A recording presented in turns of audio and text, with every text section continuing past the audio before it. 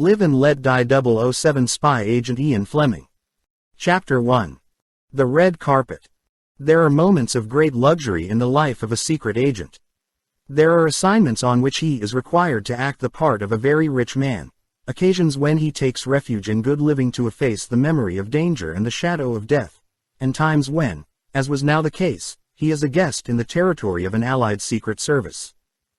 From the moment the BOAC Stratocruiser taxied up to the International Air Terminal at Idlewild, James Bond was treated like royalty.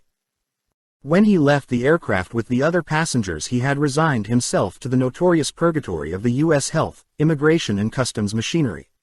At least an hour, he thought, of overheated, drab green rooms smelling of last year's air and stale sweat and guilt, and the fear that hangs round all frontiers, fear of those closed doors marked private that hide the careful men, the files, the teleprinters chattering urgently to Washington, to the Bureau of Narcotics, Counter-Espionage, the Treasury, the FBI. As he walked across the tarmac in the bitter January wind, he saw his own name going over the network. Bond, James. British Diplomatic Passport 0094567, the short wait and the replies coming back on the different machines. Negative, negative, negative. And then, from the FBI, positive await check. There would be some hasty traffic on the FBI circuit with the Central Intelligence Agency, and then FBI to Idlewild. Bond okay, and the bland official out front would hand him back his passport with a, "Hope you enjoy your stay, Mr. Bond." Bond shrugged his shoulders and followed the other passengers through the wire fence towards the door marked U.S. Health Service. In his case it was only a boring routine, of course, but he disliked the idea of his dossier being in the possession of any foreign power. Anonymity was the chief tool of his trade. Every thread of his real identity that went on record in any file diminished his value and, ultimately, was a threat to his life. Here in America, where they knew all about him, he felt like a Negro whose shadow has been stolen by the witch doctor. A vital part of himself was in pawn, in the hands of others. Friends, of course, in this instance, but still. Mr. Bond. A pleasant-looking nondescript man in plain clothes had stepped forward from the shadow of the Health Service building. "My name's Halloran. Pleased to meet you." They shook hands. "Hope you had a pleasant trip. Would you follow me, please?" He turned to the officer of the airport police on guard at the door. "Okay, Sergeant. Okay, Mr. Halloran. Be seeing you." The other passengers had passed inside. Halloran turned to the left, away from the building. Another policeman held open a small gate in the high boundary fence. "Bye, Mr. Halloran." "Bye, officer, thanks." Directly outside a black Buick waited, its engine sighing quietly. They climbed in. Bond's two light suitcases were in front next to the driver. Bond couldn't imagine how they had been extracted so quickly from the mound of passengers' luggage he had seen only minutes before being trolleyed over to customs. "Okay, Grady, let's go." Bond sank back luxuriously as the big limousine surged forward, slipping quickly into top through the Dynaflow gears. He turned to Halloran. "Well, that's certainly one of the reddest carpets I've ever seen. I expected to be at least an hour getting through immigration. Who laid it on? I'm not used to VIP treatment. Anyway, thanks very much for your part in it all." "You're very welcome, Mr. Bond." Halloran smiled and offered him a cigarette from a fresh pack of Luckies. "We want to make your stay comfortable. Anything you want, just say so and it's yours. You've got some good friends in Washington. I don't myself know why you're here, but it seems the authorities are keen that you should be a privileged guest of the government. It's my job to see you get to your hotel as quickly and as comfortably as possible, and then I'll hand over and be on my way. May I have your passport a moment, please?" Bond gave it to him. Halloran opened a briefcase on the seat beside him and took out a heavy metal stamp. He turned the pages of Bond's passport until he came to the U.S. visa, stamped it, scribbled his signature over the dark blue circle of the Department of Justice cipher and gave it back to him. Then he took out his pocketbook and extracted a thick white envelope which he gave to Bond. "There's $1,000 in there, Mr. Bond." He held up his hand as Bond started to speak. "And it's communist money we took in the Schmidt, Kinaski Hall. We're using it back at them, and you are asked to cooperate and spend this in any way you like on your present assignment." I am advised that it will be considered a very unfriendly act if you refuse. Let's please say no more about it and," he added, as Bond continued to hold the envelope dubiously in his hand, "I am also to say that the disposal of this money through your hands has the knowledge and approval of your own chief." Bond eyed him narrowly and then grinned. He put the envelope away in his note-case. "All right," he said. "And thanks. I'll try and spend it where it does most harm. I'm glad to have some working capital. It's certainly good to know it's been provided by the opposition." "Fine," said Halloran. "And now, if you'll forgive me, I'll just write up my notes for the report I'll have to put in. Have to remember to get a letter of thanks sent to Immigration and Customs and so forth for their cooperation. Routine." "Go ahead," said Bond. He was glad to keep silent and gaze out at his first sight of America. Since the war, it was no waste of time to start picking up the American idiom again. The advertisements, the new car models and the prices of second-hand ones in the used car lots, the exotic pungency of the road signs. Soft shoulders, sharp curves, squeeze ahead, slippery when wet, the standard of driving, the number of women at the wheel, their menfolk docilely beside them, the men's clothes, the way the women were doing their hair, the civil defense warnings, in case of enemy attack, keep moving, get off bridge.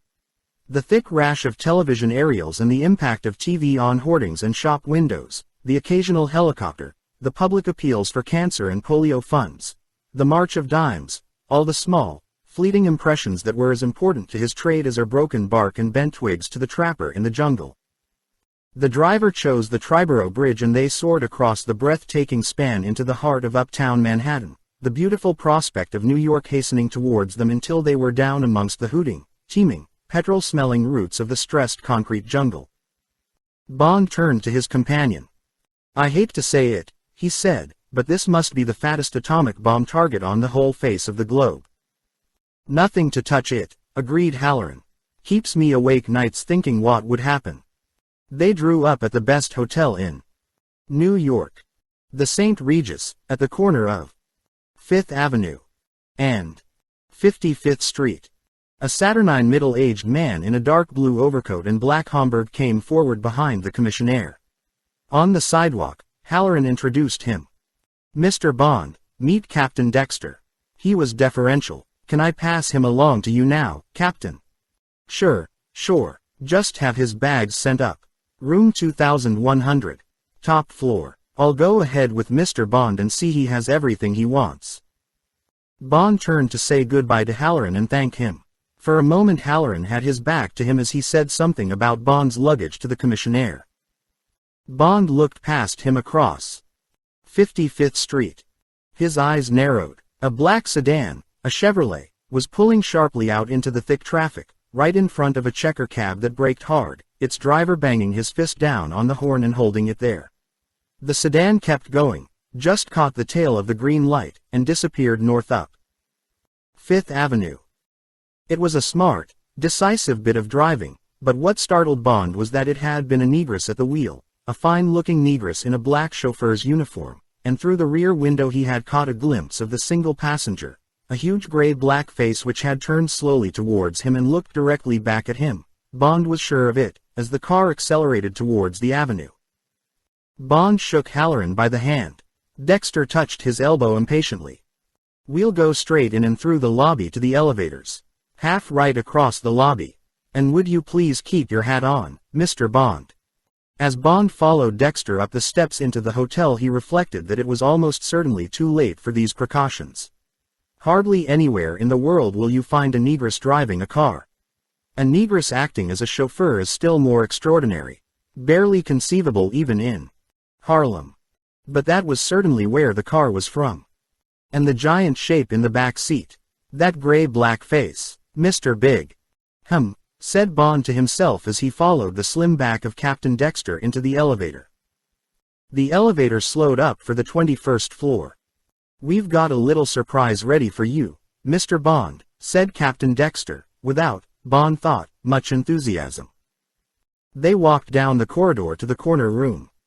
The wind sighed outside the passage windows and Bond had a fleeting view of the tops of other skyscrapers and, beyond, the stark fingers of the trees in Central Park. He felt far out of touch with the ground, and for a moment a strange feeling of loneliness and empty space gripped his heart. Dexter unlocked the door of number 2100 and shut it behind them. They were in a small lighted lobby. They left their hats and coats on a chair, and Dexter opened the door in front of them and held it for Bond to go through. He walked into an attractive sitting room decorated in 3rd Avenue, Empire. Comfortable chairs and a broad sofa in pale yellow silk, a fair copy of an Aubusson on the floor, pale gray walls and ceiling, a bow-fronted French sideboard with bottles and glasses and a plated ice bucket, a wide window through which the winter sun poured out of a Swiss clear sky. The central heating was just bearable. The communicating door with the bedroom opened. Arranging the flowers by your bed. Part of the famous CIA service with a smile. The tall thin young man came forward with a wide grin, his hand outstretched, to where Bond stood rooted with astonishment. Felix Leiter, what the hell are you doing here? Bond grasped the hard hand and shook it warmly. And what the hell are you doing in my bedroom, anyway? God, it's good to see you. Why aren't you in Paris? Don't tell me they've put you on this job. Leiter examined the Englishman affectionately. You've said it. That's just exactly what they have done. What a break. At least, it is for me. CIA thought we did all right together on the casino job, so they hauled me away from the joint intelligence chaps in Paris. Put me through the works in Washington. And here I am. I'm sort of liaison between the Central Intelligence Agency and our friends of the FBI. He waved towards Captain Dexter, who was watching this unprofessional ebullience without enthusiasm. It's their case, of course, at least the American end of it is, but as you know there are some big overseas angles which are CIA's territory, so we're running it joint. Now you're here to handle the Jamaican end for the British and the team's complete. How does it look to you? Sit down and let's have a drink. I ordered lunch directly I got the word you were downstairs and it'll be on its way. He went over to the sideboard and started mixing a martini. Well, I'm damned, said Bond. Of course that old devil M never told me. He just gives one the facts. Never tells one any good news. I suppose he thinks it might influence one's decision to take a case or not. Anyway, it's grand. Bond suddenly felt the silence of Captain Dexter. He turned to him. I shall be very glad to be under your orders here, Captain, he said tactfully. As I understand it, the case breaks pretty neatly into 2 halves. The first half lies wholly on American territory. Your jurisdiction, of course. Then it looks as if we shall have to follow it into the Caribbean. Jamaica. And I understand I am to take over outside United States territorial waters. Felix here will marry up the 2 halves so far as your government is concerned. I shall report to London through CIA while I'm here, and direct to London, keeping CIA informed when I move to the Caribbean. Is that how you see it? Dexter smiled thinly. That's just about it, Mr. Bond. Mr. Hoover instructs me to say that he's very pleased to have you along as our guest, he added. Naturally we are not in any way concerned with the British end of the case and we're very happy that CIA will be handling that with you and your people in London. Guess everything should go fine. Here's luck, and he lifted the cocktail Leiter had put into his hand. They drank the cold hard drink appreciatively, Leiter with a faintly quizzical expression on his hawk-like face. There was a knock on the door. Leiter opened it to let in the bellboy with Bond's suitcases. He was followed by 2 waiters pushing trolleys loaded with covered dishes, cutlery and snow-white linen, which they proceeded to lay out on a folding table. Soft shell crabs with tartar sauce, flat beef hamburgers, medium rare, from the charcoal grill, French fried potatoes, broccoli, mixed salad with Thousand Island dressing, ice cream with melted butterscotch and as good a liebe Frohmilk as you can get in America. Okay. It sounds fine, said Bond with a mental reservation about the melted butterscotch. They sat down and ate steadily through each delicious course of American cooking at its rare best. They said little, and it was only when the coffee had been brought and the table cleared away that Captain Dexter took the 50-cent cigar from his mouth and cleared his throat decisively. Mr. Bond, he said, now perhaps you would tell us what you know about this case. Bond slit open a fresh pack of king-size Chesterfields with his thumbnail and, as he settled back in his comfortable chair in the warm luxurious room, his mind went back 2 weeks to the bitter raw day in early January when he had walked out of his Chelsea flat into the dreary half-light of a London fog. Live and Let Die. Chapter 2. Interview with M. The grey Bentley convertible, the 1933 4.5-liter with the Amherst Villiers supercharger, had been brought round a few minutes earlier from the garage where he kept it, and the engine had kicked directly he pressed the self-starter. He had turned on the twin fog lights and had driven gingerly along King's Road and then up Sloane Street into Hyde Park. M's chief of staff had telephoned at midnight to say that M wanted to see Bond at 9 the next morning. Bit early in the day, he had apologized, but he seems to want some action from somebody. Been brooding for weeks. Suppose he's made up his mind at last. Any line you can give me over the telephone. A for Apple and C for Charlie, said the chief of staff, and rang off. That meant that the case concerned stations A and C, the sections of the Secret Service dealing respectively with the United States and the Caribbean. Bond had worked for a time under Station A during the war, but he knew little of C or its problems. As he crawled beside the curb up through Hyde Park, the slow drumbeat of his 2-inch exhaust keeping him company, he felt excited at the prospect of his interview with M, the remarkable man who was then, and still is, head of the Secret Service. He had not looked into those cold, shrewd eyes since the end of the summer. On that occasion M had been pleased. Take some leave, he had said. Plenty of leave, then get some new skin grafted over the back of that hand. Q, we'll put you on to the best man and fix a date. Can't have you going round with that damn Russian trademark on you. See if I can find you a good target when you've got cleaned up. Good kick. The hand had been fixed, painlessly but slowly. The thin scars, the single Russian letter which stands for SCH, the first letter of spion, a spy, had been removed, and as Bond thought of the man with the stiletto who had cut them, he clenched his hands on the wheel. What was happening to the brilliant organization of which the man with the knife had been an agent, the Soviet organ of vengeance, SMERSH, short for Smiert Spionem, death to spies? Was it still as powerful, still as efficient? Who controlled it now that Beria was gone? After the great gambling case in which he had been involved at Royal Les, Bond had sworn to get back at them. He had told M as much at that last interview. Was this appointment with M to start him on his trail of revenge?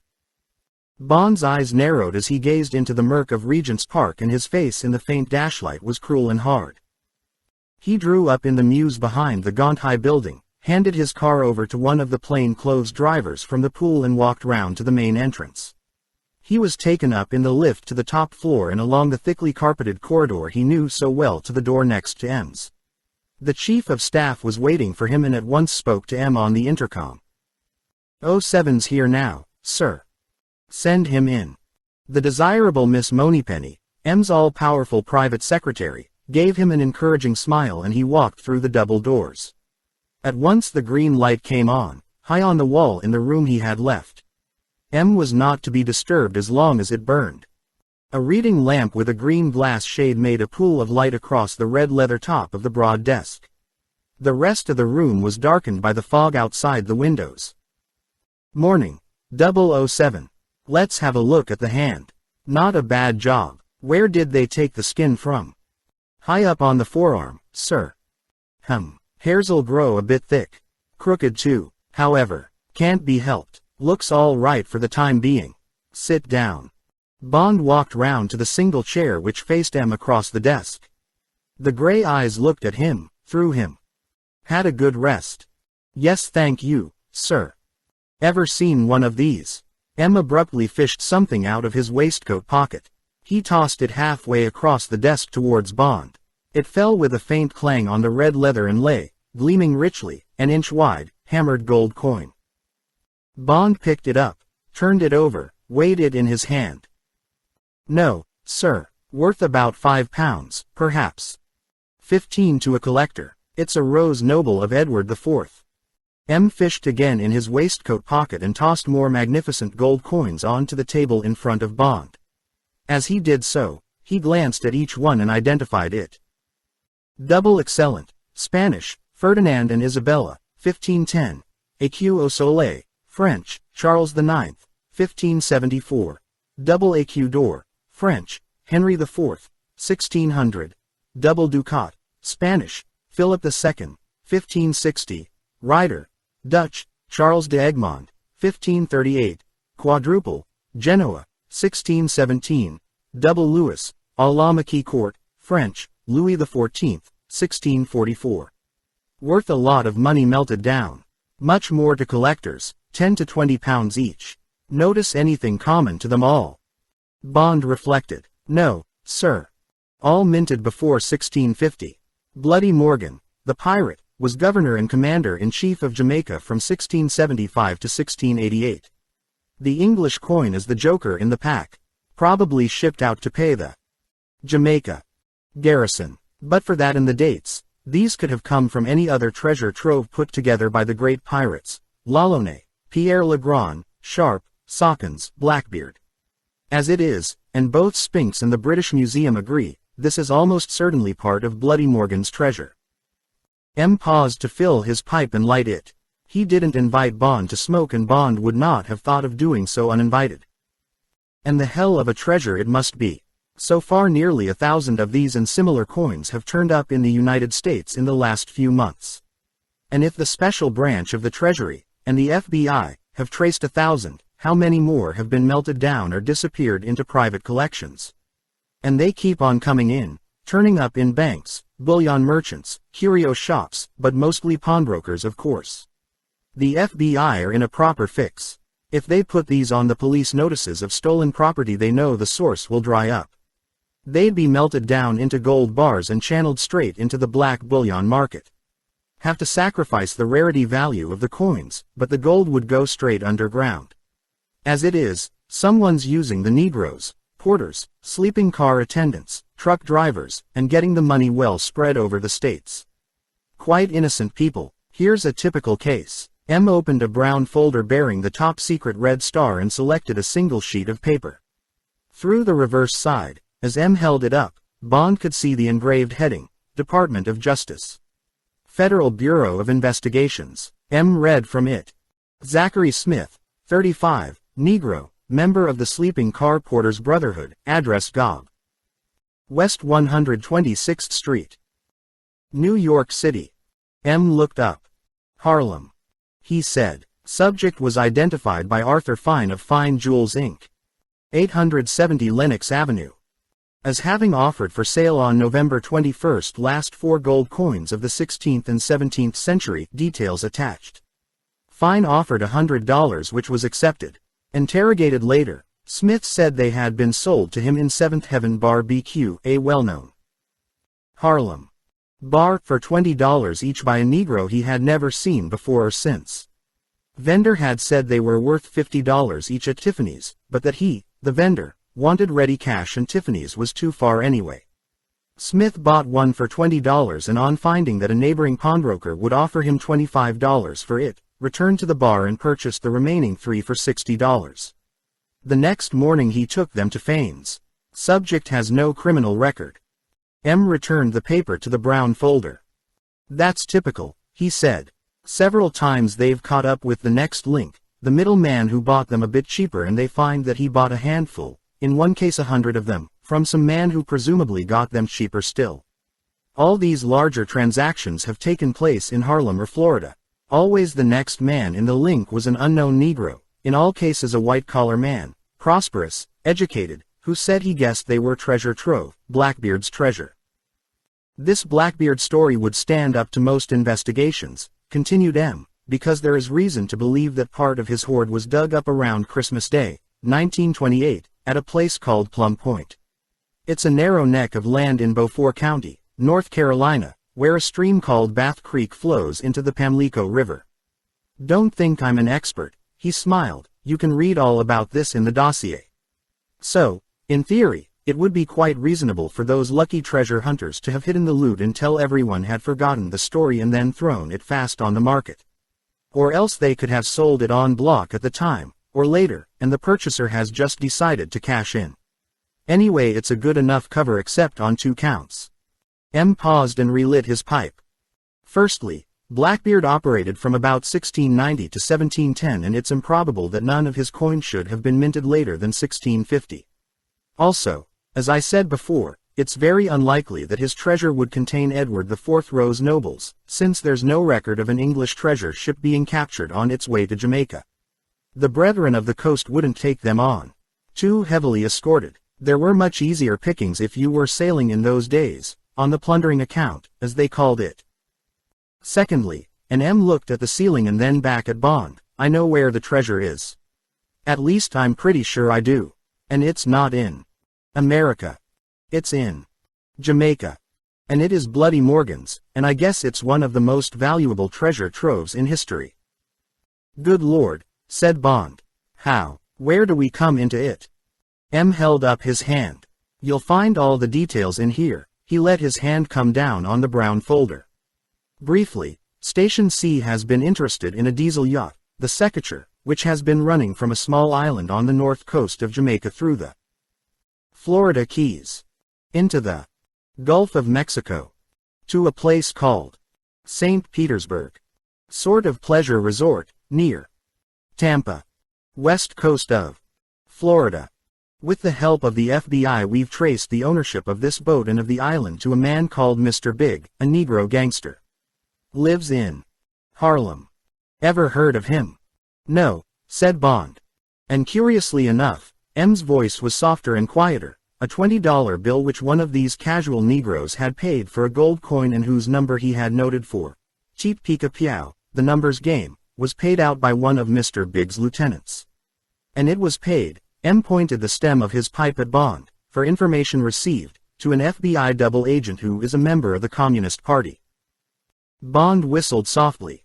In short, continued M, we suspect that this Jamaican treasure is being used to finance the Soviet espionage system, or an important part of it, in America. And our suspicion becomes a certainty when I tell you who this Mr. Big is. Bond waited, his eyes fixed on M's. Mr. Big, said M, weighing his words, is probably the most powerful Negro criminal in the world. He is, and he enumerated carefully, the head of the Black Widow voodoo cult and believed by that cult to be the Baron Samedi himself. You'll find all about that here. He tapped the folder, and it'll frighten the daylights out of you. He is also a Soviet agent. And finally he is, and this will particularly interest you, Bond, a known member of SMERSH. Yes, said Bond slowly, I see now. Quite a case, said M, looking keenly at him. And quite a man, this Mr. Big. I don't think I've ever heard of a great Negro criminal before, said Bond. Chinamen, of course, the men behind the opium trade. There've been some big-time Japs, mostly in pearls and drugs. Plenty of Negroes mixed up in diamonds and gold in Africa. But always in a small way. They don't seem to take to big business. Pretty law-abiding chaps I should have thought, except when they've drunk too much.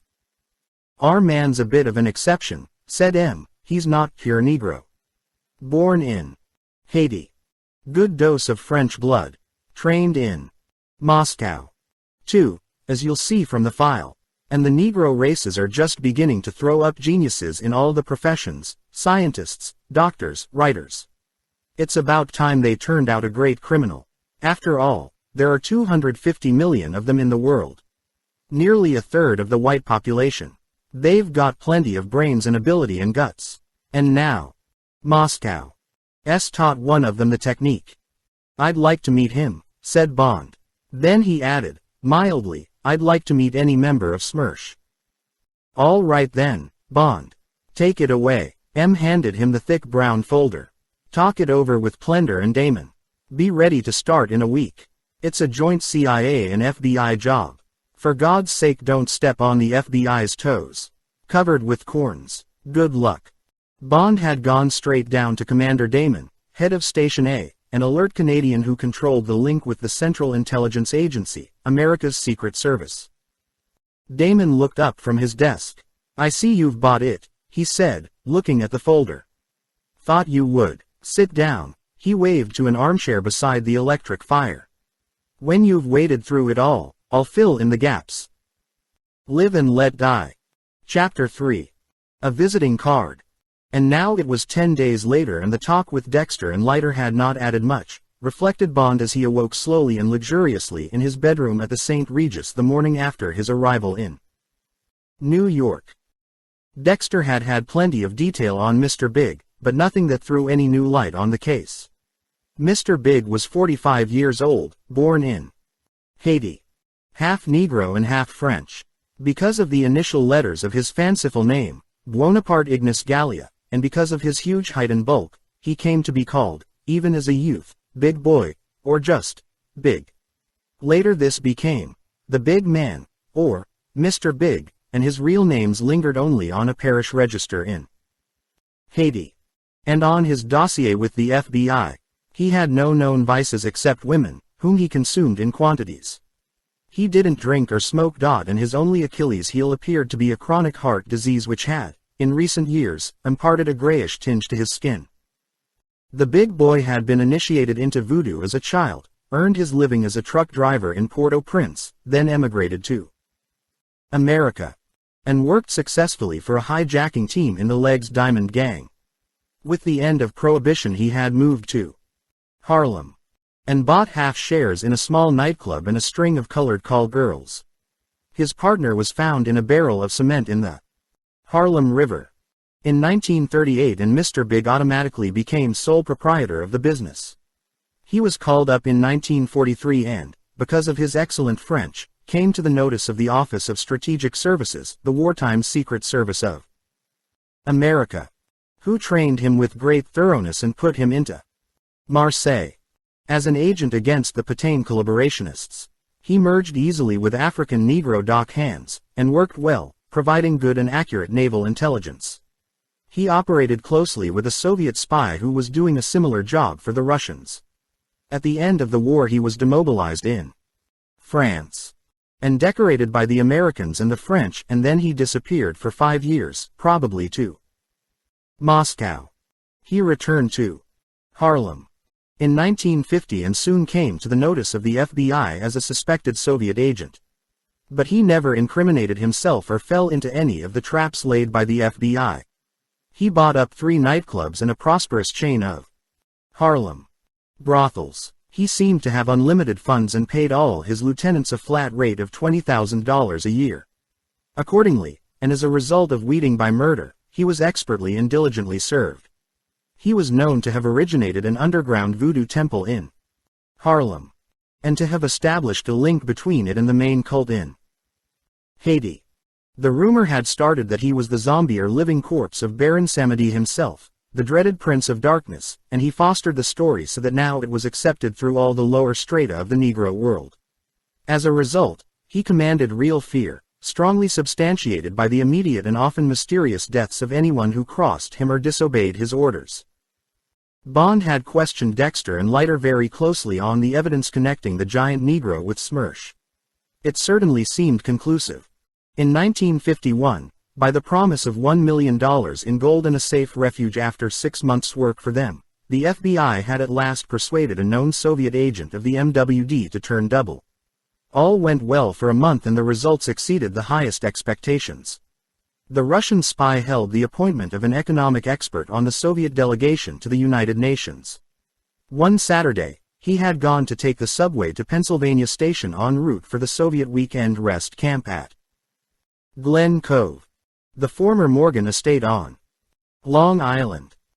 A huge Negro, positively identified from photographs as the Big Man, had stood beside him on the platform as the train came in and was seen walking towards the exit even before the first coach had come to a standstill over the bloody vestiges of the Russian. He had not been seen to push the man, but in the crowd it would not have been difficult. Spectators said it could not have been suicide. The man screamed horribly as he fell and he had melancholy touch. A bag of golf clubs over his shoulder. The Big Man, of course, had an alibi as solid as Fort Knox. He had been held and questioned, but was quickly sprung by the best lawyer in Harlem. The evidence was good enough for Bond. He was just the man for Smersh, with just the training. A real, hard weapon of fear and death. And what a brilliant setup for dealing with the smaller fry of the Negro underworld and for keeping a colored information network well up to the mark. The fear of voodoo and the supernatural, still deeply, primally ingrained in the Negro subconscious. And what genius to have, as a beginning, the whole transport system of America under surveillance, the trains, the porters, the truck drivers, the stevedores. To have at his disposal a host of key men who would have no idea that the questions they answered had been asked by Russia. Small-time professional men who, if they thought at all, would guess that the information on freights and schedules was being sold to rival transport concerns. Not for the first time, Bond felt his spine crawl at the cold, brilliant efficiency of the Soviet machine, and at the fear of death and torture which made it work and of which the supreme engine was Smersh, the very whisper of death. Now, in his bedroom at the St. Regis, Bond shook away his thoughts and jumped impatiently out of bed. Well, there was one of them at hand, ready for the crushing. At Royale he had only caught a glimpse of his man. This time it would be face to face. Big man. Then let it be a giant, a Homeric slaying. Bond walked over to the window and pulled back the curtains. His room faced north, towards Harlem. Bond gazed for a moment towards the northern horizon, where another man would be in his bedroom asleep, or perhaps awake and thinking conceivably of him, Bond, whom he had seen with Dexter on the steps of the hotel. Bond looked at the beautiful day and smiled. And no man, not even Mr. Big, would have liked the expression on his face. Bond shrugged his shoulders and walked quickly to the telephone. Single quote. Street. Regis. Hotel. Good morning, said a voice. Room service, please, said Bond. Room service. I'd like to order breakfast. Half a pint of orange juice, 3 eggs, lightly scrambled, with bacon, a double portion of cafe espresso with cream. Toast. Marmalade. Got it. The order was repeated back to him. Bond walked out into the lobby and picked up the 5 pounds weight of newspapers which had been placed quietly inside the door earlier in the morning. There was also a pile of parcels on the hall table which Bond disregarded. The afternoon before he had had to submit to a certain degree of Americanization at the hands of the FBI. A tailor had come and measured him for 2 single-breasted suits in dark blue lightweight worsted. Bond had firmly refused anything more dashing, and a haberdasher had brought chilly white nylon shirts with long points to the collars. He had had to accept half a dozen unusually patterned foulard ties, dark socks with fancy clocks, 2 or 3 display kerchiefs, for his breast pocket, nylon vests and pants called T-shirts and shorts, a comfortable lightweight camel hair overcoat with over-buttressed shoulders, a plain gray snap-brim fedora with a thin black ribbon and 2 pairs of hand-stitched and very comfortable black moccasin casuals. He also acquired a swank tie clip in the shape of a whip, an alligator skin billfold from Mark Cross, a plain Zippo lighter, a plastic travel pock containing razor, hairbrush and toothbrush, a pair of horn-rimmed glasses with plain lenses, various other oddments and, finally, a lightweight Hartmann Skymate suitcase to contain all these things. He was allowed to retain his own Beretta .25 with the skeleton grip and the chamois leather shoulder holster, but all his other possessions were to be collected at midday and forwarded down to Jamaica to await him. He was given a military haircut and was told that he was a New Englander from Boston and that he was on holiday from his job with the London office of the Guarantee Trust Company. He was reminded to ask for the check, rather the bill, to say cab, instead of taxi, and this from Leiter, to avoid words of more than 2 syllables. You can get through any American conversation, advised Leiter, with yeah, nope, and sure. The English word to be avoided at all costs, added Leiter, was actually. Bond had said that this word was not part of his vocabulary. Bond looked grimly at the pile of parcels which contained his new identity, stripped off his pajamas for the last time. We mostly sleep in the raw in America, Mr. Bond, and gave himself a sizzling cold shower. As he shaved he examined his face in the glass. The thick comma of black hair above his right eyebrow had lost some of its tail and his hair was trimmed close across the temples. Nothing could be done about the thin vertical scar down his right cheek, although the FBI had experimented with cover mark, or about the coldness and hint of anger in his gray-blue eyes, but there was the mixed blood of America in the black hair and high cheekbones and Bond thought he might get by, except, perhaps, with women. Naked, Bond walked out into the lobby and tore open some of the packages. Later, in white shirt and dark blue trousers, he went into the sitting room, pulled a chair up to the writing desk near the window and opened The Traveler's Tree, by Patrick Leigh Fermor, 2. This extraordinary book had been recommended to him by M. It's by a chap who knows what he's talking about, he said, and don't forget that he was writing about what was happening in Haiti in 1950. This isn't medieval black magic stuff. It's being practiced every day. Bond was halfway through the section on Haiti. The next step, he read, is the invocation of evil denizens of the voodoo pantheon, such as Don Pedro, Kita, Mondong, Bakalu and Zandor, for harmful purposes, for the reputed practice, which is of Congolese origin, of turning people into zombies in order to use them as slaves, the casting of maleficent spells, and the destruction of enemies. The effects of the spell, of which the outward form may be an image of the intended victim, a miniature coffin or a toad, are frequently stiffened by the separate use of poison. Father Gosme enlarged on the superstitions that maintain that men with certain powers change themselves into snakes, on the loopscaroops that fly at night in the form of vampire bats and suck the blood of children, on men who reduce themselves to infinitesimal size and roll about the countryside in calabashes. What sounded far more sinister were a number of mystico-criminal secret societies of wizards, with nightmarish titles, Les Maconda, named after the poison campaign of the Haitian hero, Les Zobok, who were also robbers, the Mazangsa, the Caporalata, and the Violin Binding. These, he said, were the mysterious groups whose gods demand, instead of a cock, a pigeon, a goat, a dog, or a pig, as in the normal rites of voodoo, the sacrifice of a cabrit sans corns. This hornless goat, of course, means a human being. Bond turned over the pages, occasional passages combining to form an extraordinary picture in his mind of a dark religion and its terrible rites. Slowly, out of the turmoil and the smoke and the shattering noise of the drums, which, for a time, drove everything except their impact from the mind, the details began to detach themselves. Backwards and forwards, very slowly, the dancers shuffled, and at each step their chins shot out and their buttocks jerked upwards, while their shoulders shook in double time. Their eyes were half closed and from their mouths came again and again the same incomprehensible words, the same short line of chanted song, repeated after each iteration, half an octave lower. At a change in the beat of the drums, they straightened their bodies, and flinging their arms in the air while their eyes rolled upwards, spun round and round. At the edge of the crowd we came upon a little hut, scarcely larger than a dog kennel, Laquais Zombie. The beam of a torch revealed a black cross inside and some rags and chains and shackles and whips, adjuncts used at the gay day ceremonies, which Haitian ethnologists connect with the rejuvenation rites of Osiris recorded in the Book of the Dead. A fire was burning, in which 2 sabers and a large pair of pincers were standing, their lower parts red with the heat. Le Fou Merixit, dedicated to a goddess who is the evil obverse of the bland and amorous maîtresse Urzuli Frida de Homan, the goddess of love. Beyond, with its base held fast in a socket of stone, stood a large black wooden cross. A white death's head was painted near the base, and over the crossbar were pulled the sleeves of a very old mourning coat. Here also rested the brim of a battered bowler hat, through the torn crown of which the top of the cross projected.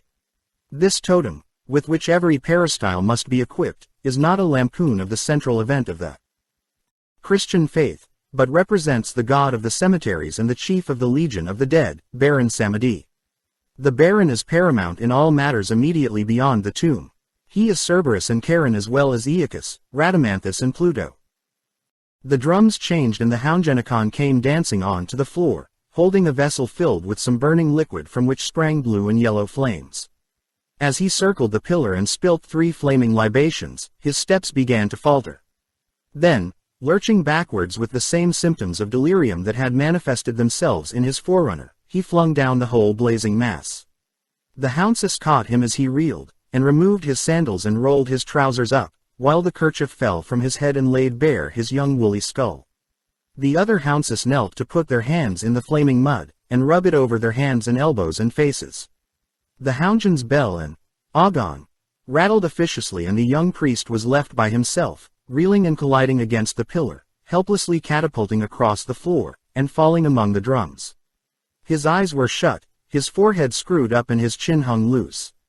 Then, as though an invisible fist had dealt him a heavy blow, he fell to the ground and lay there, with his head stretching backwards in a rictus of anguish until the tendons of his neck and shoulders projected like roots. One hand clutched at the other elbow behind his hollowed back as though he were striving to break his own arm, and his whole body, from which the sweat was streaming, trembled and shuddered like a dog in a dream. Only the whites of his eyes were visible as, although his eye sockets were now wide open, the pupils had vanished under the lids. Foam collected on his lips. Now the houndjan, dancing a slow step and brandishing a cutlass, advanced from the fireside, flinging the weapon again and again into the air, and catching it by the hilt. In a few minutes he was holding it by the blunted end of the blade.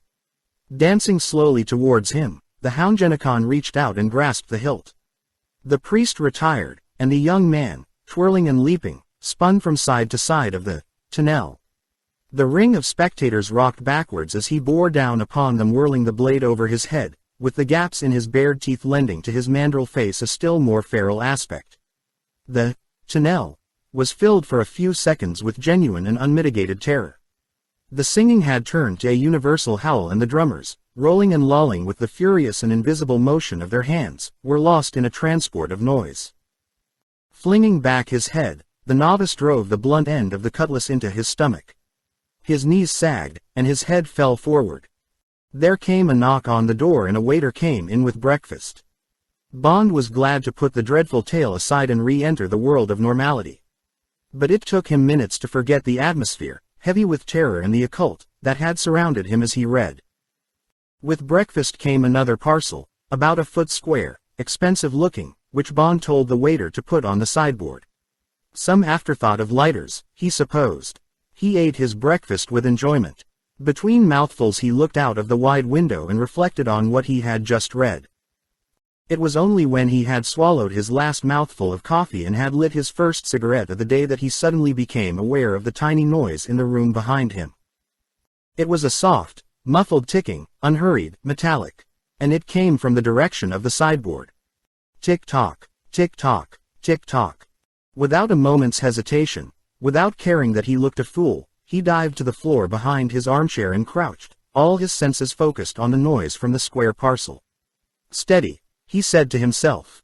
Don't be an idiot, it's just a clock. But why a clock? Why should he be given a clock? Who by? Tick-tock, tick-tock, tick-tock. It had become a huge noise against the silence of the room. It seemed to be keeping time with the thumping of Bond's heart. Don't be ridiculous. That voodoo stuff of Lee Fermer's has put your nerves on edge. Those drums. Tick-tock, tick-tock, tick. And then, suddenly, the alarm went off with a deep, melodious, urgent summons. Tong-tug-tong-tong-tong-tong. Bond's muscles relaxed. His cigarette was burning a hole in the carpet. He picked it up and put it in his mouth. Bombs in alarm clocks go off when the hammer first comes down on the alarm. The hammer hits a pin in a detonator. The detonator fires the explosive and wham. Bond raised his head above the back of the chair and watched the parcel. Tong-tong-tong-tong-tong. The muffled gonging went on for half a minute, then it started to slow down. Tong, tong, tong, tong, tong. Crack. It was not louder than a 12-bore cartridge, but in the confined space it was an impressive explosion. The parcel, in tatters, had fallen to the ground. The glasses and bottles on the sideboard were smashed and there was a black smudge of smoke on the gray wall behind them. Some pieces of glass tinkled onto the floor. There was a strong smell of gunpowder in the room. Bond got slowly to his feet. He went to the window and opened it. Then he dialed Dexter's number. He spoke levelly. Pineapple. No, a small one. Only some glasses. Okay, thanks. Of course not. Bye. He skirted the debris, walked through the small lobby to the door leading into the passage, opened it, hung the "Don't Disturb" sign outside, locked it, and went through into his bedroom. By the time he had finished dressing there was a knock on the door. Who is it? He called. Okay, Dexter. Dexter hustled in, followed by a sallow young man with a black box under his arm. Trip, from Sabotage, announced Dexter. They shook hands and the young man at once went on his knees beside the charred remnants of the parcel. He opened his box and took out some rubber gloves and a handful of dentist's forceps.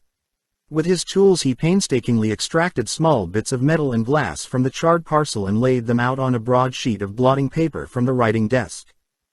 While he worked, he asked Bond what had happened. About a half-minute alarm. I see. Hello, what's this? He delicately extracted a small aluminium container such as is used for exposed film. He put it aside. After a few minutes he sat up on his haunches. Half-minute acid capsule, he announced. Broken by the first hammer stroke of the alarm. Acid eats through thin copper wire. 30 seconds later wire breaks, releases plunger onto cap of this. He held up the base of a cartridge. 4-bore elephant gun. Black powder. Blank. No shot. Lucky it wasn't a grenade. Plenty of room in the parcel. You'd have been damaged. Now let's have a look at this. He picked up the aluminium cylinder, unscrewed it, extracted a small roll of paper, and unraveled it with his forceps. He carefully flattened it out on the carpet, holding its corners down with 4 tools from his black box. It contained 3 typewritten sentences. Bond and Dexter bent forward. The heart of this clock has stopped ticking, they read. The beats of your own heart are numbered, I know that number and I have started to count. The message was signed, 1,234,567. They stood up. Said Bond. Boogeyman stuff. But how the hell did he know you were here? Asked Dexter. Bond told him of the black sedan on 55th Street. But the point is, said Bond, how did he know what I was here for? Shows he's got Washington pretty well sewn up. Must be a leak the size of the Grand Canyon somewhere. Why should it be Washington? Asked Dexter testily. Anyway, he controlled himself with a forced laugh, hell and damnation. Have to make a report to headquarters on this. So long, Mr. Bond. Glad you came to no harm. Thanks, said Bond. It was just a visiting card. I must return the compliment. Live and let die. Chapter 4. The Big Switchboard. When Dexter and his colleague had gone, taking the remains of the bomb with them, Bond took a damp towel and rubbed the smoke mark off the wall. Then he rang for the waiter and, without explanation, told him to put the broken glass on his check and clear away the breakfast things. Then he took his hat and coat and went out on the street. He spent the morning on Fifth Avenue and on Broadway, wandering aimlessly, gazing into the shop windows and watching the passing crowds. He gradually assimilated the casual gait and manners of a visitor from out of town, and when he tested himself out in a few shops and asked the way of several people he found that nobody looked at him twice. He had a typical American meal at an eating house called Glory-Fried Ham and Eggs. The eggs we serve tomorrow are still in the hens on Lexington Avenue, and then took a cab downtown to police headquarters, where he was due to meet Leiter and Dexter at 2:30. A Lieutenant Binswanger of Homicide, a suspicious and crusty officer in his late 40s, announced that Commissioner Monahan had said that they were to have complete cooperation from the police department. What could he do for them? They examined Mr. Big's police record, which more or less duplicated Dexter's information, and they were shown the records and photographs of most of his known associates. They went over the reports of the U.S. Coast Guard Service on the comings and goings of the yacht Secretary and also the comments of the U.S. Customs Service, who had kept a close watch on the boat each time she had docked at St. Petersburg. These confirmed that the yacht had put in at irregular intervals over the previous 6 months and that she always tied up in the port of St. Petersburg at the wharf of the Ouroboros Worm and Bait Shippers Inc., an apparently innocent concern whose main business was to sell live bait to fishing clubs throughout Florida, the Gulf of Mexico and further afield. The company also had a profitable sideline in seashells and coral for interior decoration, and a further sideline in tropical aquarium fish, particularly rare poisonous species for the research departments of medical and chemical foundations. According to the proprietor, a Greek sponge fisher from the neighboring Tarpon Springs, the Secretary did big business with his company, bringing in cargoes of queen conchs and other shells from Jamaica and also highly prized varieties of tropical fish. These were purchased by Ouroboros Inc., stored in their warehouse and sold in bulk to wholesalers and retailers up and down the coast. The name of the Greek was Papagos. No criminal record. The FBI, with the help of naval intelligence, had tried listening into the Secretary's wireless. But she kept off the air except for short messages before she sailed from Cuba or Jamaica. and then transmitted on Claire in a language which was unknown and completely indecipherable. The last notation on the file was to the effect that the operator was talking in language, the secret voodoo speech only used by initiates, and that every effort would be made to hire an expert from Haiti before the next sailing. More gold been turning up lately, announced Lieutenant Binswanger as they walked back to his office from the Identification Bureau across the street. Single quote. About 100 coins a week in Harlem and New York. Alone. Want us to do anything about it? If you're right and these are commie funds, they must be pulling it in pretty fast while we sit on our asses doing nothing. Chief says to lay off, said Dexter. Hope we'll see some action before long. Well, the case is all yours, said Binswanger grudgingly. But the commissioner sure don't like having this bastard crapping away on his own front doorstep while Mr. Hoover sits down in Washington well to leeward of the stink. Why don't we pull him in on tax evasion or misuse of the mails or parkin' in front of a hydrant or somethin'? Take him down to the tombs and give him the works. If the feds won't do it, we'd be glad to oblige. Do you want a race riot? Objected Dexter sourly. There's nothing against him and you know it, and we know it. If he wasn't sprung in half an hour by that black mouthpiece of his, those voodoo drums would start beating from here to the Deep South. When they're full of that stuff we all know what happens. Remember, 35 and 43. You'd have to call out the militia. We didn't ask for the case. The president gave it us and we've got to stick with it. They were back in Binswanger's drab office. They picked up their coats and hats. Anyway, thanks for the help, Lieutenant, said Dexter with forced cordiality, as they made their farewells. Been most valuable. You're welcome, said Binswanger stonily. Elevators to your right. He closed the door firmly behind them. Leiter winked at Bond behind Dexter's back. They rode down to the main entrance on Center Street. In silence. On the sidewalk, Dexter turned to them. Had some instructions from Washington this morning, he said unemotionally. Seems I'm to look after the Harlem. And you two are to go down to St. Petersburg tomorrow. Leiter's to find out what he can there and then move right on to Jamaica. With you, Mr. Bond. That is, he added, if you'd care to have him along. It's your territory. Of course, said Bond. I was going to ask if he could come anyway. Fine, said Dexter. Then I'll tell Washington. Everything's fixed. Anything else I can do for you? All communications with FBI, Washington, of course. Leiter's got the names of our men in Florida. Knows the signals routine and so forth. If Leiter's interested and if you don't mind, said Bond, I'd like very much to get up to Harlem this evening and have a look round. Might help to have some idea of what it looks like in Mr. Big's backyard. Dexter reflected. Okay, he said finally. Probably no harm, but don't show yourselves too much. And don't get hurt. Lai added. There's no one to help you up there.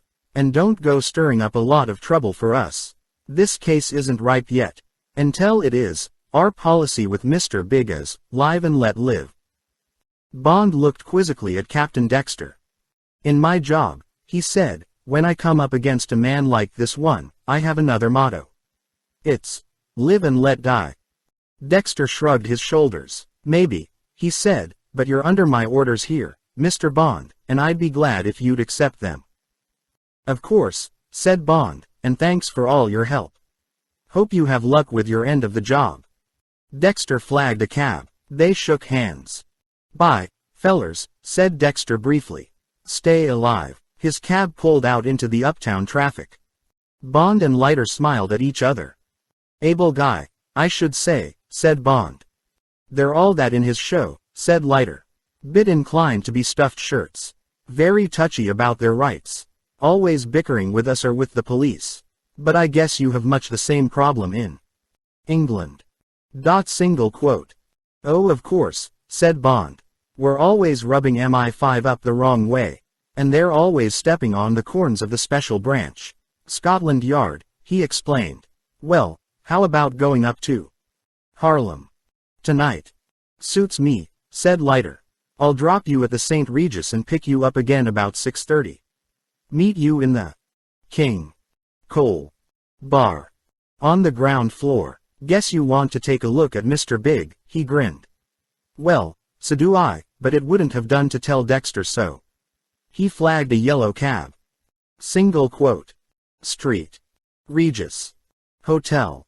5th at 55th. They climbed into the overheated tin box reeking of last week's cigar smoke. Leiter wound down a window. "What'd you want here do?" asked the driver over his shoulder. "Gimme pneumonia." "Just that," said Leiter, "if it means saving us from this gas chamber." "Wise guy, HN," said the driver, crashing tinnily through his gears. He took the chewed end of a cigar from behind his ear and held it up. "2 bits for 3, he said in a hurt voice. 24 cents too much, said Leiter. The rest of the drive was passed in silence. They parted at the hotel and Bond went up to his room. It was 4 o'clock. He asked the telephone operator to call him at 6. For a while he looked out of the window of his bedroom. To his left, the sun was setting in a blaze of color. In the skyscrapers the lights were coming on, turning the whole town into a golden honeycomb. Far below the streets were rivers of neon lighting, crimson, blue, green. The wind sighed sadly outside in the velvet dusk, lending his room still more warmth and security and luxury. He drew the curtains and turned on the soft lights over his bed. Then he took off his clothes and climbed between the fine percale sheets.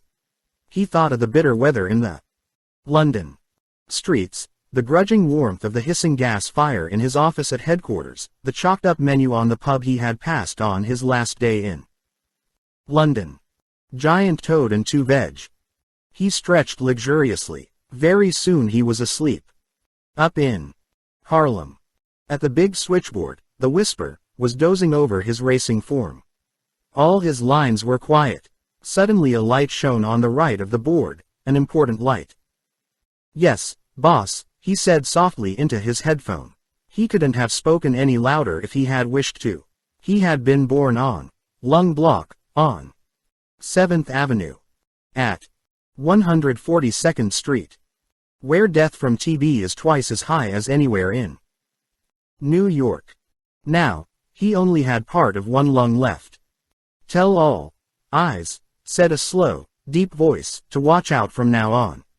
3 men. A brief description of Leiter, Bond and Dexter followed. "May be coming in this evening or tomorrow. Tell them to watch particularly on 1st to 8 and the other avenues. The night spots too, in case they're missed coming in. They're not to be molested. Call me when you get a sure fix. Got it?" "Yes, sir, boss," said the Whisper, breathing fast. The voice went quiet. The operator took the whole handful of plugs, and soon the big switchboard was alive with winking lights. Softly, urgently, he whispered on into the evening. At 6 o'clock. Bond was awakened by the soft burr of the telephone. He took a cold shower and dressed carefully. He put on a garishly striped tie and allowed a broad wedge of bandana to protrude from his breast pocket. He slipped the chamois leather holster over his shirt so that it hung 3 inches below his left armpit. He whipped at the mechanism of the Beretta until all 8 bullets lay on the bed. Then he packed them back into the magazine, loaded the gun, put up the safety catch and slipped it into the holster. He picked up the pair of moccasin casuals, felt their toes and weighed them in his hand. Then he reached under the bed and pulled out a pair of his own shoes he had carefully kept out of the suitcase full of his belongings the FBI had taken away from him that morning. He put them on and felt better equipped to face the evening. Under the leather, the toe caps were lined with steel. At 6:25, he went down to the King Cole bar and chose a table near the entrance and against the wall. A few minutes later Felix Leiter came in. Bond hardly recognized him. His mop of straw-colored hair was now jet black and he wore a dazzling blue suit with a white shirt and a black and white polka dot tie. Leiter sat down with a broad grin. "I suddenly decided to take these people seriously," he explained. "This stuff's only a rinse. It'll come off in the morning. I hope," he added. Leiter ordered medium dry martinis with a slice of lemon peel. He stipulated House of Lords gin and Martini Rossi. The American gin, a much higher proof than English gin, tasted harsh to Bond. He reflected that he would have to be careful what he drank that evening. "We'll have to keep on our toes, where we're going," said Felix Leiter, echoing his thoughts. Single quote. Harlem. A bit of a jungle these days. People don't go up there anymore like they used to. Before the war, at the end of an evening, one used to go to Harlem. Just as one goes to Montmartre. In Paris. They were glad to take one's money. One used to go to the Savoy Ballroom and watch the dancing. Perhaps pick up a high yaller and risk the doctor's bills afterwards. Now that's all changed. Harlem doesn't like being stared at anymore. Most of the places have closed and you go to the others strictly on sufferance. Often you get tossed out on your ear, simply because you're white. And you don't get any sympathy from the police either. Leiter extracted the lemon peel from his martini and chewed it reflectively. The bar was filling up. It was warm and companionable. A far cry, Leiter reflected, from the inimical, electric climate of the Negro pleasure spots they would be drinking in later. Fortunately, continued Leiter, I like the Negroes and they know it somehow. I used to be a bit of an aficionado of Harlem. Wrote a few pieces on Dixieland jazz for the Amsterdam News, one of the local papers. Did a series for the North American Newspaper Alliance on the Negro Theater about the time Orson Welles put on his Macbeth with an all-Negro cast at the Lafayette. So I know my way about up there. And I admire the way they're getting on in the world, though God knows I can't see the end of it. They finished their drinks and Leiter called for the check. Of course there are some bad ones, he said. Some of the worst anywhere. Harlem's the capital of the Negro world. In any 500,000 people of any race you'll get plenty of stinkeroos. The trouble with our friend Mr. Big is that he's the hell of a good technician, thanks to his and Moscow training. And he must be pretty well organized up there. Leiter paid. He shrugged his shoulders. Let's go, he said.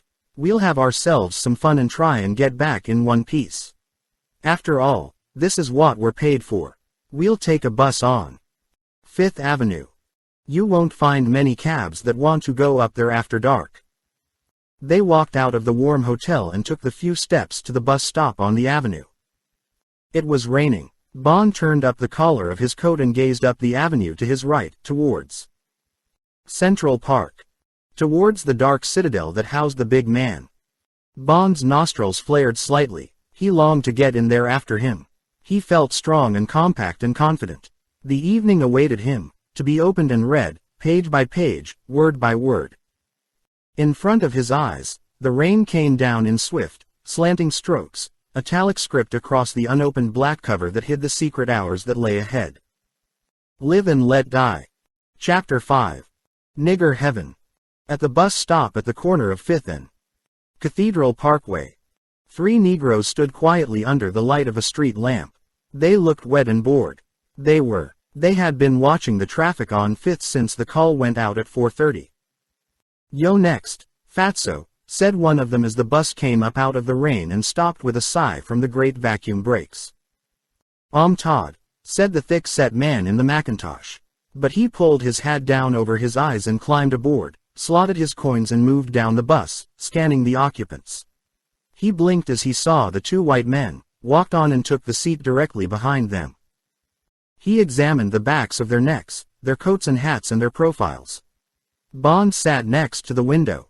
The Negro saw the reflection of his scar in the dark glass. He got up and moved to the front of the bus without looking back. At the next stop he got off the bus and made straight for the nearest drugstore. He shut himself into the paybox. Whisper questioned him urgently, then broke the connection. He plugged in on the right of the board. Yes, said the deep voice. Boss, one of them's just come in on 5th. The limey with the scar. Got a friend with him, but he don't seem to fit the dope on the other 2.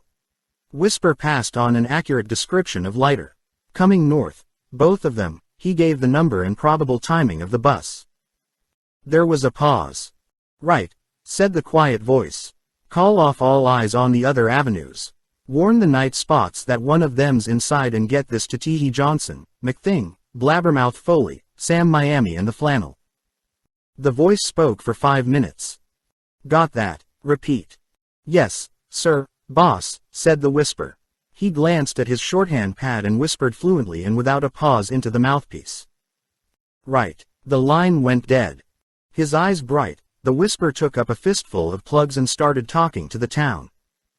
From the moment that Bond and Leiter walked under the canopy of Sugar Ray's on 7th Avenue at 12 3rd Street, there was a team of men and women watching them or waiting to watch them, speaking softly to the whisper at the big switchboard on the Riverside Exchange, handing them on towards the rendezvous. In a world where they were naturally the focus of attention, neither Bond nor Leiter felt the hidden machine nor sensed the tension around them. In the famous night spot, the stools against the long bar were crowded, but one of the small booths against the wall was empty and Bond and Leiter slipped into the 2 seats with the narrow table between them. They ordered scotch and soda, Hagen pinch bottle. Bond looked the crowd over. It was nearly all men. There were 2 or 3 whites, boxing fans or reporters for the New York sports columns, Bond decided. The atmosphere was warmer, louder than downtown. The walls were covered with boxing photographs, mostly of Sugar Ray Robinson and of scenes from his great fights. It was a cheerful place, doing great business.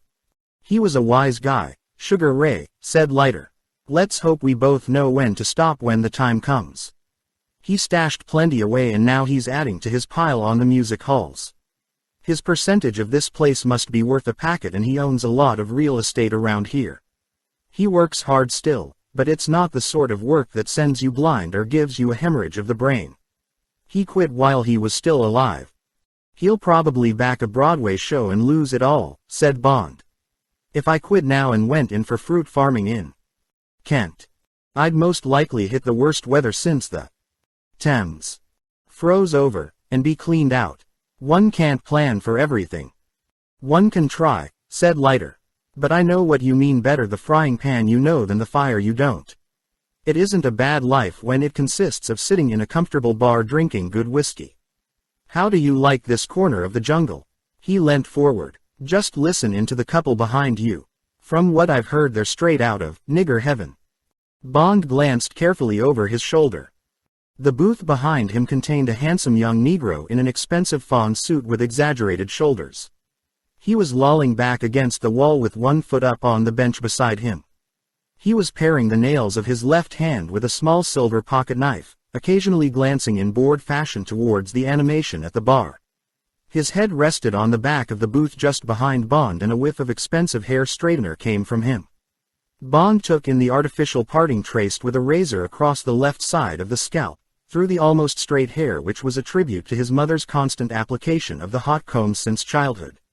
The plain black silk tie and the white shirt were in good taste. Opposite him, leaning forward with concern on her pretty face, was a sexy little negress with a touch of white blood in her. Her jet black hair, as sleek as the best permanent wave, framed a sweet almond-shaped face with rather slanting eyes under finely drawn eyebrows. The deep purple of her parted, sensual lips was thrilling against the bronze skin. All that Bond could see of her clothes was the bodice of a black satin evening dress, tight and revealing across the firm, small breasts. She wore a plain gold chain round her neck and a plain gold band round each thin wrist. She was pleading anxiously and paid no heed to Bond's quick embracing glance. Listen and see if you can get the hang of it, said Leiter. It's straight Harlem. Deep South. With a lot of New York thrown in. Bond picked up the menu and leant back in the booth, studying the special fried chicken dinner at $3.75. Come on, honey, wheedled the girl. How come you all's actin' so todd tonight? Guess I just knockerly gets todd listenin' at you, said the man languidly. Why'n't you hush yo, moof and let me, joy myself in peace and key yet? Is you wan, me too go, way, honey. You kin suit yo sweet self. Ah, honey, pleaded the girl. Don, ack mad at me, honey. I was fixin' to treat you tonight. Take you two smalls pardise, mebbe. See dem high yallers shakin' and truckin'. Dat Bertie Johnson, da maitre d', he permis me a ringside weenber I come next. The man's voice suddenly sharpened. Wah, dat Bertie he mean to you, hey? He asked suspiciously. Terzactly, He paused to let the big word sink in. Exactly wha, goes tween you and dat lowdown ornery worthless nigga. You sleepin' wid him mebbe. Guess I gotta study bout dat little situation tween you and Birdie Johnson. Mebbe get myself a betterer gal. I just don. Lot gals which runs off ever, which way when I just happen be busticated temporaneously. Yes mom, I gotta study bout dat little situation. He paused threateningly. Sure have, he added. Honey, the girl was anxious. Dey ain't no use tryin' to get mad at me. I done nothin' to give you occasion to act dat way. I just thunk you mebbe preciate a ringside at da pardisk, instead of settin' high accountin' yo troubles. Why, honey, you all knows I wouldn't fall foe, dat richcrat ack, of Birdie Johnson. No sir, he don, mean nothin' to me. Him da wust's man, n. Harlem. Dog bite me effin' he ain't. All da same, he permis me da bestest seats, NDA house and I says let's us go set in dem, and have us a beer and a good time. Gee mon, honey, let's get out of hiya. You done look so swell and I just wan, ma friends to see USN together. You done look okay yourself, honey child, said the man, mollified by the tribute to his elegance, and, dat's da truth. But I must expressify dat you stays close up to me and keeps yo eyes off'n dat lowdown trash in his hot pants. And I may say, he added threateningly, dat if I catches you makin' up to dat dope I'll just knockerly whoop da hide off'n yo sweet ass. Sho ting, honey, whispered the girl excitedly. Bond heard the man's foot scrape off the seat to the ground. Come on, baby, let's go. Waita. Bond put down the menu. Got the gist of it, he said. Seems they're interested in much the same things as everyone else. Sex, having fun, and keeping up with the Joneses. Thank God they're not genteel about it. Some of them are, said Leiter. Teacups, aspidistras and tut-tutting all over the place. The Methodists are almost their strongest sect. Harlem. Riddled with social distinctions, the same as any other big city, but with all the color variations added. Go on, he suggested, let's go and get ourselves something to eat. They finished their drinks and Bond called for the check. All this evening's on me, he said. I've got a lot of money to get rid of and I've brought $300 of it along with me. Suits me, said Leiter, who knew about Bond's $1,000. As the waiter was picking up the change, Leiter suddenly said, know where the big man's operating tonight. The waiter showed the whites of his eyes. He leant forward and flicked the table down with his napkin. I've got a wife and kids, boss, he muttered out of the corner of his mouth. He stacked the glasses on his tray and went back to the bar. Mr. Biggs got the best protection of all, said Leiter. Fear. They went out onto 7th Avenue. The rain had stopped, but Hawkins, the bone-chilling wind from the north which the Negroes greet with a reverent Hawkins is here, had come instead to keep the streets free of their usual crowds. Leiter and Bond moved with the trickle of couples on the sidewalk. The looks they got were mostly contemptuous or frankly hostile. One or two men spat in the gutter when they had passed. Bond suddenly felt the force of what Leiter had told him. They were trespassing. They just weren't wanted. Bond felt the uneasiness that he had known so well during the war, when he had been working for a time behind the enemy lines. He shrugged the feeling away. We'll go to Ma Fraser's, further up the avenue, said Leiter. Best food in Harlem. Or at any rate it used to be. As they went along, Bond gazed into the shop windows. He was struck by the number of barbers' saloons and beauticians. They all advertised various forms of hair straightener, Apex glossatina, for use with the hot comb, silky straight. Leaves no redness, no burn, or nostrums for bleaching the skin. Next in frequency were the haberdashers and clothes shops, with fantastic men's snakeskin shoes, shirts with small aeroplanes as a pattern, peg-top trousers with inch-wide stripes, zoot suits. All the book shops were full of educational literature, how to learn this, how to do that, and comics. There were several shops devoted to Lucky Charms and various occultisms, 7 Keys to Power, the strangest book ever written, with subtitles such as, If You Are Crossed, shows you how to remove and cast it back. Chant your desires in the silent tongue. Cast a spell on anyone, no matter where. Make any person love you. Among the charms were High John the Conqueror root, money drawing brand oil, sachet powders, uncrossing brand, tea and scents, jinx removing brand, and the lucky Wamihan charm. Giving protection from evil, confuses and baffles enemies. Bond reflected it was no wonder that the big man found voodooism such a powerful weapon on minds that still recoiled at a white chicken's feather or crossed sticks in the road, right in the middle of the shining capital city of the Western world. I'm glad we came up here, said Bond. I'm beginning to get the hang of Mr. Big. One just doesn't catch the smell of all this in a country like England. We're a superstitious lot there, of course, particularly the Celts, but here one can almost hear the drums. Leiter grunted. I'll be glad to get back to my bed, he said. But we need to size up this guy before we decide how to get at him. Ma Fraser's was a cheerful contrast to the bitter streets. They had an excellent meal of little neck clams and fried chicken Maryland with bacon and sweet corn. We've got to have it, said Leiter. It's the national dish. It was very civilized in the warm restaurant. Their waiter seemed glad to see them and pointed out various celebrities, but when Leiter slipped in a question about Mr. Big, the waiter seemed not to hear. He kept away from them until they called for their bill. Leiter repeated the question. Sorry, saw, said the waiter briefly. I can't recall a gemman of dat name. By the time they left the restaurant it was 10:30 and the avenue was almost deserted. They took a cab to the Savoy Ballroom, had a scotch and soda, and watched the dancers. Most modern dances were invented here, said Leiter. That's how good it is. The Lindy Hop, Truckin', the Susie Q, the Shag. All started on that floor. Every big American band you've ever heard of is proud that it once played here. Duke Ellington, Louis Armstrong, Cab Galloway, Noble Sissle, Fletcher Henderson. It's the Mecca of jazz and jive. They had a table near the rail round the huge floor. Bond was spellbound. He found many of the girls very beautiful. The music hammered its way into his pulse until he almost forgot what he was there for. Gets you, doesn't it? Said Leiter at last. I could stay here all night. Better move along. We'll miss out Smalls. Paradise. Much the same as this, but not quite in the same class. Think I'll take you to, yeah man, back on 7th. After that we must get moving to one of Mr. Big's own joints. Trouble is, they don't open till midnight. I'll pay a visit to the washroom while you get the check. See if I can get a line on where we're likely to find him tonight. We don't want to have to go to all his places. Bond paid the check and met Leiter downstairs in the narrow entrance hall.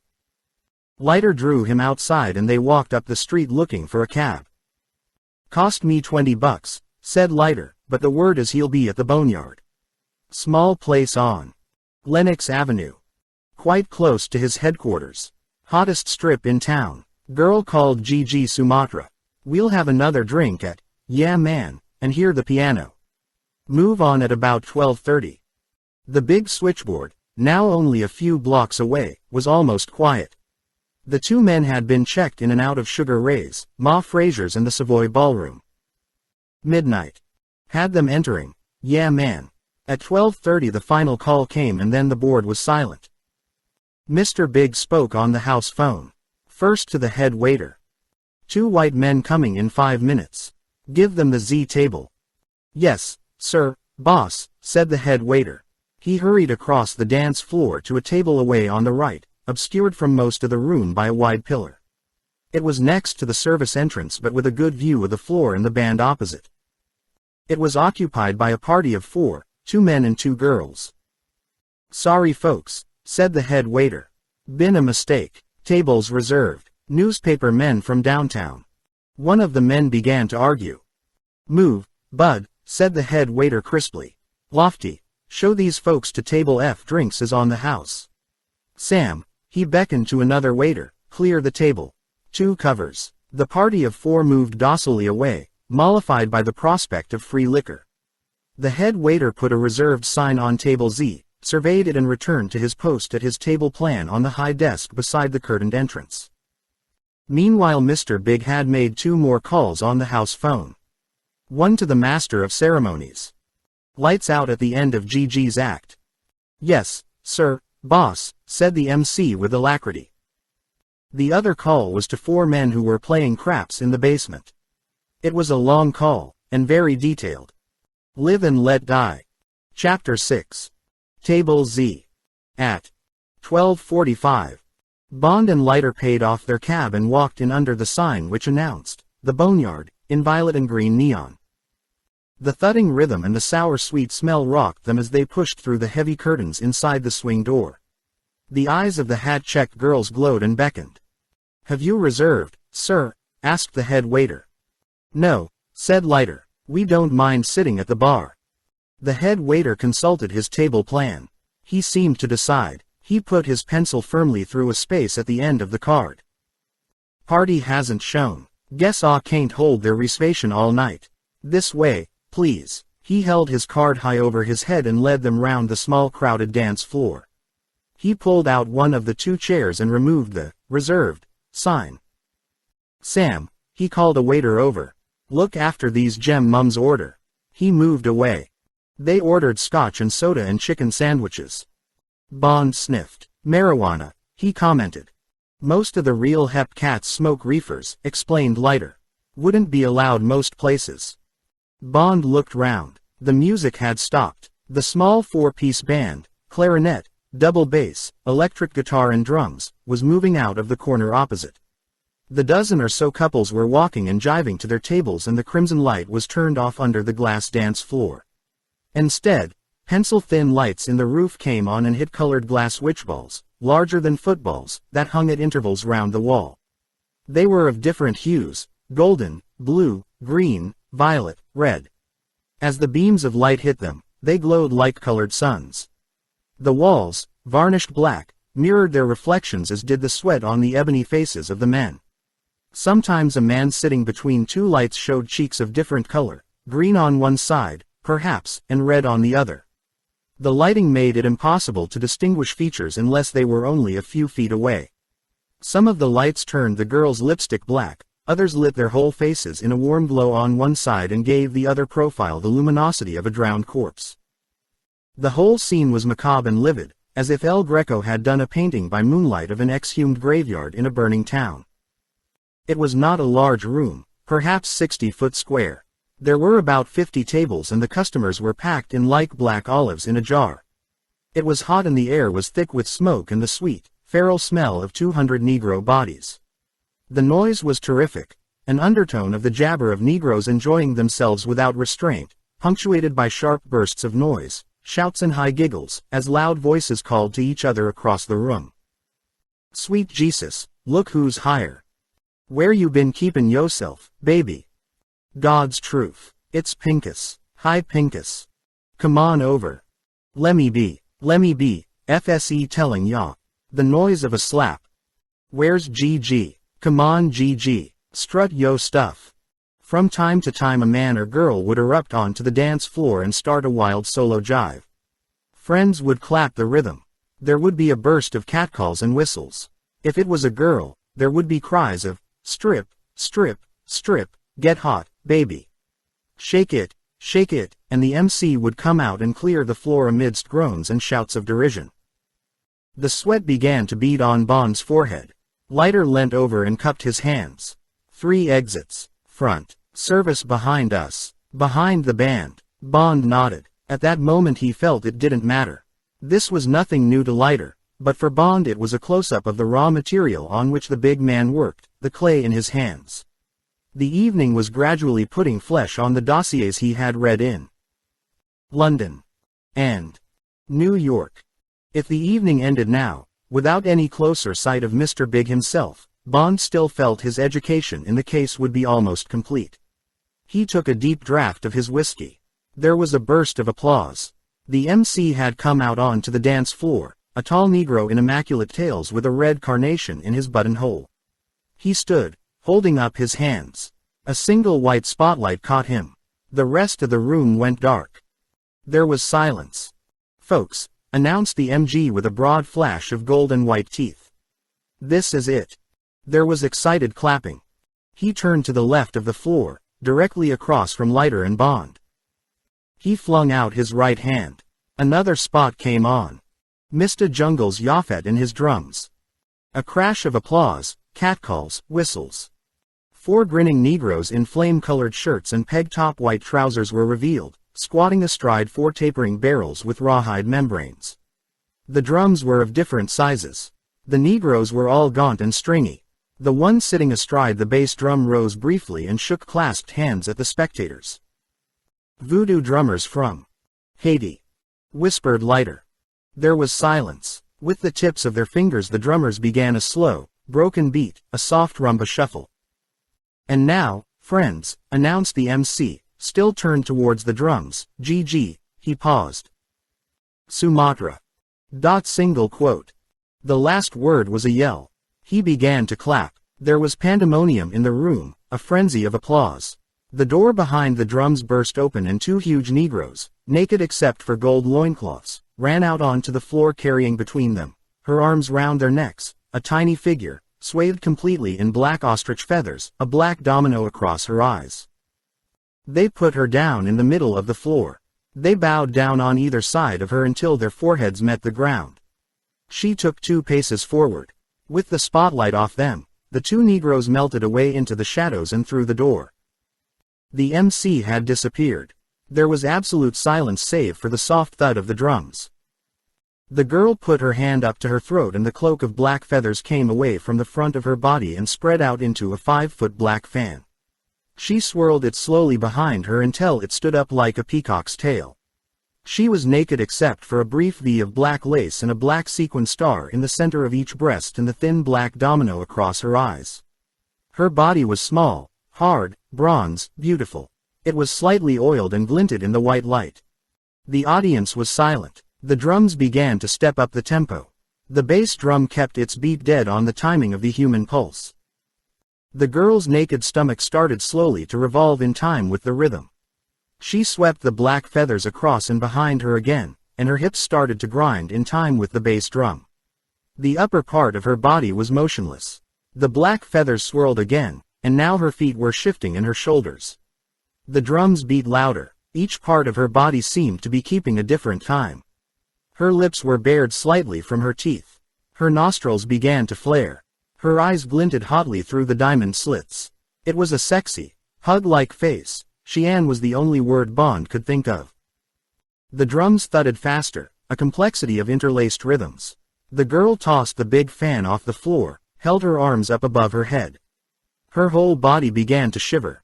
Her belly moved faster, round and round, in and out.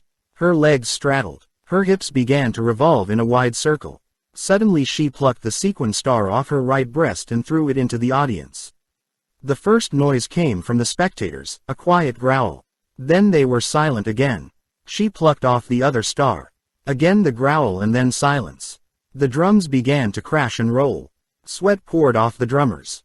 Their hands fluttered like gray flannel on the pale membranes. Their eyes were bulging, distant. Their heads were slightly bent to one side as if they were listening. They hardly glanced at the girl. The audience panted softly, liquid eyes bulging and rolling. The sweat was shining all over her now. Her breasts and stomach glistened with it. She broke into great shuddering jerks. Her mouth opened and she screamed softly. Her hands snaked down to her sides and suddenly she had torn away the strip of lace. She threw it into the audience. There was nothing now but a single black G-string. The drums went into a hurricane of sexual rhythm. She screamed softly again and then, her arms stretched before her as a balance, she started to lower her body down to the floor and up again. Faster and faster. Bond could hear the audience panting and grunting like pigs at the trough. He felt his own hands gripping the tablecloth. His mouth was dry. The audience began to shout at her. "Come on, GG. Take it away, baby. Come on. Grind, baby, grind." She sank to her knees and as the rhythm slowly died so she too went into a last series of juddering spasms, mewing softly. The drums came down to a slow tom-tom beat and shuffle. The audience howled for her body. Harsh obscenities came from different corners of the room. The MC came onto the floor. A spot went on him. "Okay. Folks, okay." The sweat was pouring off his chin. He spread his arms in surrender. "Da GG agrees." There was a delighted howl from the audience. Now she would be quite naked. "Take it off," GG. Show yourself, baby. Come on, come on. The drums growled and stuttered softly. But, ma friends, yelled the MC, she stipulates with da lights out. There was a frustrated groan from the audience. The whole room was plunged in darkness. Must be an old gag, thought Bond to himself. Suddenly all his senses were alert. The howling of the mob was disappearing, rapidly. At the same time he felt cold air on his face. He yelled as if he was sinking. Hey! Shouted Leiter. His voice was close but it sounded hollow. Christ! Thought Bond. Something snapped shut above his head. He put his hand out behind him. It touched a moving wall a foot from his back. Lights! Said a voice, quietly. At the same time both his arms were gripped. He was pressed down in his chair. Opposite him, still at the table, sat Leiter, a huge Negro grasping his elbows. They were in a tiny square cell. To right and left were two more Negroes in plain clothes with guns trained on them. There was the sharp hiss of a hydraulic garage lift and the table settled quietly to the floor. Bond glanced up. There was the faint join of a broad trap door a few feet above their heads. No sound came through it. One of the Negroes grinned. Take it easy, folks. Enjoy da ride. Leiter let out one single harsh obscenity. Bond relaxed his muscles, waiting. Which is da limey? Asked the Negro who had spoken. He seemed to be in charge. The pistol he held trained lazily on Bond's heart was very fancy. There was a glint of mother of pearl between his black fingers on the stock and the long octagonal barrel was finely chased. Dis one, I guess, said the Negro who was holding Bond's arm. He got da scar. The Negro's grip on Bond's arm was terrific. It was as if he had two fierce tourniquets applied above the elbows. His hands were beginning to go numb.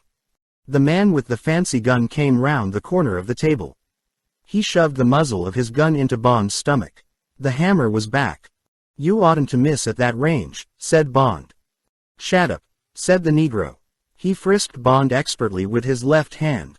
Legs, thighs, back, sides. He dug out Bond's gun and handed it to the other armed man. Give dat to da boss, he said. Take da limey up, you go. Long wid em. Da other guy stays wid me. Yassa, said the man called Teehee, a paunchy Negro in a chocolate shirt and lavender-colored peg-top trousers. Bond was hauled to his feet. He had one foot hooked under a leg of the table. He yanked hard. There was a crash of glass and silverware. At the same moment, Leiter kicked out backwards round the leg of his chair. There was a satisfactory clonk as his heel caught his guard's shin. Bond did the same but missed. There was a moment of chaos, but neither of the guards slackened his grip. Leiter's guard picked him bodily out of the chair as if he had been a child, faced him to the wall and slammed him into it. It nearly smashed Leiter's nose. The guard swung him round. Blood was streaming down over his mouth. The two guns were still trained unwaveringly on them. It had been a futile effort, but for a split second they had regained the initiative and effaced the sudden shock of capture. Don, waste yo breath, said the Negro who had been giving the orders. Take da limey away, he addressed Bond's guard. Mr. Biggs waitin'. He turned to Leiter. Yo kin tell yo friend, goodbye, he said. Yo is unlikely be seein' yoselves again. Bond smiled at Leiter. Lucky we made a date for the police to meet us here at 2, he said. See you at the lineup. Leiter grinned back. His teeth were red with blood. Commissioner Monahan's going to be pleased with this bunch. Be seeing you. Crap, said the Negro with conviction. Get goin'. Bond's guard whipped him round and shoved him against a section of the wall. It opened on a pivot into a long bare passage. The man called Teehee pushed past them and led the way. The door swung to behind them. Live and Let Die. Chapter 7. Mr. Big. Their footsteps echoed down the stone passage. At the end there was a door.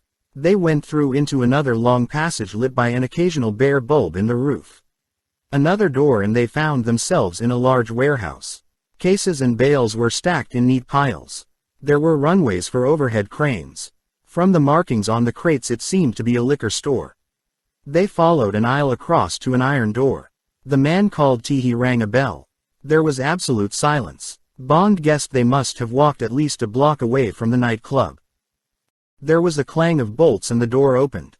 A Negro in evening dress with a gun in his hand stepped aside and they went through into a carpeted hallway. "Yo kin go on in, tee-hee," said the man in evening dress. Tee-hee knocked on a door facing them, opened it and led the way through. In a high-backed chair, behind an expensive desk, Mr. Big sat looking quietly at them. "Good morning, Mr. James Bond." The voice was deep and soft. "Sit down." Bond's guard led him across the thick carpet to a low armchair in leather and tubular steel. He released Bond's arms and Bond sat down and faced the big man across the wide desk. It was a blessed relief to be rid of the two vice-like hands. All sensation had left Bond's forearms. He let them hang beside him and welcomed the dull pain as the blood started to flow again. Mr. Big sat looking at him, his huge head resting against the back of the tall chair. He said nothing. Bond at once realized that the photographs had conveyed nothing of this man, nothing of the power and the intellect which seemed to radiate from him, nothing of the oversized features. It was a great football of a head, twice the normal size and very nearly round. The skin was gray-black, taut and shining like the face of a week-old corpse in the river. It was hairless, except for some gray-brown fluff above the ears. There were no eyebrows and no eyelashes and the eyes were extraordinarily far apart so that one could not focus on them both, but only on one at a time. Their gaze was very steady and penetrating. When they rested on something, they seemed to devour it, to encompass the whole of it. They bulged slightly and the irises were golden round black pupils which were now wide. They were animal eyes, not human, and they seemed to blaze. The nose was wide without being particularly negroid. The nostrils did not gape at you. The lips were only slightly everted, but thick and dark. They opened only when the man spoke and then they opened wide and drew back from the teeth and the pale pink gums. There were few wrinkles or creases on the face, but there were two deep clefts above the nose, the clefts of concentration. Above them the forehead bulged slightly before merging with the polished, hairless crown. Curiously, there was nothing disproportionate about the monstrous head. It was carried on a wide, short neck supported by the shoulders of a giant. Bond knew from the records that he was 6.5 foot tall and weighed 20 stone, and that little of it was fat. But the total impression was awe-inspiring, even terrifying, and Bond could imagine that so ghastly a misfit must have been bent since childhood on revenge against fate and against the world that hated because it feared him. The big man was draped in a dinner jacket. There was a hint of vanity in the diamonds that blazed on his shirt front and at his cuffs. His huge flat hands rested half-curled on the table in front of him. There were no signs of cigarettes or an ashtray and the smell of the room was neutral. There was nothing on the desk save a large intercom with about 20 switches and, incongruously, a very small ivory riding crop with a long thin white lash. Mr. Big gazed with silent and deep concentration across the table at Bond. After inspecting him carefully in return, Bond glanced round the room. It was full of books, spacious and restful and very quiet, like the library of a millionaire. There was one high window above Mr. Big's head but otherwise the walls were solid with bookshelves. Bond turned round in his chair. More bookshelves, packed with books. There was no sign of a door, but there might have been any number of doors faced with dummy books. The two Negroes who had brought him to the room stood rather uneasily against the wall behind his chair. The whites of their eyes showed.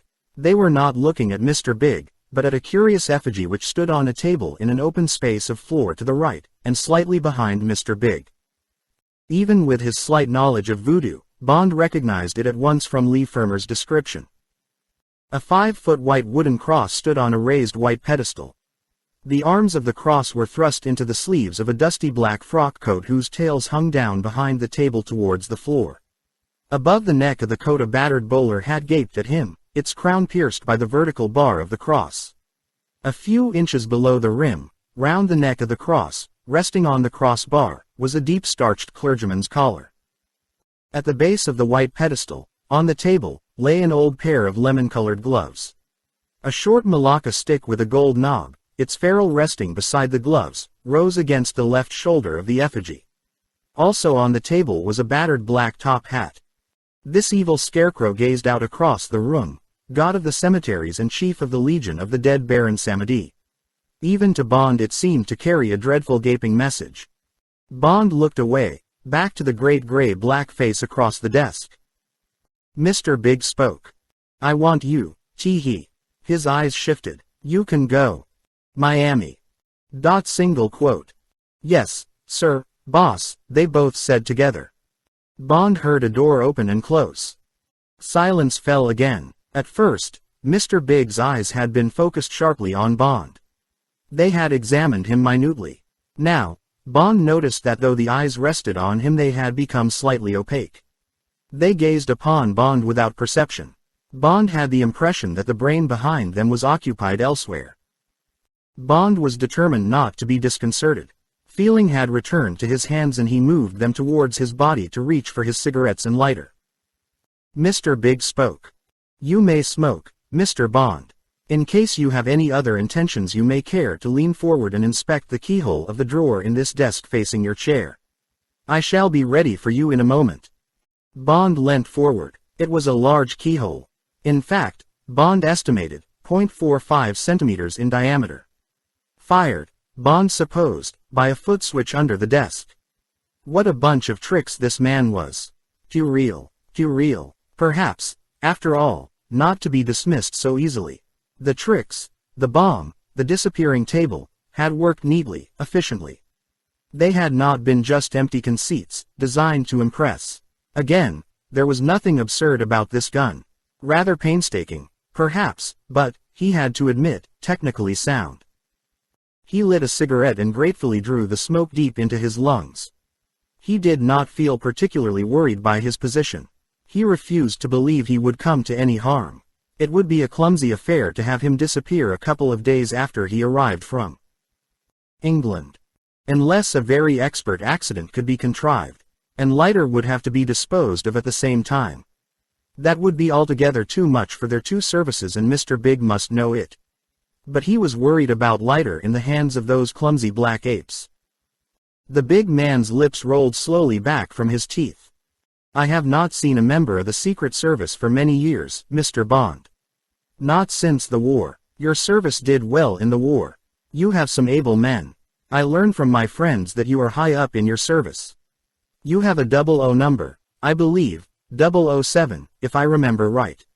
The significance of that 00 number, they tell me, is that you have had to kill a man in the course of some assignment.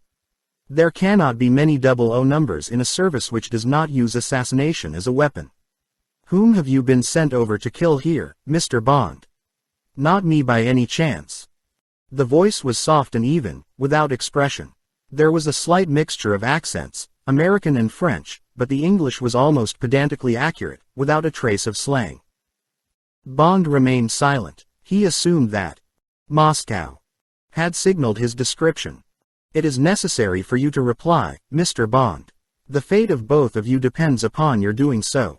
I have confidence in the sources of my information. I know much more than I have said. I shall easily detect a lie.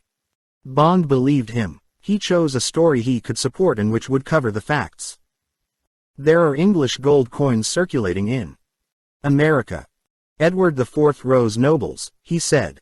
Some have been sold in Harlem. The American Treasury asked for assistance in tracing them since they must come from a British source. I came up to Harlem to see for myself, with a representative of the American Treasury, who I hope is now safely on his way back to his hotel. Mr. Leiter is a representative of the Central Intelligence Agency, not of the Treasury, said Mr. Big without emotion. His position at this moment is extremely precarious. He paused and seemed to reflect. He looked past Bond. Tee-hee. Yassa, boss. Tie Mr. Bond to his chair. Bond half rose to his feet. Don't move, Mr. Bond, said the voice softly. You have a bare chance of survival if you stay where you are.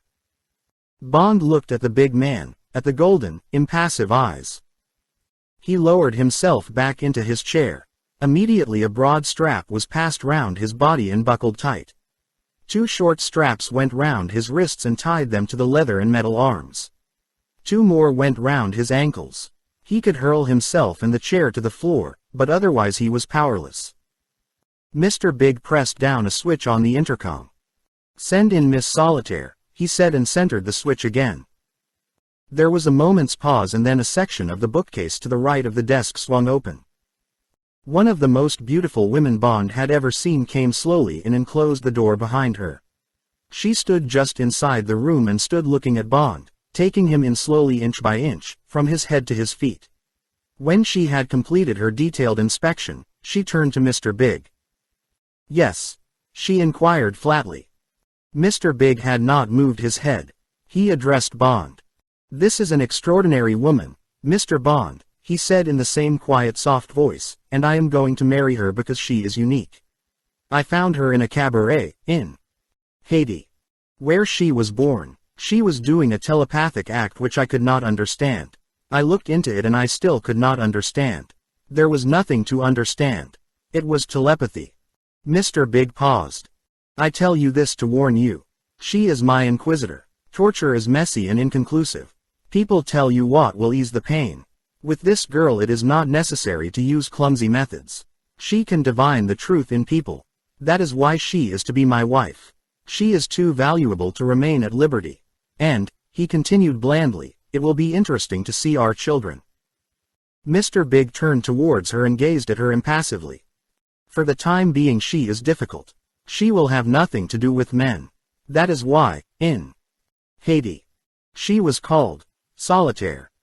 "Draw up a chair," he said quietly to her. "Tell me if this man lies. Keep clear of the gun," he added. The girl said nothing but took a chair similar to Bond's from beside the wall and pushed it towards him. She sat down almost touching his right knee. She looked into his eyes. Her face was pale, with the pallor of white families that have lived long in the tropics. But it contained no trace of the usual exhaustion which the tropics impart to the skin and hair. The eyes were blue, alight and disdainful, but, as they gazed into his with a touch of humor, he realized they contained some message for him personally. It quickly vanished as his own eyes answered. Her hair was blue-black and fell heavily to her shoulders. She had high cheekbones and a wide, sensual mouth which held a hint of cruelty. Her jawline was delicate and finely cut. It showed decision and an iron will which were repeated in the straight, pointed nose.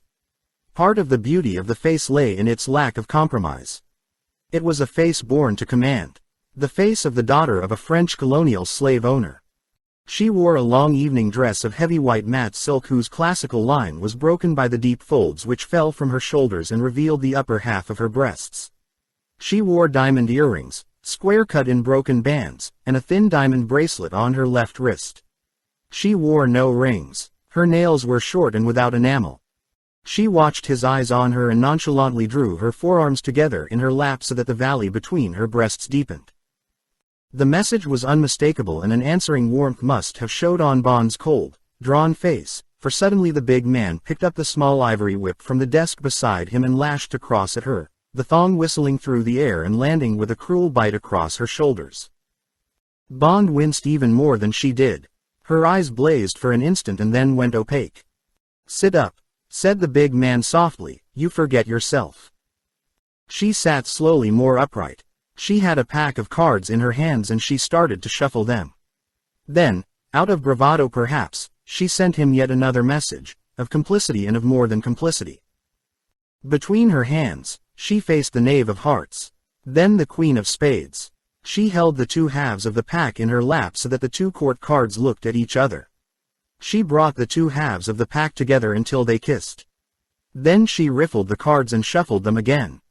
At no moment of this dumb show did she look at Bond and it was all over in an instant. But Bond felt a glow of excitement and a quickening of the pulse. He had a friend in the enemy's camp.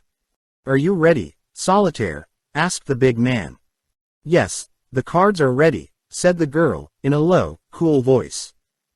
"Mr. Bond, look into the eyes of this girl and repeat the reason for your presence here which you gave me just now." Bond looked into her eyes. There was no message. They were not focused on his. They looked through him. He repeated what he had said. For a moment he felt an uncanny thrill. Could this girl tell? If she could tell, would she speak for him or against him? For a moment there was dead silence in the room. Bond tried to look indifferent. He gazed up at the ceiling, then back at her. Her eyes came back into focus. She turned away from him and looked at Mr. Big. "He speaks the truth," she said coldly. Live and Let Die. Chapter 8. No Sensayuma. Mr. Big reflected for a moment. He seemed to decide. He pressed a switch on the intercom. Blabbermouth. Yassa, boss. You're holding that American lighter. Yassa.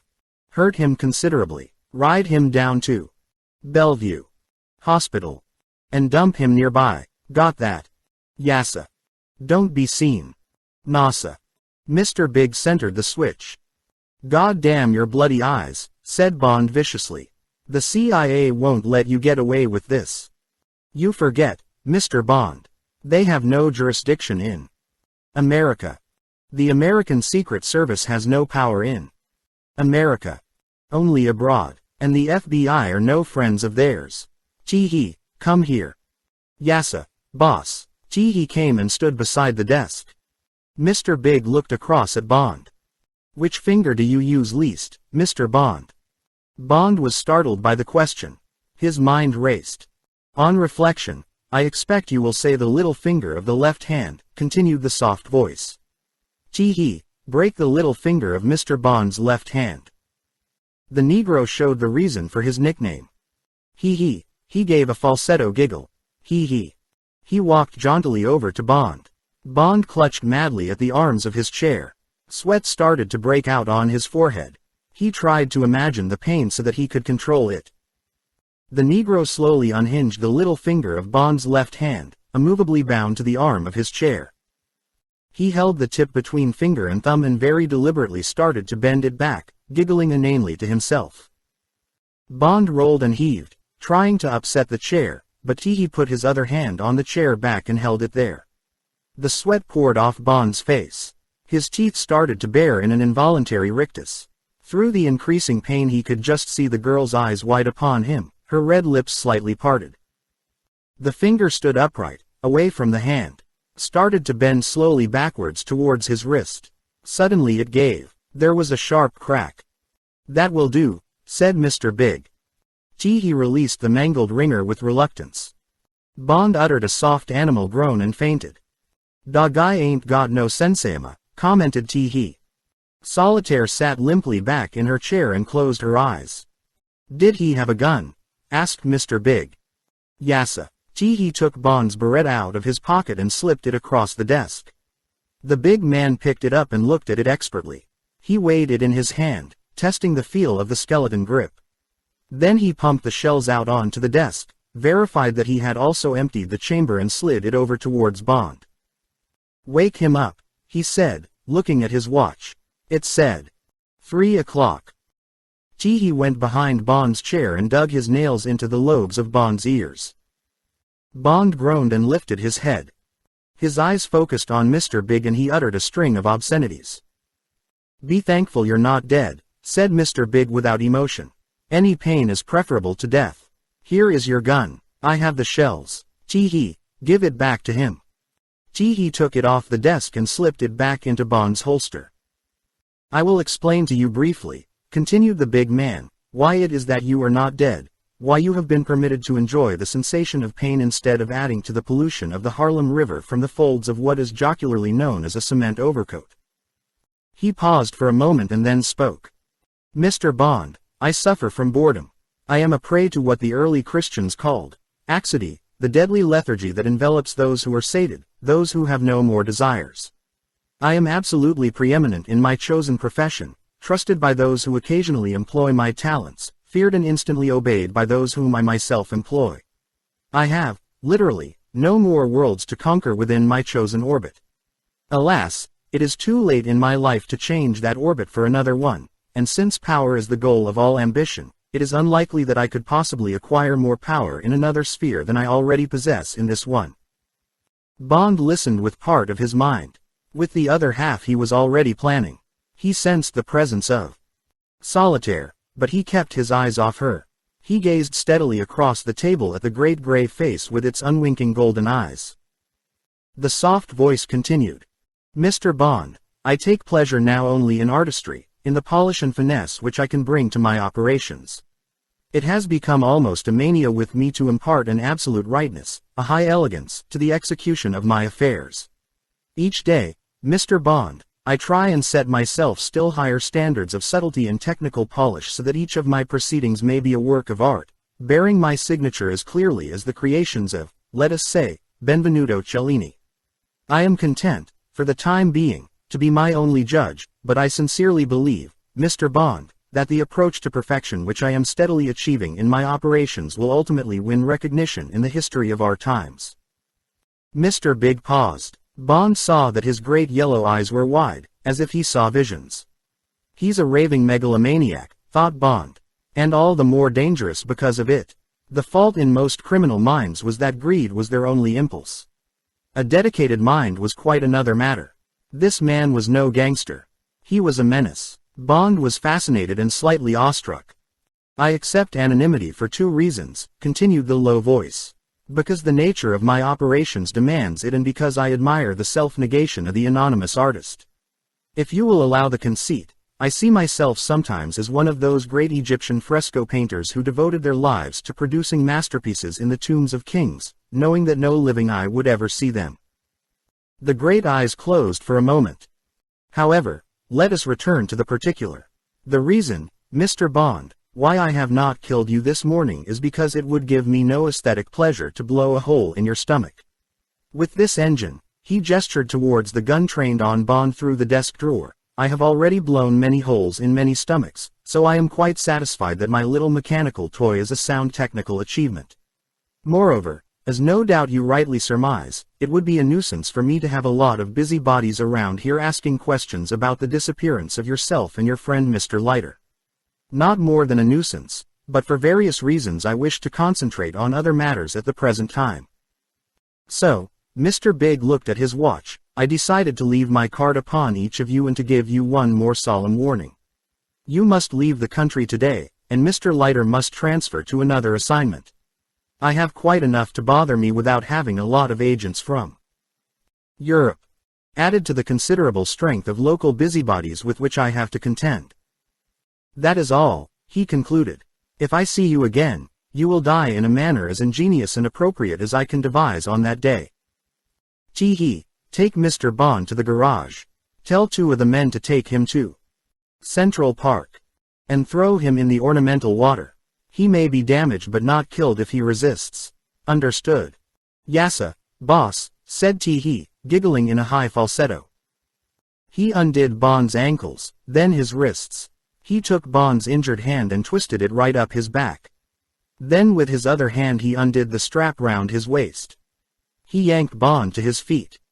Giddap, said Tee-hee. Bond gazed once more into the great gray face. Those who deserve to die, he paused, die the death they deserve. Write that down, he added. It's an original thought. Then he glanced at Solitaire. Her eyes were bent on the hands in her lap. She didn't look up. Get goin', said Tee-hee. He turned Bond round towards the wall and pushed him forward, twisting Bond's wrist up his back until his forearm was almost dislocated. Bond uttered a realistic groan and his footsteps faltered. He wanted Tee-hee to believe that he was cowed and docile. He wanted the torturing grip to ease just a little on his left arm. As it was, any sudden movement would only result in his arm being broken. Tee-hee reached over Bond's shoulder and pressed on one of the books in the serried shelves. A large section opened on a central pivot. Bond was pushed through and the Negro kicked the heavy section back into place. It closed with a double click. From the thickness of the door, Bond guessed it would be soundproof. They were faced by a short carpeted passage ending in some stairs that led downwards. Bond groaned. You're breaking my arm, he said. Look out, I'm going to faint. He stumbled again, trying to measure exactly the Negro's position behind him. He remembered Leiter's injunction. Shins, groin, stomach, throat. Hit him anywhere else and you'll just break your hand. Shut yo' mouth, said the Negro, but he pulled Bond's hand an inch or two down his back. This was all Bond needed. They were halfway down the passage with only a few feet more to the top of the stairs. Bond faltered again, so that the Negro's body bumped into his. This gave him all the range and direction he needed. He bent a little and his right hand, straight and flat as a board, whipped round and inwards.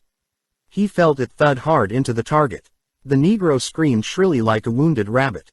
Bond felt his left arm come free. He whirled round, pulling out his empty gun with his right hand.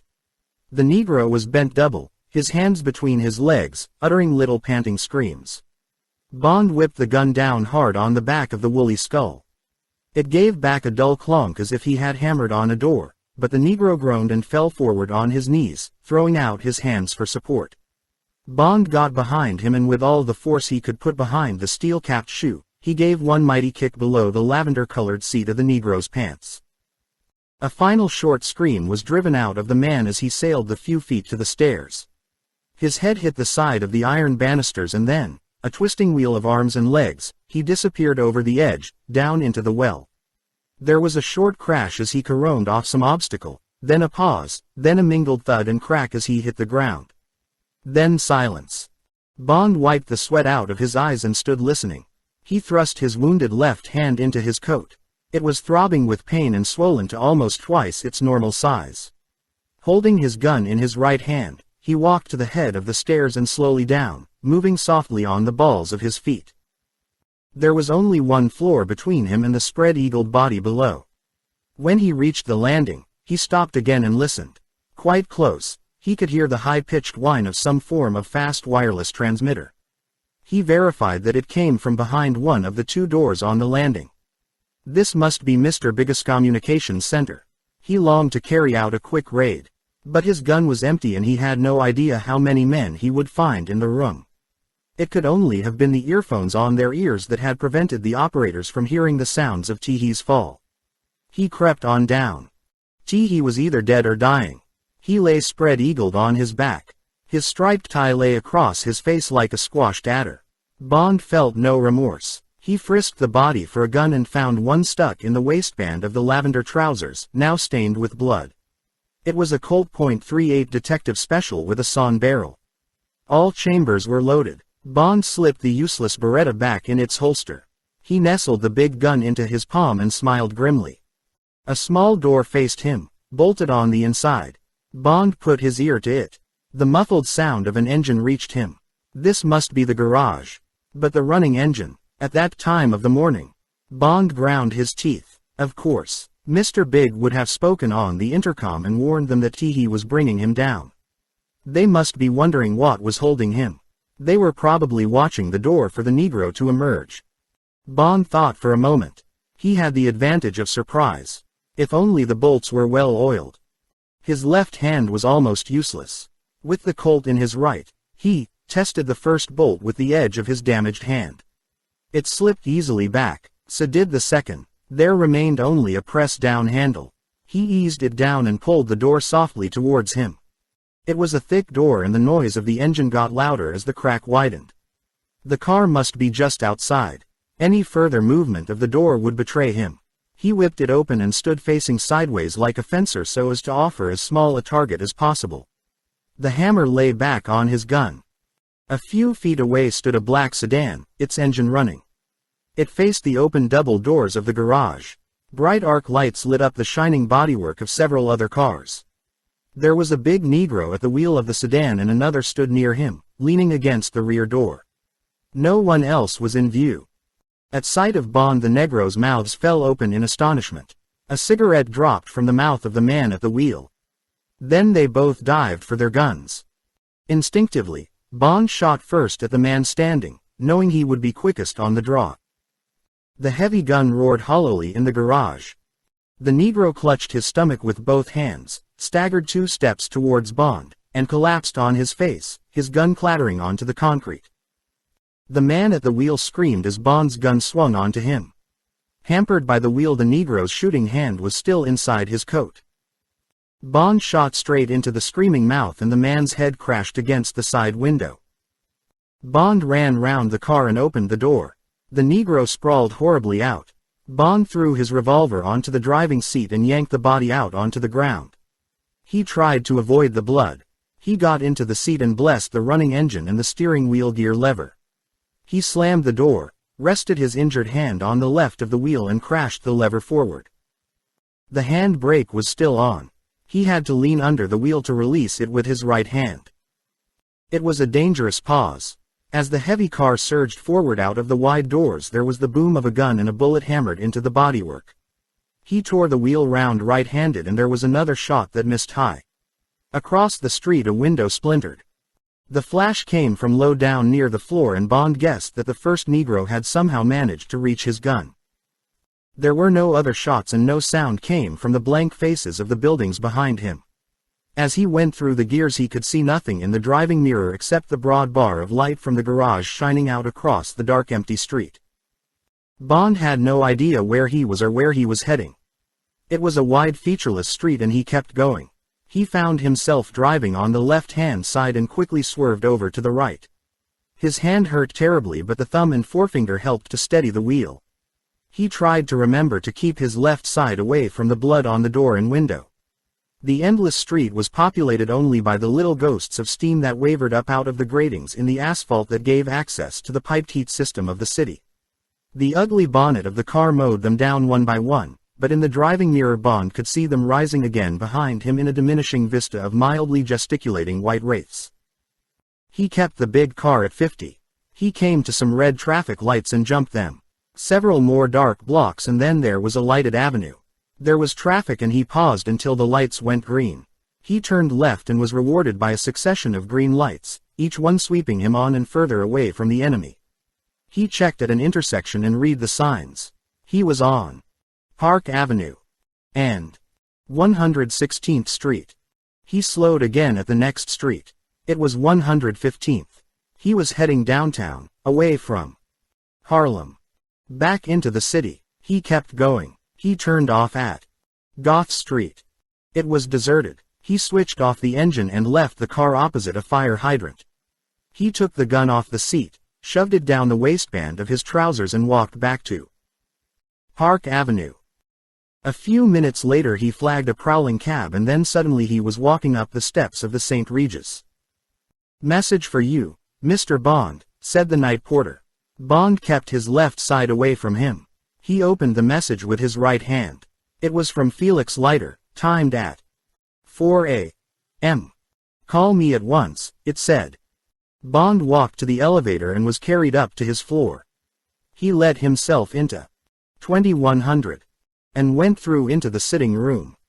So both of them were alive. Bond fell into a chair beside the telephone.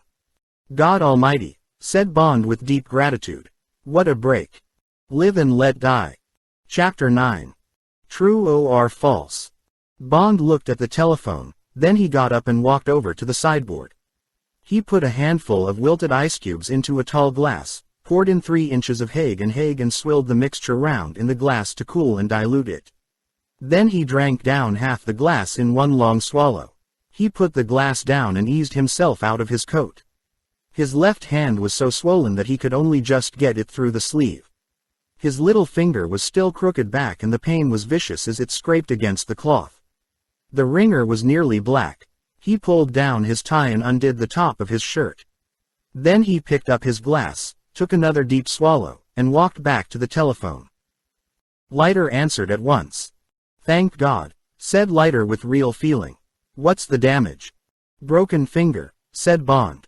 "How about you?" "Blackjack. Knocked out. Nothing serious. They started off by considering all sorts of ingenious things. Wanted to couple me to the compressed air pump in the garage. Start on the ears and then proceed elsewhere. When no instructions came from the big man they got bored and I got to arguing the finer points of jazz with Blabbermouth, the man with the fancy 6-shooter. We got on to Duke Ellington and agreed that we liked our band leaders to be percussion men, not wind. We agreed the piano or the drums held the band together better than any other solo instrument, Jelly Roll Morton, for instance. Apropos the Duke, I told him the crack about the clarinet, an ill woodwind that nobody blows good. That made him laugh fit to bust. Suddenly we were friends. The other man, the flannel, he was called, got sour and Blabbermouth told him he could go off duty, he'd look after me. Then the big man rang down. I was there, said Bond. It didn't sound so hot. Blabbermouth was worried as hell. He wandered round the room talking to himself. Suddenly he used the blackjack, hard, and I went out. Next thing I knew we were outside Bellevue Hospital.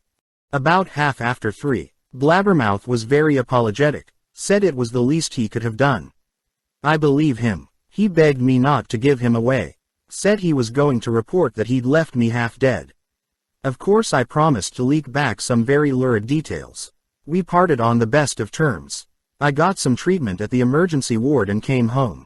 I was worried to hell and gone about you, but after a while the telephone started ringing. Police and FBI. Seems the big man has complained that some fool limey went berserk at the boneyard early this morning, shot 3 of his men, 2 chauffeurs and a waiter, if you please, stole one of his cars and got away, leaving his overcoat and hat in the cloakroom. The big man's yelling for action. Of course I warned off the dicks and the FBI, but they're madder in hell and we've got to get out of town at once. It'll miss the mornings but it'll be splashed all over the afternoon blats and radio and TV'll have it. Apart from all that, Mr. Big will be after you like a nest of hornets. Anyway, I've got some plans fixed. Now you tell, and God, am I glad to hear your voice. Bond gave a detailed account of all that had happened. He forgot nothing. When he had finished, Leiter gave a low whistle. Boy, he said with admiration. You certainly made a dent in the big man's machine. But were you lucky? That solitaire dame certainly seems to have saved your bacon. Do you think we can use her? Could if we could get near her, said Bond. I should think he keeps her pretty close. We'll have to think about that another day, said Leiter. Now we'd better get moving. I'll hang up and call you back in a few minutes. First I'll get the police surgeon round to you right away. Be along in a quarter of an hour or so. Then I'll talk to the commissioner myself and sort out some of the police angles. They can stall a bit by discovering the car. The FBI'll have to tip off the radio and newspaper boys so that at least we can keep your name out of it and all this limey talk.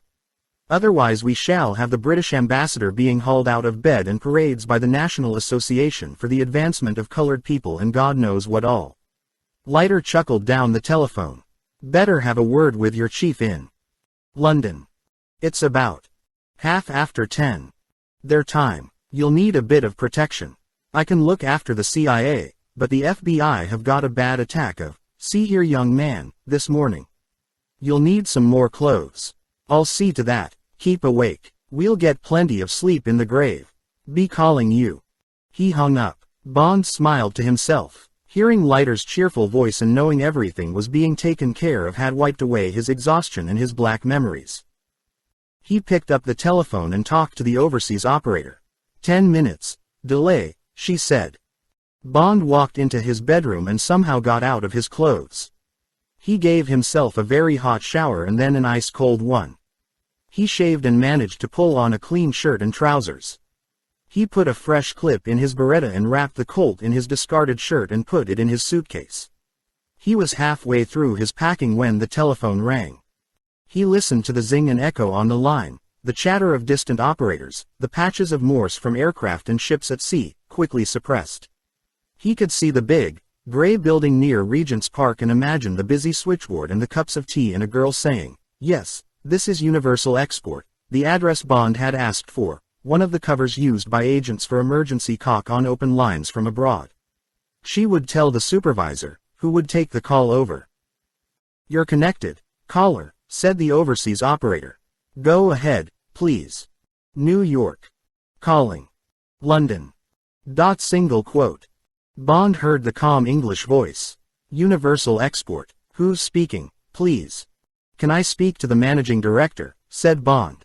This is his nephew James speaking from New York. Single quote. Just a moment, please. Bond could follow the call to Miss Moneypenny and see her press the switch on the intercom. It's New York. Sir, she would say. I think it's 007. Put him through, M would say. Yes, said the cold voice that Bond loved and obeyed. It's James, sir, said Bond. I may need a bit of help over a difficult consignment. Go ahead, said the voice. I went uptown to see our chief customer last night, said Bond. 3 of his best men went sick while I was there. How sick? Asked the voice. As sick as can be, sir, said Bond. There's a lot of flu about. Hope you didn't catch any. I've got a slight chill, sir, said Bond, but absolutely nothing to worry about. I'll write to you about it. The trouble is that with all this flu about Federated think I will do better out of town. Bond chuckled to himself at the thought of M's grin. So I'm off right away with Felicia. Who? Asked M. Felicia. Bond spelled it out. My new secretary from Washington. Single quote. Oh, yes. Thought I'd try that factory you advised at San Pedro. Good idea. But Federated may have other ideas and I hoped you'd give me your support. I quite understand, said M. How's business? Rather promising, sir, but tough going. Felicia will be typing my full report today. Good, said M. Anything else? No, that's all, sir. Thanks for your support. That's all right. Keep fit. Goodbye. Goodbye, sir. Bond put down the telephone. He grinned. He could imagine M calling in the chief of staff. 07's already tangled up with the FBI. Damn, fool went up to Harlem last night and bumped off 3 of Mr. Big's men. Got hurt himself, apparently, but not much. Got to get out of town with Leiter, the CIA man. Going down to St. Petersburg. Better warn and see expect we'll have Washington round our ears before the day's over. Tell it to say I fully sympathize, but that 007 has my full confidence and I'm sure he acted in self-defense. Won't happen again, and so forth. Got that? Bond grinned again as he thought of Damon's exasperation at having to dish out a lot of soft soap to Washington, when he probably had plenty of other Anglo-American snarls to disentangle. The telephone rang. It was Leiter again. Now listen, he said. Everybody's calming down somewhat. Seems the men you got were a pretty nasty trio. T.E. Johnson, Sam Miami and a man called McThing. All wanted on various counts. The FBI's covering up for you. Reluctantly of course, and the police are stalling like mad. The FBI big brass had already asked my chief for you to be sent home. Got him out of bed, if you please, mostly jealousy, I guess, but we've killed all that. Same time, we've both got to quit town at once. That's all fixed too. We can't go together, so you're taking the train and I'll fly. Jot this down. Bond cradled the telephone against his shoulder and reached for a pencil and paper. Go ahead, he said. Single quote. Pennsylvania. Station. Track 14. 10:30 this morning. The Silver Phantom. Through train to St. Petersburg. Via Washington, Jacksonville, and Tampa. I've got you a compartment. Very luxurious. Car 245, compartment H. Ticket'll be on the train. Conductor will have it. In the name of Bryce. Just go to gate 14 and down to the train. Then straight to your compartment and lock yourself until the train starts. I'm flying down in an hour by Eastern, so you'll be alone from now on. If you get stuck, call Dexter, but don't be surprised if he bites your head off. Train gets in around midday. Tomorrow, take a cab and go to the Everglades Cabanas. Gulf Boulevard West. On Sunset Beach. That's on a place called Treasure Island, where all the beach hotels are connected with St. Petersburg by a causeway. Cabbie'll know it. Till be waiting for you. Got all that, and for God's sake watch out. And I mean it. The big man'll get you if he possibly can, and a police escort to the train would only put the finger on you. Take a cab and keep out of sight. I'm sending you up another hat and a fawn raincoat. The check's taken care of at the St. Regis. That's the lot. Any questions? Sounds fine, said Bond. I've talked to M and he'll square. Washington. If there's any trouble, look after yourself too, he added. You'll be next on the list after me. See you tomorrow. So long. Till watch out, said Leiter. Bye. It was 6:30 and Bond pulled back the curtains in the sitting room and watched the dawn come up over the city. It was still dark down in the caverns below, but the tips of the great concrete stalagmites were pink and the sun lit up the windows floor by floor as if an army of descending janitors was at work in the buildings. The police surgeon came, stayed for a painful quarter of an hour and left. Clean fracture, he had said. Take a few days to heal. How did you come by it? Caught it in a door, said Bond. You ought to keep away from doors, commented the surgeon. They're dangerous things, ought to be forbidden by law. Lucky you didn't catch your neck in this one. When he had gone, Bond finished packing. He was wondering how soon he could order breakfast when the telephone rang. Bond was expecting a harsh voice from the police or the FBI. Instead, a girl's voice, low and urgent, asked for Mr. Bond.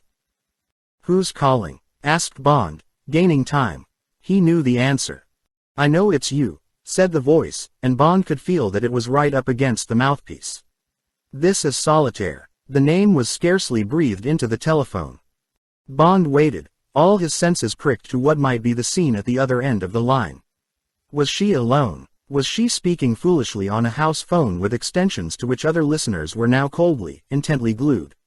Or was she in a room with only Mr. Big's eyes bent carefully on her, a pencil and pad beside him so that he could prompt the next question? "Listen," said the voice. "I've got to be quick. You must trust me. I'm in a drugstore, but I must get back at once to my room. Please believe me." Bond had his handkerchief out. He spoke into it. "If I can reach Mr. Bond, what shall I tell him?" "Oh damn you," said the girl with what sounded like a genuine touch of hysteria. "I swear by my mother, by my unborn children. I've got to get away. And so have you. You've got to take me. I'll help you. I know a lot of his secrets. But be quick. I'm risking my life here talking to you." She gave a sob of exasperation and panic.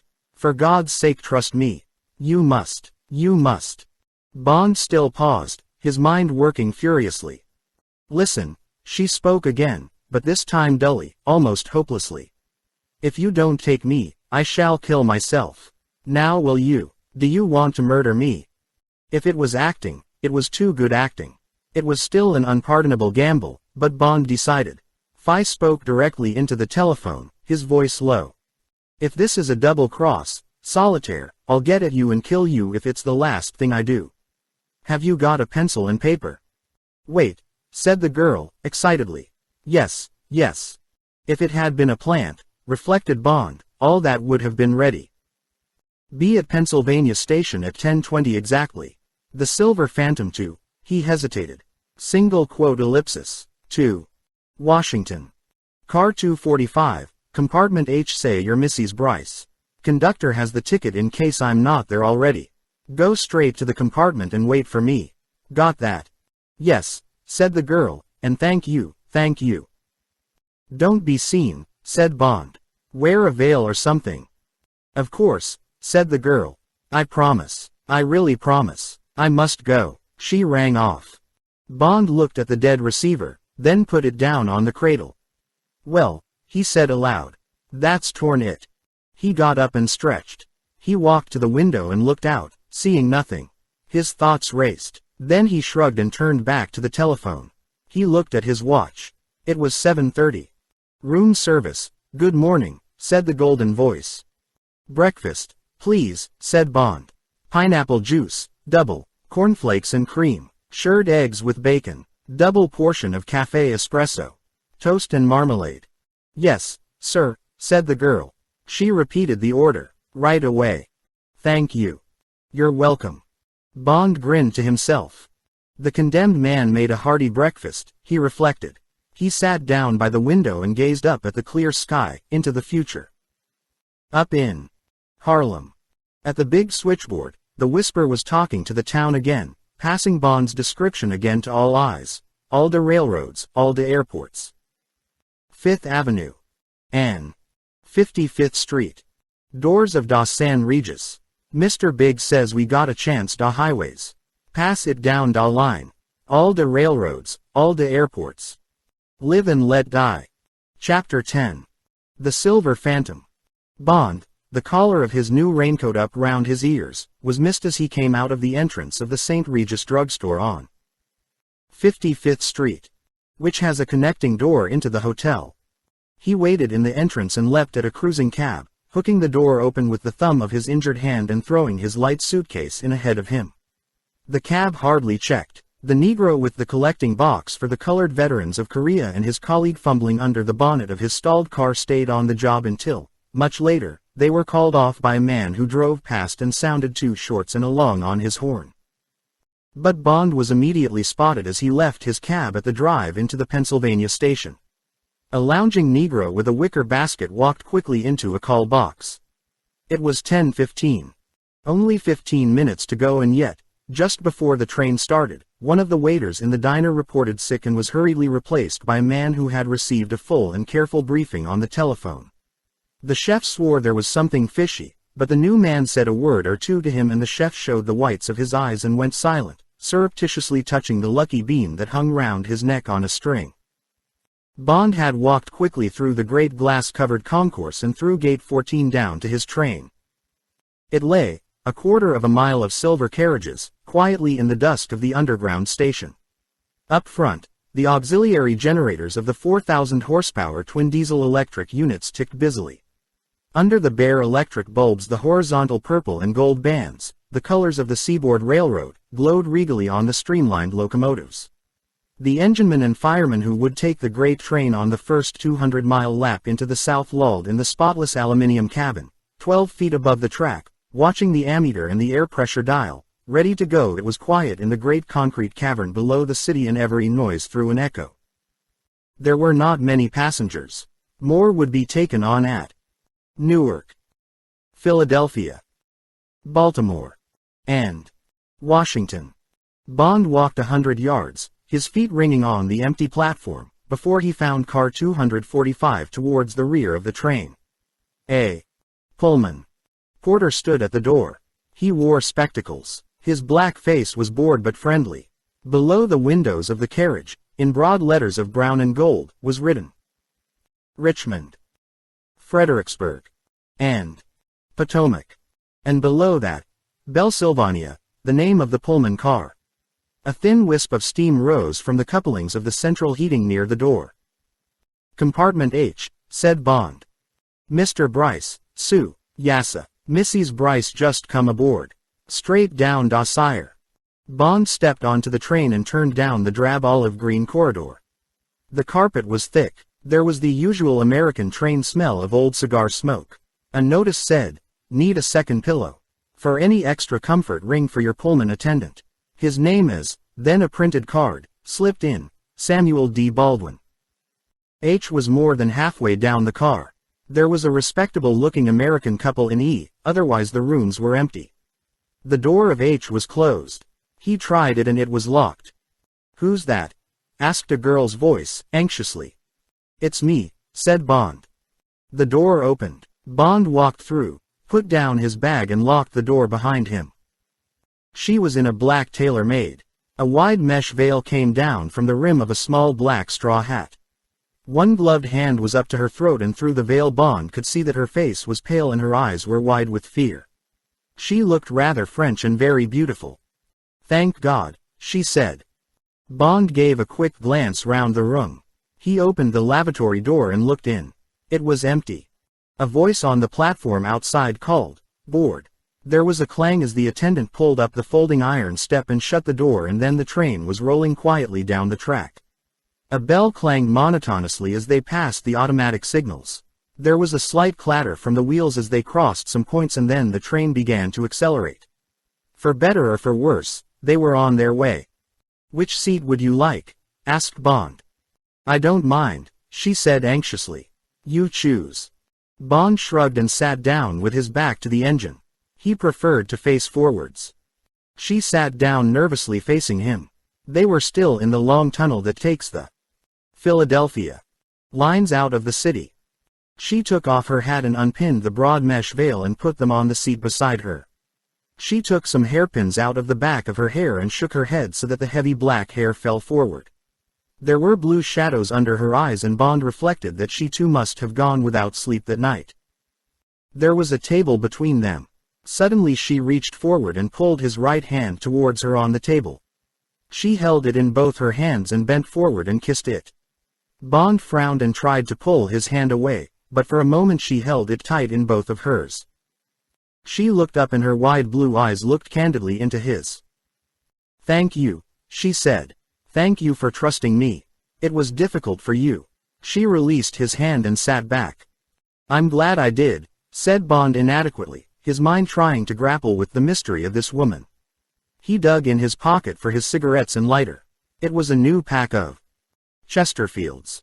and with his right hand he scrabbled at the cellophane wrapper. She reached over and took the pack from him. She slit it with her thumbnail, took out a cigarette, lit it and handed it to him. Bond took it from her and smiled into her eyes, tasting the hint of lipstick from her mouth. "I smoke about 3 packs a day," he said. "You're going to be busy." "I'll just help with the new packs," she said. "Don't be afraid I'm going to fuss over you the whole way to St. Petersburg." Single quote. Bond's eyes narrowed and the smile went out of them. "You don't believe I thought we were only going as far as Washington," she said. "You weren't very quick on the telephone this morning. And anyway, Mr. Big was certain you would make for Florida. I heard him warning his people down there about you. He spoke to a man called the Robber, long distance. Said to watch the airport at Tampa. And the trains. Perhaps we ought to get off the train earlier, at Tarpon Springs or one of the small stations up the coast. Did they see you getting on the train?" "Not that I know of," said Bond. His eyes had relaxed again. "How about you? Have any trouble getting away?" "It was my day for a singing lesson. He's trying to make a torch singer out of me. Wants me to go on at the Bone Yard. One of his men took me to my teacher as usual and was due to pick me up again at midday. He wasn't surprised I was having a lesson so early. I often have breakfast with my teacher so as to get away from Mr. Big. He expects me to have all my meals with him." She looked at her watch. He noted cynically that it was an expensive one, diamonds and platinum, Bond guessed. "They'll be missing me in about an hour. I waited until the car had gone, then I walked straight out again and called you. Then I took a cab downtown. I bought a toothbrush and a few other things at a drugstore. Otherwise I've got nothing except my jewelry and the mad money I've always kept hidden from him. About $5,000, so I won't be a financial burden." She smiled. "I thought I'd get my chance one day." She gestured towards the window. "You've given me a new life. I've been shut up with him and his nigger gangsters for nearly a year. This is heaven." The train was running through the unkempt barren plains and swamps between New York and Trenton. It wasn't an attractive prospect. It reminded Bond of some of the stretches on the pre-war Trans-Siberian Railway except for the huge lonely hoardings advertising the current Broadway shows and the occasional dumps of scrap iron and old motor cars. "I hope I can find you something better than that," he said smiling. "But don't thank me. We're quits now. You saved my life last night. That is," he added looking at her curiously, "if you really have got second sight." "Yes," she said, "I have. Or something very like it. I can often see what's going to happen, particularly to other people. Of course I embroider on it and when I was earning my living doing it in Haiti. It was easy to turn it into a good cabaret act. They're riddled with voodoo and superstitions there and they were quite certain I was a witch. But I promise that when I first saw you in that room I knew you had been sent to save me. She blushed, "I saw all sorts of things." "What sort of things?" "Oh, I don't know," she said, her eyes dancing. "Just things. Anyway, we'll see. But it's going to be difficult," she added seriously, "and dangerous. For both of us." She paused. "So will you please take good care of us?" "I'll do my best," said Bond. "The first thing is for us both to get some sleep. Let's have a drink and some chicken sandwiches and then we'll get the porter to put our beds down. You mustn't be embarrassed," he added, seeing her eyes recoil. "We're in this together. We have to spend 24 hours in a double bedroom together, and it's no good being squeamish. Anyway, you're Mrs. Bryce," he grinned, "and you must just act like her. Up to a point anyway," he added. She laughed. Her eyes speculated. She said nothing but rang the bell below the window. The conductor arrived at the same time as the Pullman attendant. Bond ordered old fashions, and stipulated, Old Grandad, bourbon, chicken sandwiches, and decaffeined, Sanka, coffee so that their sleep would not be spoilt. "I have to collect another fare from you, Mr. Bryce," said the conductor. "Of course," said Bond. Solitaire made a movement towards her handbag. "It's all right, darling," said Bond, pulling out his notecase. "You've forgotten you gave me your money to look after before we left the house." Guess the lady'll need plenty for her summer frocks, said the conductor. Shops is plenty expensive in St. Pete. Plenty hot down there too. You folks been to Florida before? We always go at this time of year, said Bond. Hope you have a pleasant trip, said the conductor. When the door shut behind him, Solitaire laughed delightedly. You can't embarrass me, she said. I'll think up something really fierce if you're not careful. To begin with, I'm going in there, she gestured towards the door behind Bond's head. I must look terrible. Go ahead, darling, laughed Bond as she disappeared. Bond turned to the window and watched the pretty clapboard houses slip by as they approached Trenton. He loved trains and he looked forward with excitement to the rest of the journey. The train was slowing down.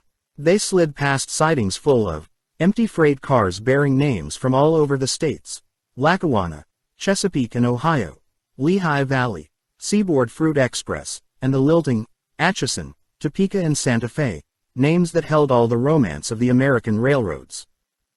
British Railways, thought Bond. He sighed and turned his thoughts back to the present adventure. For better or worse he had decided to accept Solitaire, or rather, in his cold way, to make the most of her.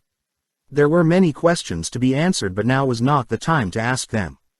All that immediately concerned him was that another blow had been struck at Mr. Big, where it would hurt most, in his vanity. As for the girl, as a girl, he reflected that it was going to be fun teasing her and being teased back, and he was glad that they had already crossed the frontiers into comradeship and even intimacy. Was it true what the big man had said, that she would have nothing to do with men? He doubted it. She seemed open to love and to desire. At any rate he knew she was not closed to him. He wanted her to come back and sit down opposite him again so that he could look at her and play with her and slowly discover her. Solitaire. It was an attractive name. No wonder they had christened her that in the sleazy nightclubs of Port-au-Prince. Even in her present promise of warmth towards him there was much that was withdrawn and mysterious. He sensed a lonely childhood on some great decaying plantation, an echoing, great house, slowly falling into disrepair and being encroached on by the luxuriance of the tropics. The parents dying, and the property being sold. The companionship of a servant or two and an equivocal life in lodgings in the capital.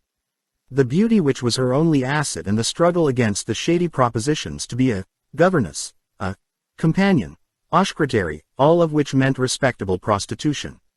Then the dubious, unknown steps into the world of entertainment. The evening stint at the nightclub with the mysterious act which, among people dominated by magic, must have kept many away from her and made her a person to be feared. And then, one evening, the huge man with the gray face sitting at a table by himself. The promise that he would put her on Broadway.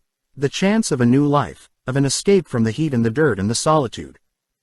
Bond turned brusquely away from the window. A romantic picture, perhaps. But it must have been something like that.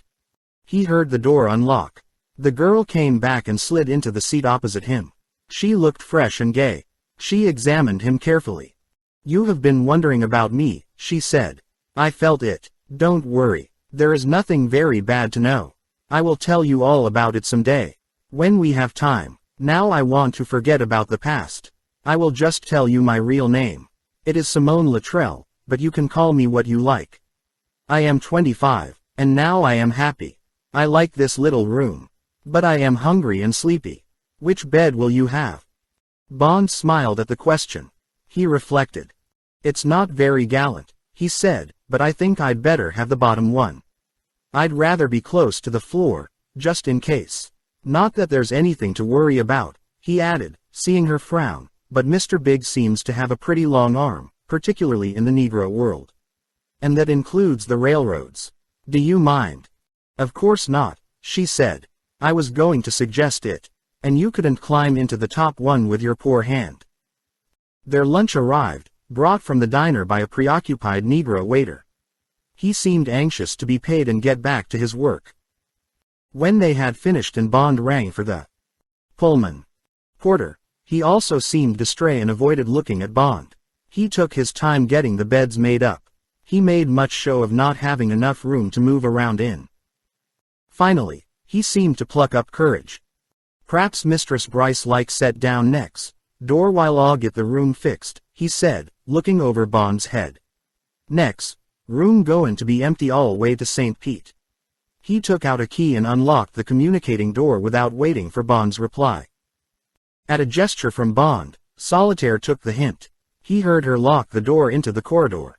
The Negro bumped the communicating door shut. Bond waited for a moment. He remembered the Negro's name. "Got something on your mind?" "Baldwin?" he asked.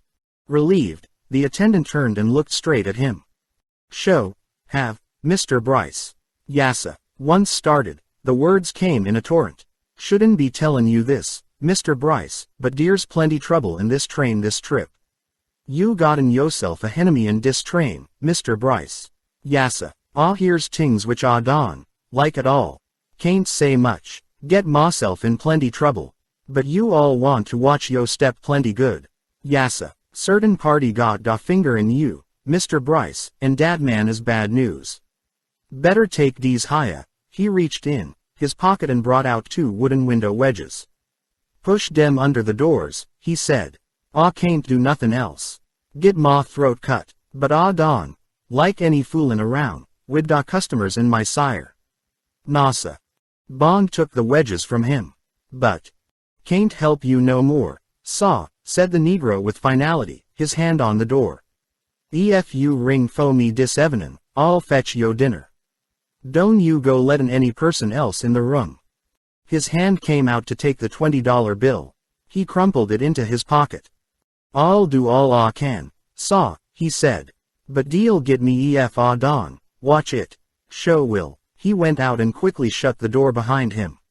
Bond thought for a moment, then he opened the communicating door. Solitaire was reading. "He's fixed everything," he said. "Took a long time about it. Wanted to tell me all his life story as well. I'll keep out of your way until you've climbed up to your nest. Call me when you're ready."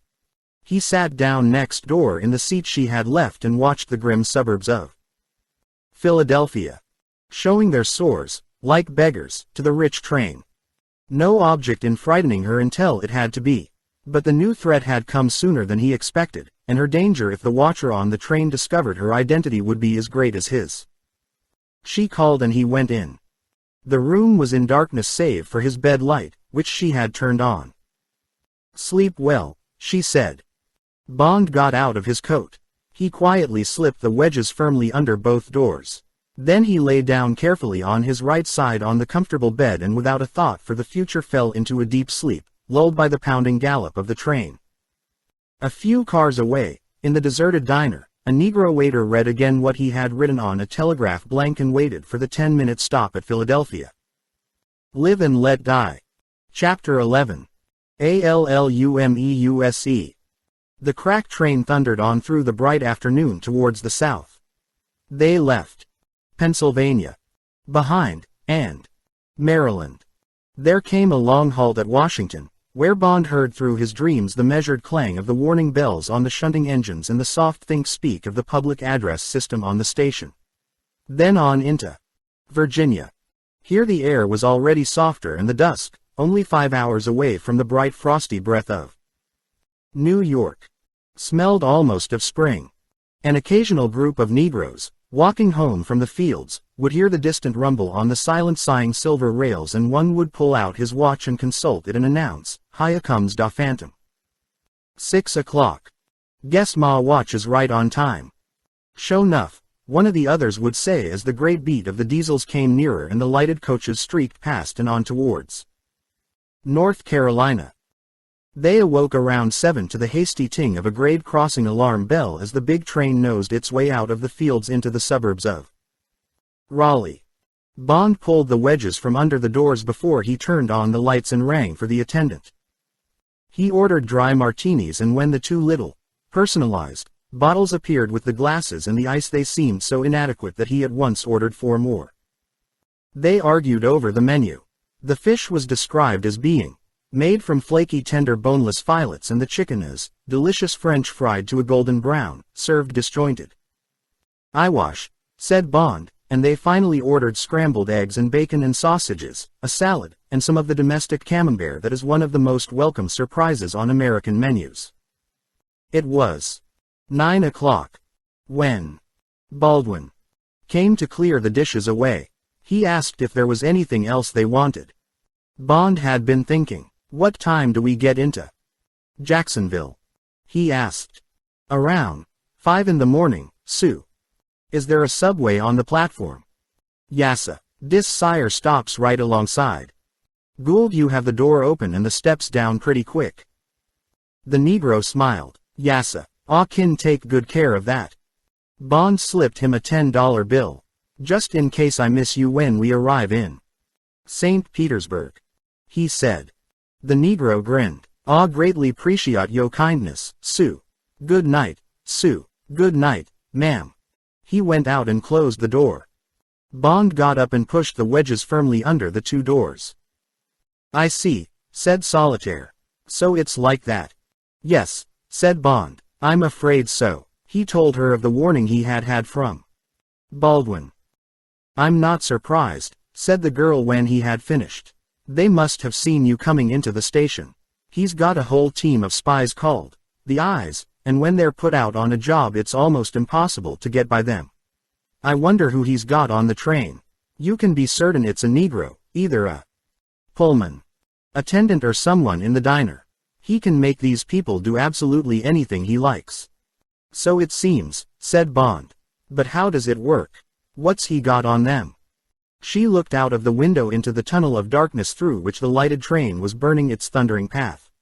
Then she looked back across the table into the cool wide gray-blue eyes of the English agent. She thought, how can one explain to someone with that certainty of spirit, with that background of common sense, brought up with clothes and shoes among the warm houses and the lighted streets? How can one explain to someone who hasn't lived close to the secret heart of the tropics, at the mercy of their anger and stealth and poison, who hasn't experienced the mystery of the drums, seen the quick workings of magic and the mortal dread it inspires? What can he know of catalepsy, and thought transference and the sixth sense of fish, of birds, of Negroes, the deadly meaning of a white chicken's feather, a crossed stick in the road, a little leather bag of bones and herbs? What of nihilism, of shadow-taking, of the death by swelling and the death by wasting? She shivered and a whole host of dark memories clustered round her. Above all, she remembered that first time in the home for where her black nurse had once taken her as a child. It do you no harm, missy. Dis powerful good juju. Care fay you res, f yo life. And the disgusting old man and the filthy drink he had given her. How her nurse had held her jaws open until she had drunk the last drop, and how she had lain awake screaming every night for a week. And how her nurse had been worried, and then suddenly she had slept all right until, weeks later, shifting on her pillow, she had felt something hard and had dug it out from the pillowcase, a dirty little packet of muck. She had thrown it out of the window, but in the morning she could not find it. She had continued to sleep well, and she knew it must have been found by the nurse and secreted somewhere under the floorboards. Years later, she had found out about the voodoo drink, a concoction of rum, gunpowder, grave dirt and human blood. She almost retched as the taste came back to her mouth. What could this man know of these things or of her half-belief in them? She looked up and found Bond's eyes fixed quizzically on her. You're thinking I shan't understand, he said. And you're right up to a point. But I know what fear can do to people, and I know that fear can be caused by many things. I've read most of the books on voodoo and I believe that it works. I don't think it would work on me because I stopped being afraid of the dark when I was a child, and I'm not a good subject for suggestion or hypnotism. But I know the jargon, and you needn't think I shall laugh at it. The scientists and doctors who wrote the books don't laugh at it. Solitaire smiled. All right, she said. Then all I need tell you is that they believe the big man is the zombie of Baron Samedi. Zombies are bad enough by themselves. They're animated corpses that have been made to rise from the dead and obey the commands of the person who controls them. Baron Samedi is the most dreadful spirit in the whole of voodooism. He is the spirit of darkness and death. So for Baron Samedi to be in control of his own zombie is a very dreadful conception. You know what Mr. Big looks like. He is huge and gray, and he has great psychic power. It is not difficult for a Negro to believe that he is a zombie, and a very bad one at that. The step to Baron Samedi is simple. Mr. Big encourages the idea by having the Baron's fetish at his elbow. You saw it in his room. She paused. She went on quickly, almost breathlessly. And I can tell you that it works and that there's hardly a Negro who has seen him and heard the story who doesn't believe it and who doesn't regard him with complete and absolute dread. And they are right, she added. And you would say so too if you knew the way he deals with those who haven't obeyed him completely, the way they are tortured and killed. Where does Moscow come in? Asked Bond. Is it true he's an agent of Smersh? I don't know what Smersh is, said the girl, but I know he works for Russia. At least I've heard him talking Russian to people who come from time to time. Occasionally he's had me into that room and asked me afterwards what I thought of his visitors. Generally it seemed to me they were telling the truth, although I couldn't understand what they said. But don't forget I've only known him for a year and he's fantastically secretive. If Moscow does use him, they've got hold of one of the most powerful men in America. He can find out almost anything he wants to, and if he doesn't get what he wants, somebody gets killed. Why doesn't someone kill him? Asked Bond. You can't kill him, she said. He's already dead. He's a zombie. Yes, I see, said Bond slowly. It's quite an impressive arrangement. Would you try? She looked out of the window, then back at him. As a last resort, she admitted unwillingly. But don't forget I come from Haiti. My brain tells me I could kill him, but she made a helpless gesture with her hands. Single quote ellipsis. My instinct tells me I couldn't. She smiled at him docilely. You must think me a hopeless fool, she said. Bond reflected. Not after reading all those books, he admitted. He put his hand across the table and covered hers with it. When the time comes, he said, smiling, I'll cut a cross in my bullet. That used to work in the old days. She looked thoughtful. I believe that if anybody can do it, you can, she said. You hit him hard last night in exchange for what he did to you. She took his hand in hers and pressed it. Now tell me what I must do. Bed, said Bond. He looked at his watch. It was 10 o'clock. Might as well get as much sleep as we can. We'll slip off the train at Jacksonville. And chance being spotted, find another way down to the coast. They got up. They stood facing each other in the swaying train. Suddenly Bond reached out and took her in his right arm. Her arms went round his neck and they kissed passionately. He pressed her up against the swaying wall and held her there. She took his face between her two hands and held it away, panting. Her eyes were bright and hot. Then she brought his lips against hers again and kissed in him long and lasciviously, as if she was the man and he the woman. Bond cursed the broken hand that prevented him exploring her body, taking her. He freed his right hand and put it between their bodies, feeling her hard breasts, each with its pointed stigma of desire. He slipped it down her back until it came to the cleft at the base of her spine and he let it rest there, holding the center of her body hard against him until they had kissed enough. She took her arms away from around his neck and pushed him away. I hoped I would one day kiss a man like that, she said. And when I first saw you, I knew it would be you. Her arms were down by her sides and her body stood there, open to him, ready for him. You're very beautiful, said Bond. You kiss more wonderfully than any girl I have ever known. He looked down at the bandages on his left hand. Curse this arm, he said. I can't hold you properly or make love to you. It hurts too much. That's something else Mr. Big's got to pay for. She laughed. She took a handkerchief out of her bag and wiped the lipstick off his mouth. Then she brushed the hair away from his forehead, and kissed him again, lightly and tenderly. It's just as well, she said. There are too many other things on our minds. The train rocked him back against her. He put his hand on her left breast and kissed her white throat. Then he kissed her mouth. He felt the pounding of his blood softening. He took her by the hand and drew her out into the middle of the little swaying room. He smiled. Perhaps you're right, he said. When the time comes I want to be alone with you, with all the time in the world. Here there is at least one man who will probably disturb our night. And we'll have to be up at 4 in the morning anyway. So there simply isn't time to begin making love to you now. You get ready for bed and I'll climb up after you and kiss you good night. They kissed once more, slowly, then he stepped away. We'll just see if we have company next door, he said. He softly pulled the wedge away from under the communicating door and gently turned the lock. He took the Beretta out of its holster, thumbed back the safety catch and gestured to her to pull open the door so that she was behind it. He gave the signal and she wrenched it quickly open. The empty compartment yawned sarcastically at them. Bond smiled at her and shrugged his shoulders. "Call me when you're ready," he said and went in and closed the door. The door to the corridor was locked. The room was identical with theirs. Bond went over it very carefully for vulnerable points. There was only the air conditioning vent in the ceiling and Bond, who was prepared to consider any possibility, dismissed the employment of gas in the system.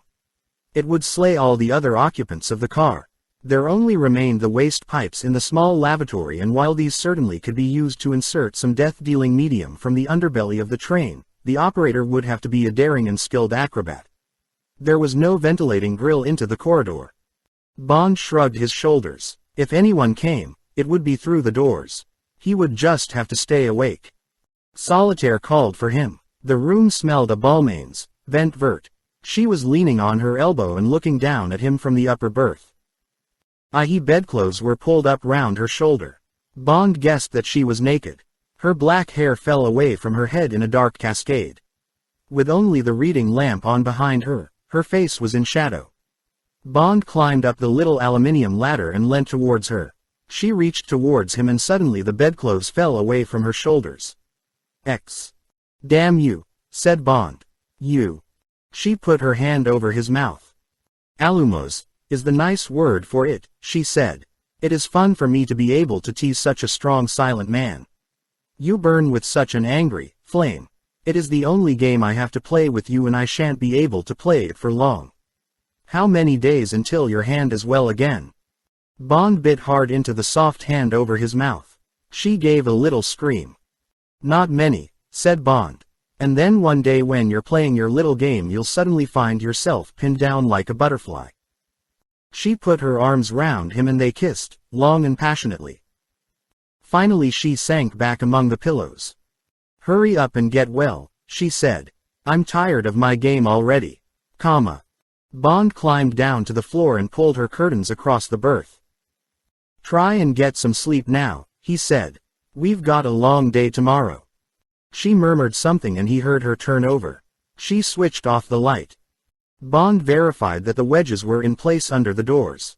Then he took off his coat and tie and lay down on the bottom berth. He turned off his own light and lay thinking of Solitaire and listening to the steady gallop of the wheels beneath his head and the comfortable small noises in the room, the gentle rattles and squeaks and murmurs in the coachwork that bring sleep so quickly on a train at nighttime. It was 11 o'clock. And the train was on the long stretch between Columbia and Savannah, Georgia. There were another 6 hours or so to Jacksonville, another 6 hours of darkness during which the big man would almost certainly have instructed his agent to make some move, while the whole train was asleep and while a man could use the corridors without interference. The great train snaked on through the dark, pounding out the miles through the empty plains and mingy hamlets of Georgia. The Peach State. The angry moan of its four-toned wind horn soughing over the wide savanna and the long shaft of its single searchlight ripping the black calico of the night. Bond turned on his light again and read for a while, but his thoughts were too insistent and he soon gave up and switched the light off. Instead, he thought of Solitaire and of the future and of the more immediate prospects of Jacksonville and St. Petersburg, and of seeing lighter again. Much later, around 1 o'clock in the morning, he was dozing and on the edge of sleep, when a soft metallic noise quite close to his head brought him wide awake with his hand on his gun. There was someone at the passage door and the lock was being softly tried. Bond was immediately on the floor and moving silently on his bare feet. He gently pulled the wedge away from under the door to the next compartment and as gently pulled the bolt and opened the door. He crossed the next compartment and softly began to open the door to the corridor. There was a deafening click as the bolt came back. He tore the door open and threw himself into the corridor, only to see a flying figure already nearing the forward end of the car. If his two hands had been free he could have shot the man, but to open the doors he had to tuck his gun into the waistband of his trousers. Bond knew that pursuit would be hopeless. There were too many empty compartments into which the man could dodge and quietly close the door. Bond had worked all this out beforehand. He knew his only chance would be surprise and either a quick shot or the man's surrender.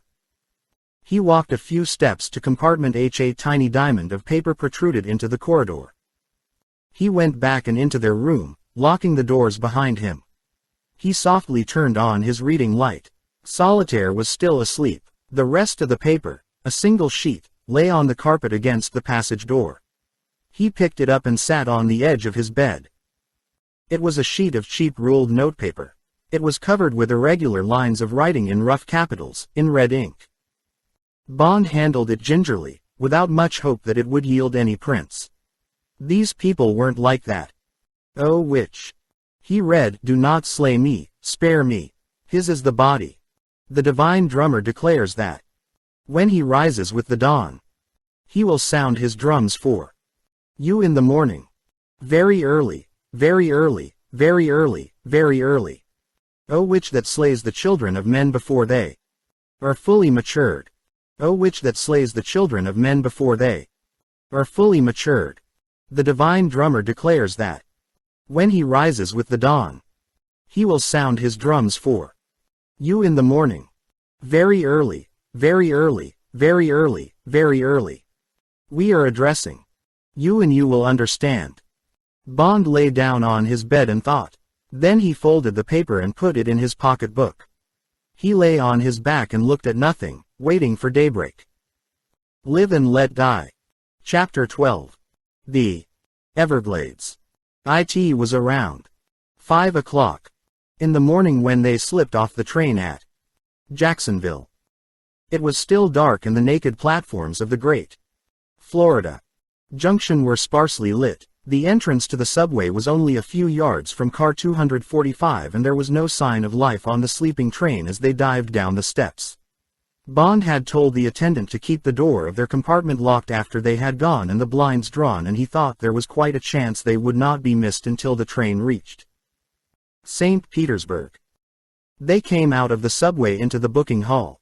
Bond verified that the next express for St. Petersburg would be the Silver Meteor, the sister train of the Phantom, due at about 9 o'clock, and he booked 2 Pullman seats on it. Then he took Solitaire's arm and they walked out of the station into the warm dark street. There were 2 or 3 all-night diners to choose from and they pushed through the door that announced, "Good Eats," in the brightest neon. It was the usual sleazy food machine, 2 tired waitresses behind a zinc counter loaded with cigarettes and candy and paperbacks and comics. There was a big coffee percolator and a row of butane gas rings. A door marked "Restroom" concealed its dreadful secrets next to a door marked "Private," which was probably the back entrance. A group of overaled men at one of the dozen stained crude tables looked up briefly as they came in and then resumed their low conversation. Relief crews for the diesels, Bond guessed. There were 4 narrow booths on the right of the entrance and Bond and Solitaire slipped into one of them. They looked dully at the stained menu card.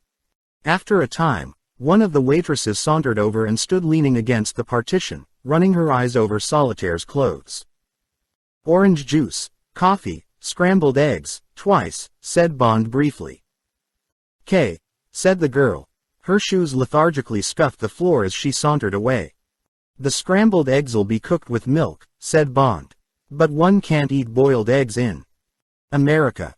They look so disgusting without their shells, mixed up in a teacup the way they do them here. God knows where they learned the trick. From Germany, I suppose. And bad American coffee's the worst in the world, worse even than in England. I suppose they can't do much harm to the orange juice. After all, we are in Florida now." He suddenly felt depressed by the thought of their 4-hour wait in this unwashed, dog-eared atmosphere. Everybody's making easy money in America these days, said Solitaire. That's always bad for the customer. All they want is to strip a quick dollar off you and toss you out. Wait till you get down to the coast. At this time of the year, Florida's the biggest sucker trap on earth. On the East Coast they fleece the millionaires. Where we're going they just take it off the little man. Serves him right, of course. He goes there to die. He can't take it with him. For heaven's sake, said Bond, What sort of a place are we going to? Everybody's nearly dead in St. Petersburg, explained Solitaire. It's the great American graveyard. When the bank clerk or the post office worker or the railroad conductor reaches 60, he collects his pension or his annuity and goes to St. Petersburg to get a few years' sunshine before he dies. It's called the Sunshine City. The weather's so good that the evening paper there, The Independent, is given away free any day the sun hasn't shone by edition time. It only happens 3 or 4 times a year and it's a fine advertisement. Everybody goes to bed around 9 o'clock. In the evening and during the day the old folks play shuffleboard and bridge, herds of them. There's a couple of baseball teams down there, the Kids and the Cubs, all over 75. Then they play bowls, but most of the time they sit squashed together in droves on things called sidewalk davenports, rows of benches up and down the sidewalks of the main streets. They just sit in the sun and gossip and doze. It's a terrifying sight, all these old people with their spectacles and hearing aids and clicking false teeth. Sounds pretty grim, said Bond. Why the hell did Mr. Big choose this place to operate from? It's perfect for him, said Solitaire seriously. There's practically no crime, except cheating at bridge and canasta. So there's a very small police force. There's quite a big Coast Guard station, but it's mainly concerned with smuggling between Tampa and Cuba, and sponge fishing out of season at Tarpon Springs. I don't really know what he does there except that he's got a big agent called the Robber. Something to do with Cuba, I expect, she added thoughtfully. Probably mixed up with communism. I believe Cuba. Coney's under Harlem, and runs red agents all through the Caribbean. Anyway, she went on, St. Petersburg is probably the most innocent town in America. Everything's very folksy and gracious. It's true there's a place called the Restorium, a hospital for alcoholics. But very old ones, I suppose, she laughed, and I expect they're past doing anyone any harm. You'll love it. She smiled maliciously at Bond. You'll probably want to settle down there for life and be an oldster, too. That's the great word down there. Oldster. God forbid, said Bond fervently. It sounds rather like Bournemouth or Torquay, but a million times worse. I hope we don't get into a shooting match with the Robber and his friends. We'd probably hurry a few hundred oldsters off to the cemetery with heart failure. But isn't there anyone young in this place? Oh yes, laughed Solitaire. Plenty of them. All the local inhabitants who take the money off the oldsters, for instance. The people who own the motels and the trailer camps. You could make plenty of money running the bingo tournaments. I'll be your Barker, the girl outside who gets the suckers in. Dear Mr. Bond, she reached over and pressed his hand. Will you settle down with me and grow old gracefully in St. Petersburg? ? Bond sat back and looked at her critically. I want a long time of disgraceful living with you first, he said with a grin. I'm probably better at that. But it suits me that they go to bed at 9 down there. Her eyes smiled back at him. She took her hand away from his as their breakfast arrived. Yes, she said, you go to bed at 9. Then I shall slip out by the back door and go on the tiles with the kids and the cubs. The breakfast was as bad as Bond had prophesied. When they had paid they wandered over to the station waiting room. The sun had risen and the light swarmed in dusty bars into the vaulted, empty hall. They sat together in a corner and until the silver meteor came in Bond plied her with questions about the big man and all she could tell him about his operations. Occasionally he made a note of a date or a name but there was little she could add to what he knew. She had an apartment to herself in the same Harlem block as Mr. Big and she had been kept virtually a prisoner there for the past year. She had 2 tough negresses as companions, and was never allowed out without a guard. From time to time Mr. Big would have her brought over to the room where Bond had seen him. There she would be told to divine whether some man or woman, generally bound to the chair, was lying or not. She varied her replies according to whether she sensed these people were good or evil. She knew that her verdict might often be a death sentence but she felt indifferent to the fate of those she judged to be evil. Very few of them were white. Bond jotted down the dates and details of all these occasions. Everything she told him added to the picture of a very powerful and active man, ruthless and cruel, commanding a huge network of operations. All she knew of the gold coins was that she had several times had to question men on how many they had passed and the price they had been paid for them. Very often, she said, they were lying on both counts. Bond was careful to divulge very little of what he himself knew or guessed. His growing warmth towards Solitaire and his desire for her body were in a compartment which had no communicating door with his professional life. The silver meteor came in on time and they were both relieved to be on their way again and to get away from the dreary world of the big junction. The train sped on down through Florida. Through the forests and swamps, stark and bewitched with Spanish moss, and through the mile upon mile of citrus groves. All through the center of the state the moss lent a dead, spectral feeling to the landscape.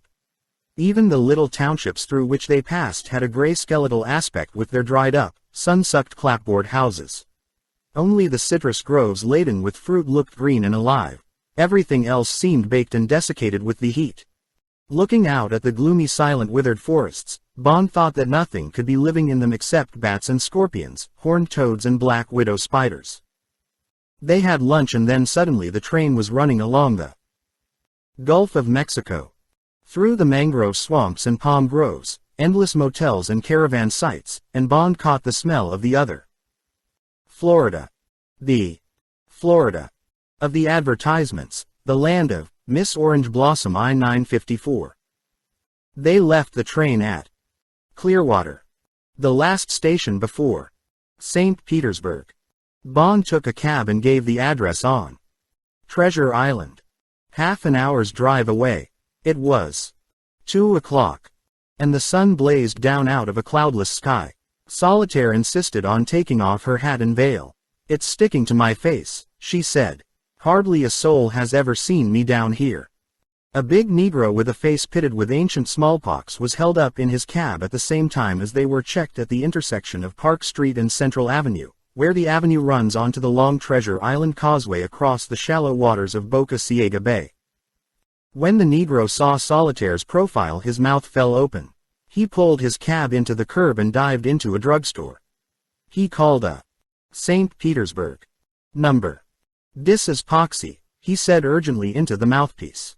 "Gimme da robber and step on it." "Dat you, robber? Listen, da big man must be in town." "What d'you mean you G's talked wid him, in New York?" "Ah G's seen his gal in a Clearwater cab, one of da Stasson companies. Headin' over da causeway. Show sartin, cross ma heart, couldn't mistake dat Eiffel, wid a man in a blue suit, gray Stetson. Seemed like a scar down his face." "What d'you mean, follow him?" "Ah G's couldn't believe you wouldn't tell me da big man woos in town ef he woos. Thought mebbe AHD better check and make show." Okay, I'll catch da cab when he comes back over da causeway, else at Clearwater." Okay, keep yo shirt on, I ain't done nothin' wrong." The man called, the robber, was through to New York. In 5 minutes, he had been warned about Bond but he couldn't understand where Solitaire tied into the picture. When he had finished talking to the big man he still didn't know, but his instructions were quite definite. He rang off and sat for a while drumming his fingers on his desk. 10 grand for the job. He'd need 2 men. That would leave 8 grand for him. He licked his lips and called a pool room in a downtown bar in Tampa. Bond paid off the cab at the Everglades, a group of neat white and yellow clapboard cottages set on 3 sides of a square of Bahama grass which ran 50 yards down to a bone-white beach and then to the sea. From there, the whole Gulf of Mexico stretched away, as calm as a mirror, until the heat haze on the horizon married it into the cloudless sky. After London. After New York. After Jacksonville. It was a sparkling transition. Bond went through a door marked "Office," with Solitaire demurely at his heels. He rang a bell that said, "Manageress, Mrs. Stuyvesant," and a withered shrimp of a woman with blue rinsed hair appeared and smiled with her pinched lips. "Yes. Mr. Leiter." "Oh yes, you're Mr. Bryce. Cabana number 1, right down on the beach." Mr. Leiter's been expecting you since lunchtime. And, she heliographed with her pince nez towards Solitaire. Mrs. Bryce, said Bond. Ah yes, said Mrs. Stuyvesant, wishing to disbelieve. Well, if you'd care to sign the register, I'm sure you and Mrs. Bryce would like to freshen up after the journey. The full address, please. Thank you. She led them out and down the cement path to the end cottage on the left. She knocked and Leiter appeared. Bond had looked forward to a warm welcome, but Leiter seemed staggered to see him. His mouth hung open, his straw-colored hair, still faintly black at the roots, looked like a haystack. You haven't met my wife, I think, said Bond. No, I mean, yes. How do you do? The whole situation was beyond him. Forgetting Solitaire, he almost dragged Bond through the door. At the last moment he remembered the girl and seized her with his other hand and pulled her in two, banging the door shut with his heel so that Mrs. Stuyvesant's, I hope you have a happy, was guillotined before Feshte. Once inside, Leiter could still not take them in. He stood and gaped from one to the other. Bond dropped his suitcase on the floor of the little lobby. There were two doors. He pushed open the one on his right and held it for Solitaire. It was a small living room that ran the width of the cottage and faced across the beach to the sea. It was pleasantly furnished with bamboo beach chairs upholstered in foam rubber covered with a red and green hibiscus chintz. Pollern leaf matting covered the floor. The walls were duck's egg blue and in the center of each was a color print of tropical flowers in a bamboo frame. There was a large drum-shaped table in bamboo with a glass top. It held a bowl of flowers and a white telephone. There were broad windows facing the sea and to the right of them a door leading onto the beach. White plastic jalousies were drawn half up the windows to cut the glare from the sand. Bond and Solitaire sat down. Bond lit a cigarette and threw the pack and his lighter onto the table. Suddenly the telephone rang. Leiter came out of his trance and walked over from the door and picked up the receiver. Speaking, he said. Put the lieutenant on. That you, Lieutenant? He's here. Just walked in. No, all in one piece. He listened for a moment, then turned to Bond. Where did you leave the Phantom? He asked. Bond told him. Single quote. Jacksonville. Said Leiter into the telephone. Yeah, I'll say, sure. I'll get the details from him and call you back. Will you call off homicide? I'd sure appreciate it. And New York. Much obliged, Lieutenant. Orlando. 9,000. Okay. And thanks again. Bye. He put down the receiver. He wiped the sweat off his forehead and sat down opposite Bond. Suddenly he looked at Solitaire and grinned apologetically. I guess you're Solitaire, he said. Sorry for the rough welcome. It's been quite a day. For the second time in around 24 hours I didn't expect to see this guy again. He turned back to Bond. Okay to go ahead? He asked. Yes, said Bond. Solitaire's on our side now. That's a break, said Leiter. Well, you won't have seen the papers or heard the radio, so I'll give you the headlines first. The Phantom was stopped soon after. Jacksonville. Between Waldo and Ocala. Your compartment was Tommy gunned and bombed. Blown to bits. Killed the Pullman porter who was in the corridor at the time. No other casualties. Bloody uproar going on. Who did it? Who's Mr. Bryce and who's Mrs. Bryce? Where are they? Of course we were sure you'd been snatched. The police at Orlando are in charge. Traced the bookings back to New York. Found the FBI had made them. Everyone comes down on me like a load of bricks. Then you walk in with a pretty girl on your arm looking as happy as a clam. Leiter burst out laughing. Boy, you should have heard. Washington. A while back, anybody would have thought it was me that bombed the goddamn train. He reached for one of Bond's cigarettes and lit it. Well, he said, that's the synopsis. I'll hand over the shooting script when I've heard your end. Give. Bond described in detail what had happened since he had spoken to Leiter from the St. Regis. When he came to the night on the train he took the piece of paper out of his pocketbook and pushed it across the table.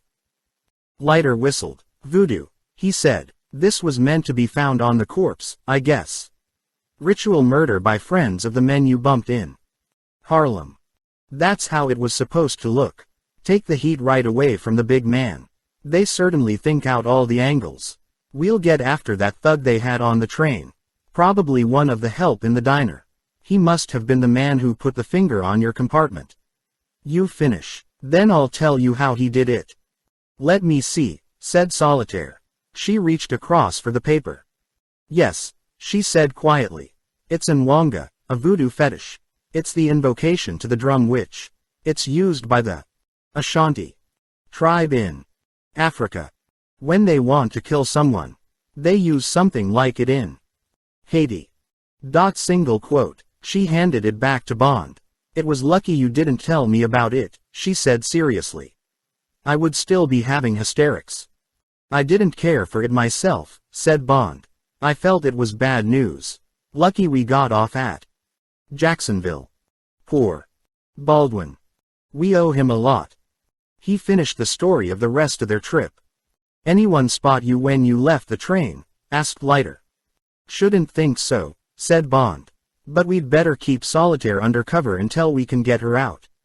Thought we ought to fly her over to Jamaica. Tomorrow. I can get her looked after there till we come on.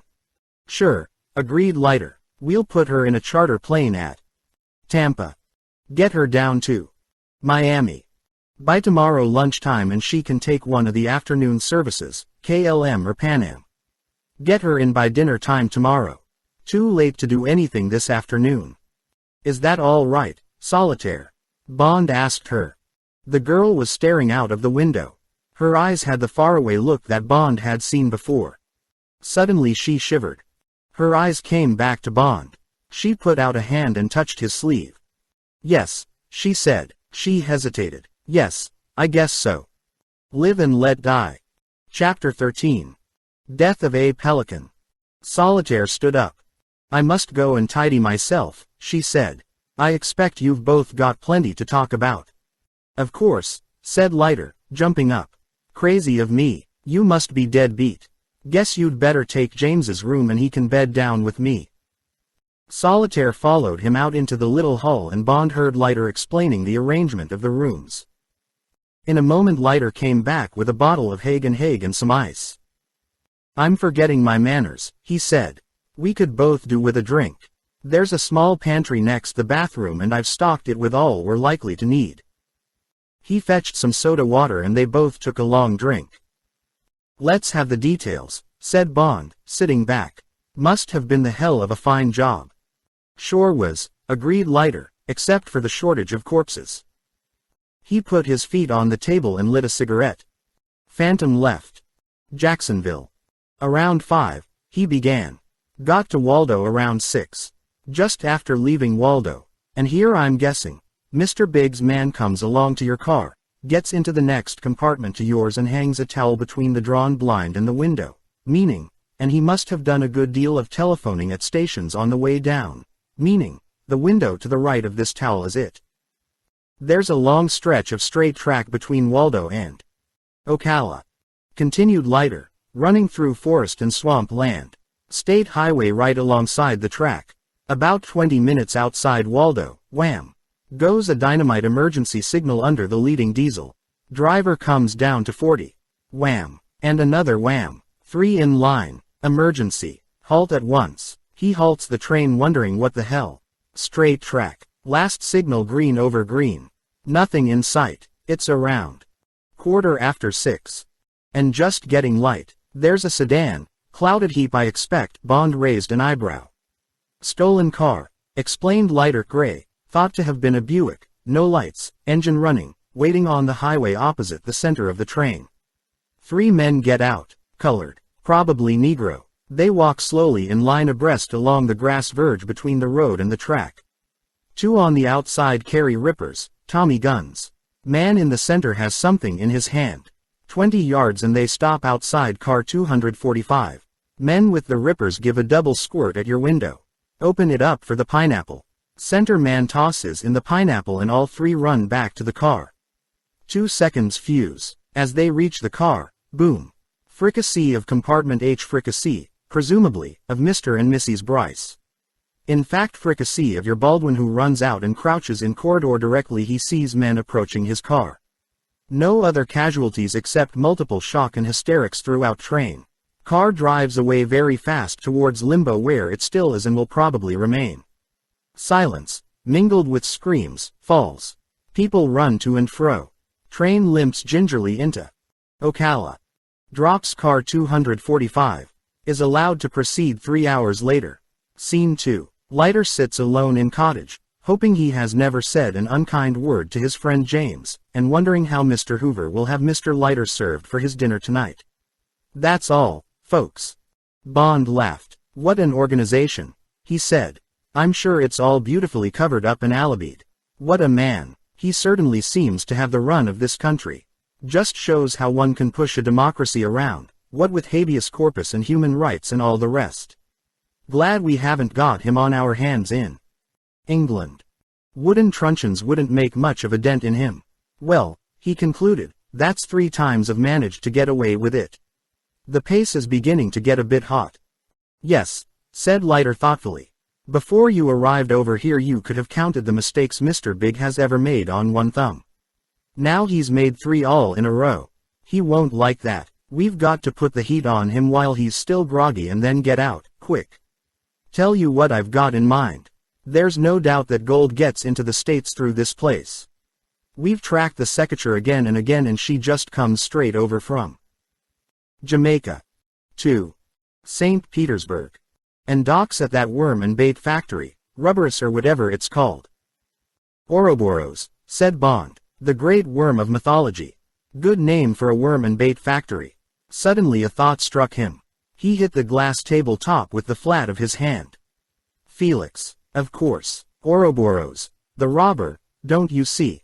Mr. Big's man down here. It must be the same.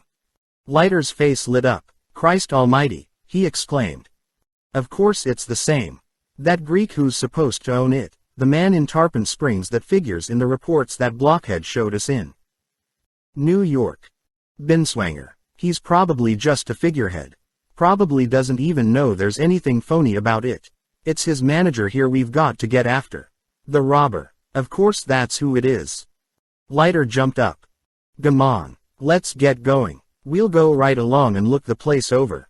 I was going to suggest it anyway, seeing the secretary always docks at their wharf. She's in Cuba. Now, by the way, he added. Havana. Cleared from here a week ago. They searched her good and proper when she came in and when she left. Didn't find a thing, of course. Thought she might have a false keel. Almost tore it off. She had to go into dock before she could sail again. Nix. Not a shadow of anything wrong. Let alone a stack of gold coins. Anyway, we'll go and smell around. See if we can get a look at our robber friend. I'll just have to talk to Orlando and Washington. Tell them all we know. They must catch up quick with the big man's fellow on the train. Probably too late by now. You go and see how Solitaire's getting on. Tell her she's not to move till we get back. Lock her in. We'll take her out to dinner in Tampa. They've got the best restaurant on the whole coast, Cuban, Las Novedades. We'll stop at the airport on the way and fix her flight for tomorrow. Leiter reached for the telephone and asked for long distance. Bond left him to it. 10 minutes later they were on their way. Solitaire had not wanted to be left. She had clung to Bond. I want to get away from here, she said, her eyes frightened. I have a feeling. She didn't end the sentence. Bond kissed her. It's all right, he said. We'll be back in an hour or so. Nothing can happen to you here. Then I shan't leave you until you're on the plane. We can even stay the night in Tampa. And get you off at first light. Yes, please, said Solitaire anxiously. I'd rather do that. I'm frightened here. I feel in danger. She put her arms round his neck. Don't think I'm being hysterical. She kissed him. Now you can go. I just wanted to see you. Go back quickly. Leiter had called and Bond had closed the door on her and locked it. He followed Leiter to his car on the parkway feeling vaguely troubled. He couldn't imagine that the girl could come to any harm in this peaceful, law-abiding place, or that the big man could conceivably have traced her to the Everglades, which was only one of 100 similar beach establishments on Treasure Island. But he respected the extraordinary power of her intuitions, and her attack of nerves made him uneasy. The sight of Leiter's car put these thoughts out of his mind. Bond liked fast cars and he liked driving them. Most American cars bored him. They lacked personality and the patina of individual craftsmanship that European cars have. They were just vehicles, similar in shape and in color, and even in the tone of their horns. Designed to serve for a year and then be turned in part exchange for the next year's model.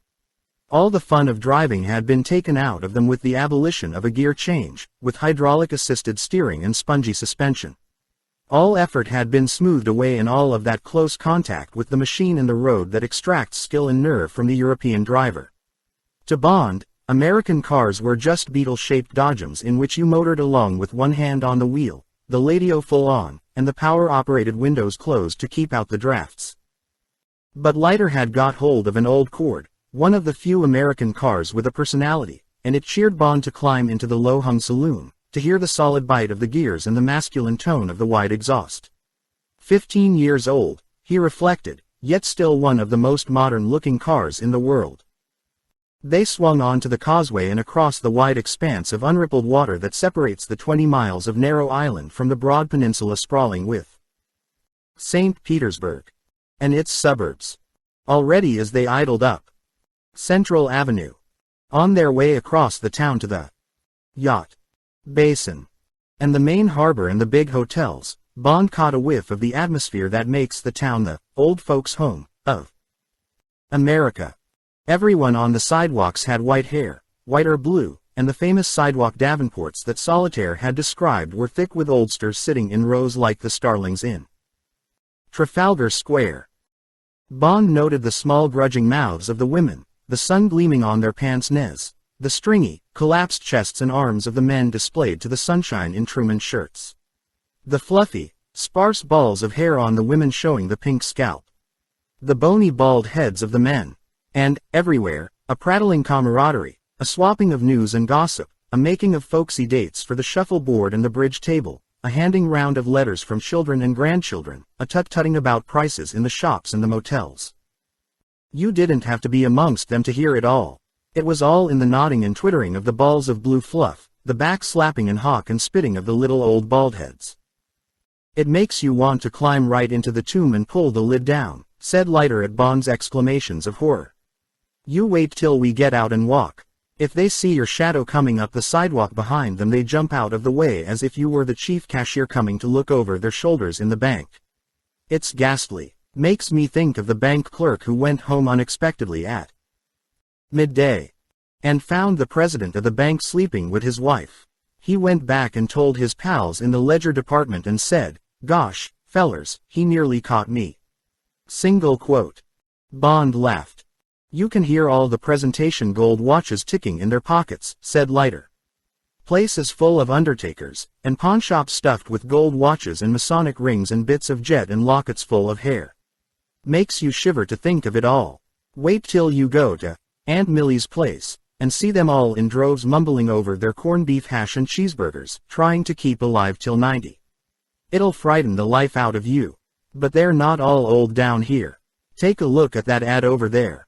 He pointed towards a big hoarding on a deserted lot. It was an advertisement for maternity clothes. Stutzheimer and Block, it said, it's new.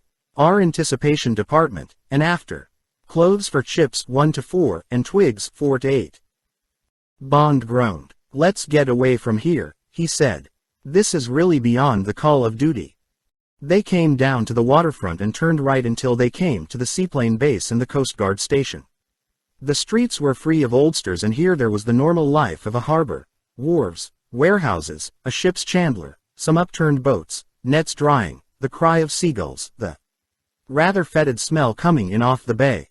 After the teeming boneyard of the town the sign over the garage, driver self. Pat Grady, the smiling Irishman, used cars, was a cheerful reminder of a livelier, bustling world. Better get out and walk, said Leiter. The robber's place is in the next block.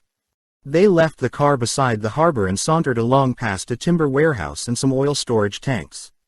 Then they turned left again towards the sea. The side road ended at a small weather-beaten wooden jetty that reached out 20 feet on barnacled piles into the bay. Right up against its open gate was a long low corrugated iron warehouse. Over its wide double doors was painted, black on white, Ouroboros ink. live worm and bait merchants. Coral, shells, tropical fish. Wholesale only. In one of the double doors there was a smaller door with a gleaming Yale lock. On the door was a sign, private. Keep out. Against this a man sat on a kitchen chair, its back tilted so that the door supported his weight. He was cleaning a rifle, a Remington 30 it looked like to Bond. He had a wooden toothpick sticking out of his mouth and a battered baseball cap on the back of his head. He was wearing a stained white singlet that revealed tufts of black hair under his arms, and slept in white canvas trousers and rubber-soled sneakers. He was around 40 and his face was as knotted and seamed as the mooring posts on the jetty. It was a thin, hatchet face, and the lips were thin too, and bloodless. His complexion was the color of tobacco dust, a sort of yellowy beige. He looked cruel and cold, like the bad man in a film about poker players and gold mines. Bond and Leiter walked past him and onto the pier. He didn't look up from his rifle as they went past, but Bond sensed that his eyes were following them. "If that isn't the robber," said Leiter, "it's a blood relation."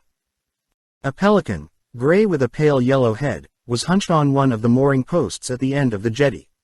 He let them get very close, then reluctantly gave a few heavy beats of his wings and planed down towards the water. The two men stood and watched him flying slowly along just above the surface of the harbor. Suddenly he crashed clumsily down, his long bill snaking out and down in front of him. It came up clutching a small fish which he moodily swallowed. Then the heavy bird got up again and went on fishing, flying mostly into the sun so that its big shadow would give no warning. When Bond and Leiter turned to walk back down the jetty, it gave up fishing and glided back to its post. It settled with a clatter of wings and resumed its thoughtful consideration of the late afternoon. The man was still bent over his gun, wiping the mechanism with an oily rag. "Good afternoon," said Leiter. "You the manager of this wharf?" "Yep," said the man without looking up. "Wondered if there was any chance of mooring my boat here. Basin's pretty crowded." "Nope." Leiter took out his notecase. "Would 20 talk?" "Nope." The man gave a rattling hawk in his throat and spat directly between Bond and Leiter. "Hey," said Leiter, "you want to watch your manners." The man deliberated. He looked up at Leiter. He had small, close-set eyes as cruel as a painless dentist's. What's the name of your boat?" "The Sybil," said Leiter. "Ain't no sich boat in the basin," said the man. He clicked the breech shut on his rifle. It lay casually on his lap, pointing down the approach to the warehouse, away from the sea. "You're blind," said Leiter. "Been there a week. 60-foot twin-screw diesel. White with a green awning. Rigged for fishing." The rifle started to move lazilve in a low arc. The man's left hand was at the trigger, his right just in front of the trigger guard, pivoting the gun. They stood still. The man sat lazily looking down at the breech, his chair still tilted against the small door with the yellow Yale lock. The gun slowly traversed Leiter's stomach, then Bond's. The two men stood like statues, not risking a move of the hand. The gun stopped pivoting. It was pointing down the wharf. The robber looked briefly up, narrowed his eyes and pulled the trigger. The Pelican gave a faint squawk and they heard its heavy body crash into the water. The echo of the shot boomed across the harbor. "What the hell do you do that for?" asked Bond furiously. "Practice," said the man, pumping another bullet into the breech. "Guess there's a branch of the ASPCA in this town," said Leiter. "Let's get along there and report this guy." "Want to be prosecuted for trespass?" asked the robber, getting slowly up and shifting the gun under his arm. "This is private property. Now," he spat the words out, "get the hell out of here." He turned and yanked the chair away from the door, opened the door with a key and turned with one foot on the threshold. "You both got guns," he said. "I can smell 'em. You come around here again and you follow the Boyd and I plead self-defense. I've had a bellyful of you lousy dicks around here lately breathin' down my neck. Sybil my ass." He turned contemptuously through the door and slammed it so that the frame rattled. They looked at each other. Leiter grinned ruefully and shrugged his shoulders. "Round one to the robber," he said. They moved off down the dusty side road. The sun was setting and the sea behind them was a pool of blood. When they got to the main road, Bond looked back. A big arc light had come on over the door and the approach to the warehouse was stripped of shadows. No good trying anything from the front, said Bond. But there's never been a warehouse with only one entrance. Just what I was thinking, said Leiter. We'll save that for the next visit. They got into the car and drove slowly home across Central Avenue. On their way home, Leiter asked a string of questions about Solitaire. Finally he said casually, "By the way, hope I fixed the rooms like you want them." "Couldn't be better," said Bond cheerfully. "Fine," said Leiter. "Just occurred to me you two might be hyphenating." "You read too much Winchell," said Bond. "It's just a delicate way of putting it," said Leiter. "Don't forget the walls of those cottages are pretty thin. I use my ears for hearing with, not for collecting lipstick." Bond grabbed for a handkerchief. "You lousy, goddamn sleuth," he said furiously. Leiter watched him scrubbing at himself out of the corner of his eye. "What are you doing?" he asked innocently. "I wasn't for a moment suggesting the color of your ears was anything but a natural red." However, he put a wealth of meaning into the word. "If you find yourself dead in your bed tonight," laughed Bond, "you'll know who did it." They were still chaffing each other when they arrived at the Everglades, and they were laughing when the grim Mrs. Stuyvesant greeted them on the lawn. "Pardon me, Mr. Leiter," she said, "but I'm afraid we can't allow music here. I can't have the other guests disturbed at all hours." They looked at her in astonishment. "I'm sorry, Mrs. Stuyvesant," said Leiter. "I don't quite get you." "That big radiogram you had sent round," said Mrs. Stuyvesant. "The men could hardly get the packing case through the door." Live and Let Die. Chapter 14. He disagreed with something that ate him. The girl had not put up much of a struggle. When Leiter and Bond, leaving the manageress gaping on the lawn, raced down to the end cottage, they found her room untouched and the bedclothes barely rumpled. The lock of her room had been forced with one swift wrench of a jemmy, and then the two men must have just stood there with guns in their hands. "Get going, lady. Get your clothes on. Try any tricks and we'll let the fresh air into you." Then they must have gagged her or knocked her out and doubled her into the packing case and nailed it up. There were tire marks at the back of the cottage where the truck had stood. Almost blocking the entrance hall was a huge old-fashioned radiogram. Second-hand, it must have cost them under $50. Bond could see the expression of blind terror on Solitaire's face as if she was standing before him. He cursed himself bitterly for leaving her alone. He couldn't guess how she had been traced so quickly. It was just another example of the big man's machine. Leiter was talking to the FBI headquarters at Tampa. "Airports, railroad terminals and the highways," he was saying. "You'll get blanket orders from Washington. Just as soon as I've spoken to them. I guarantee they'll give this top priority. Thanks a lot. Much appreciated. I'll be around." "Okay." He hung up. "Thank God they're cooperating," he said to Bond, who was standing gazing with hard blank eyes out to sea. "Sending a couple of their men round right away and throwing as wide a net as they can. While I sew this up with Washington and New York. Get what you can from that old battle axe. Exact time, descriptions, etc. Better make out it was a burglary and that Solitaire has skipped with the men. She'll understand that. It'll keep the whole thing on the level of the usual hotel crimes. Say the police are on the way and that we don't blame the Everglades. She'll want to avoid a scandal. Say we feel the same way." Bond nodded. Skipped with the men. That was possible too, but somehow he didn't think so. He went back to Solitaire's room and searched it minutely. It still smelled of her, of the vent vert, that reminded him of their journey together. Her hat and veil were in the cupboard and her few toilet articles on the shelf in the bathroom. He soon found her bag and knew that he was right to have trusted her. It was under the bed and he visualized her kicking it there as she got up with the guns trained on her. He emptied it out on the bed and felt the lining. Then he took out a small knife and carefully cut a few threads. He took out the $5,000 and slipped them into his pocketbook. They would be safe with him. If she was killed by Mr. Big, he would spend them on avenging her. He covered up the torn lining as best he could, replaced the other contents of the bag and kicked it back under the bed. Then he went up to the office. It was 8 o'clock. By the time the routine work was finished, they had a stiff drink together and then went to the central dining room, where the handful of other guests were just finishing their dinner. Everyone looked curiously and rather fearfully at them. What were these two rather dangerous-looking young men doing in this place? Where was the woman who had come with them? Whose wife was she? What had all those goings-on meant that evening? Poor Mrs. Stuyvesant running about looking quite distracted. And didn't they realize that dinner was at 7 o'clock? The kitchen staff would be just going home. Serve them right if their food was quite cold. People must have consideration for others. Mrs. Stuyvesant had said she thought they were government men, from Washington. Well, what did that mean? The consensus of opinion was that they were bad news and no credit to the carefully restricted clientele of the Everglades. Bond and Leiter were shown to a bad table near the service door.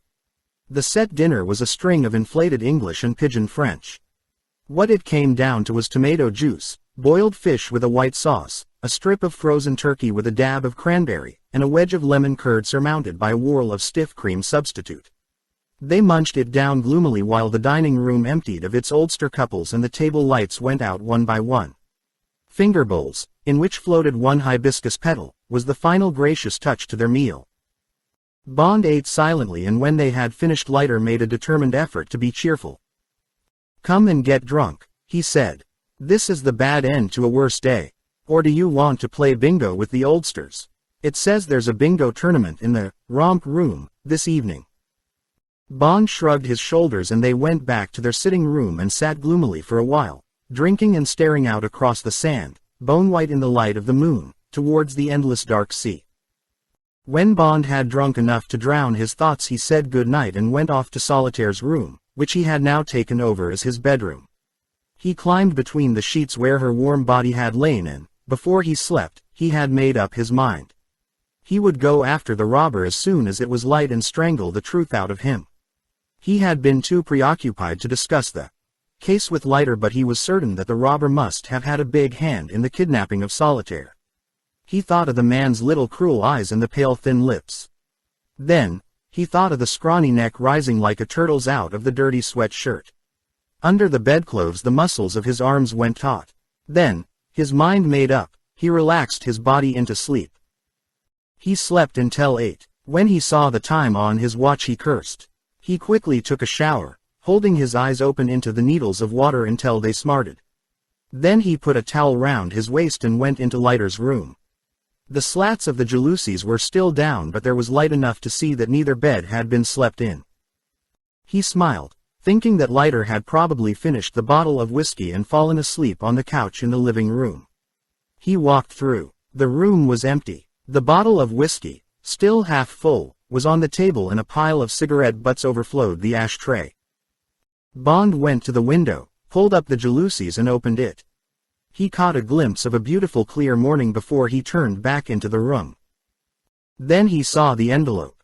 It was on a chair in front of the door through which he had come.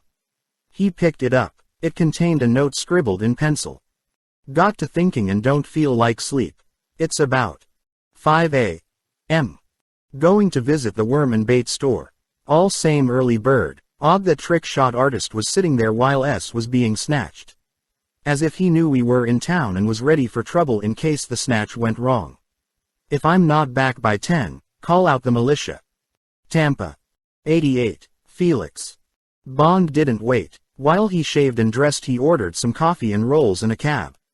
In just over 10 minutes he had got them all and had scalded himself with the coffee. He was leaving the cottage when he heard the telephone ring in the living room. He ran back. "Mr. Bryce. Mound Park Hospital.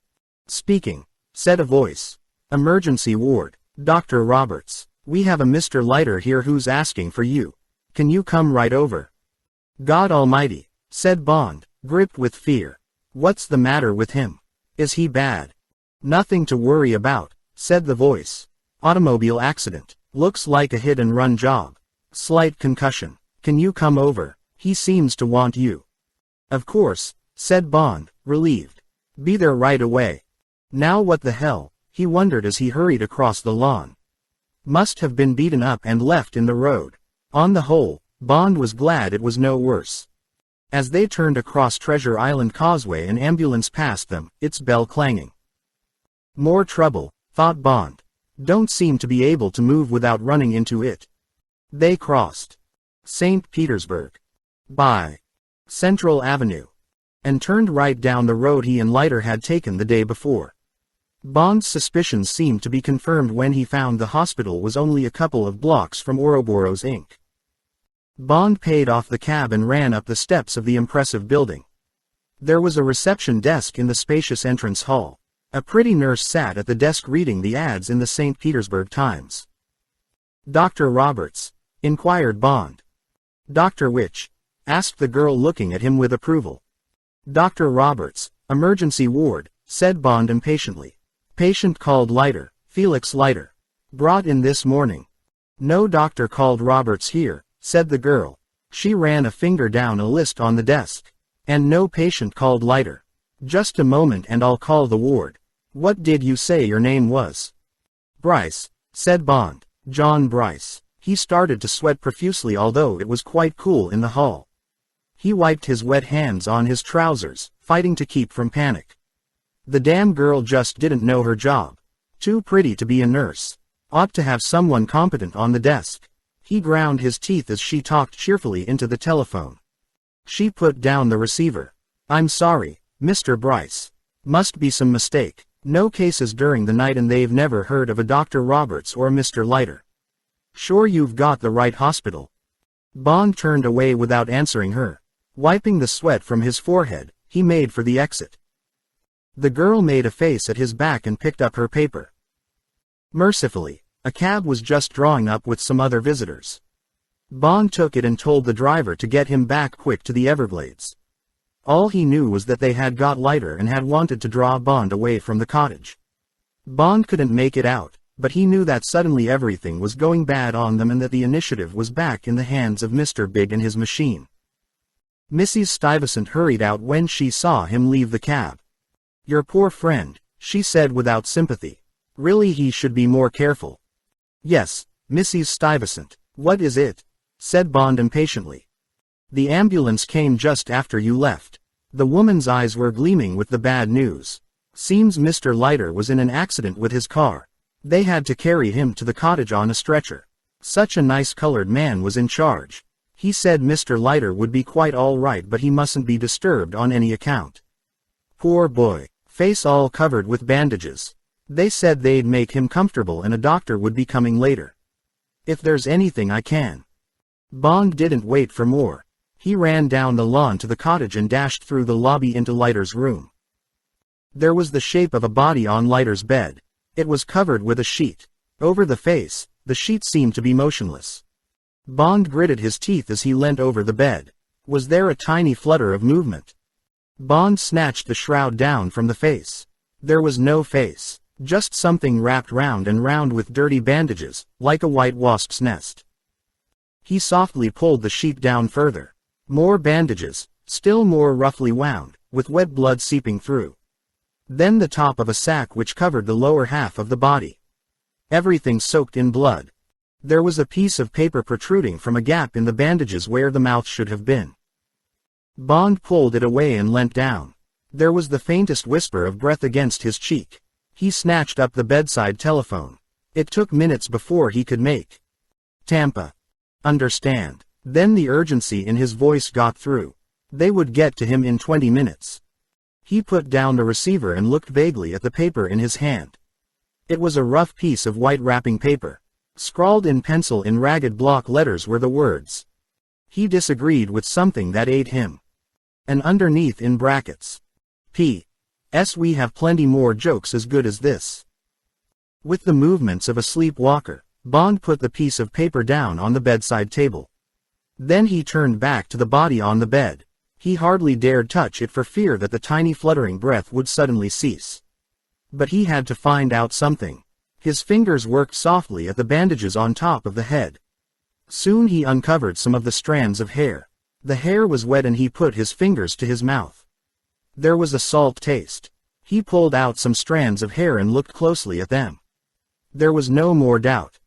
He saw again the pale straw-colored mop that used to hang down in disarray over the right eye, gray and humorous, and below it the wry, hawk-like face of the Texan with whom he had shared so many adventures.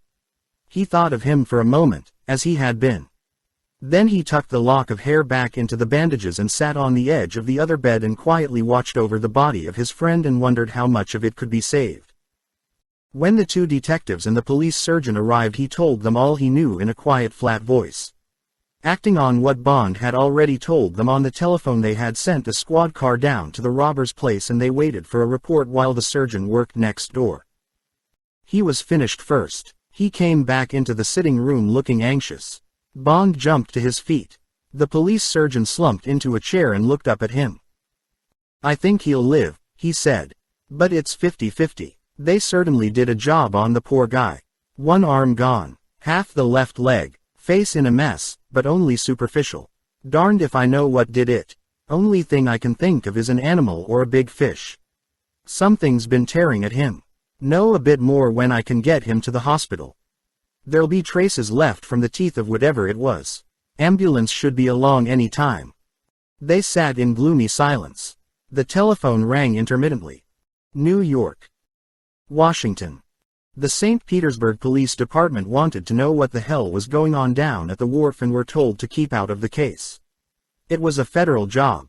Finally, from a call box, there was the lieutenant in charge of the squad car reporting. They had been over the robber's place with a tooth comb. Nothing but tanks of fish and bait and cases of coral and shells. The robber and two men who were down there in charge of the pumps and the water heating had been taken in custody and grilled for an hour. Their alibis had been checked and found to be solid as the Empire State. The robber had angrily demanded his mouthpiece, and when the lawyer had finally been allowed to get to them, they had been automatically sprung. No charge and no evidence to base one on. Dead ends everywhere except that Leiter's car had been found the other side of the yacht basin, a mile away from the wharf. A mass of fingerprints, but none that fitted the three men. "Any suggestions?" "Keep with it," said the senior man in the cottage who had introduced himself as Captain Franks. "Be along presently. Washington. Says we've got to get these men if it's the last thing we do. Two top operatives flying down tonight. Time to get cooperation from the police. I'll tell them to get their stoolies working in Tampa. This isn't only a St. Petersburg job. By now. It was 3 o'clock. The police ambulance came and left again with the surgeon and the body that was so near to death. The two men left. They promised to keep in touch. They were anxious to know Bond's plans. Bond was evasive, said he'd have to talk to Washington. Meanwhile, could he have Leiter's car? Yes, it would be brought round directly. Records had finished with it.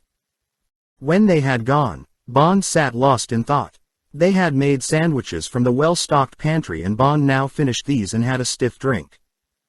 The telephone rang. Long distance. Bond found himself speaking to the head of Leiter's section of the Central Intelligence Agency.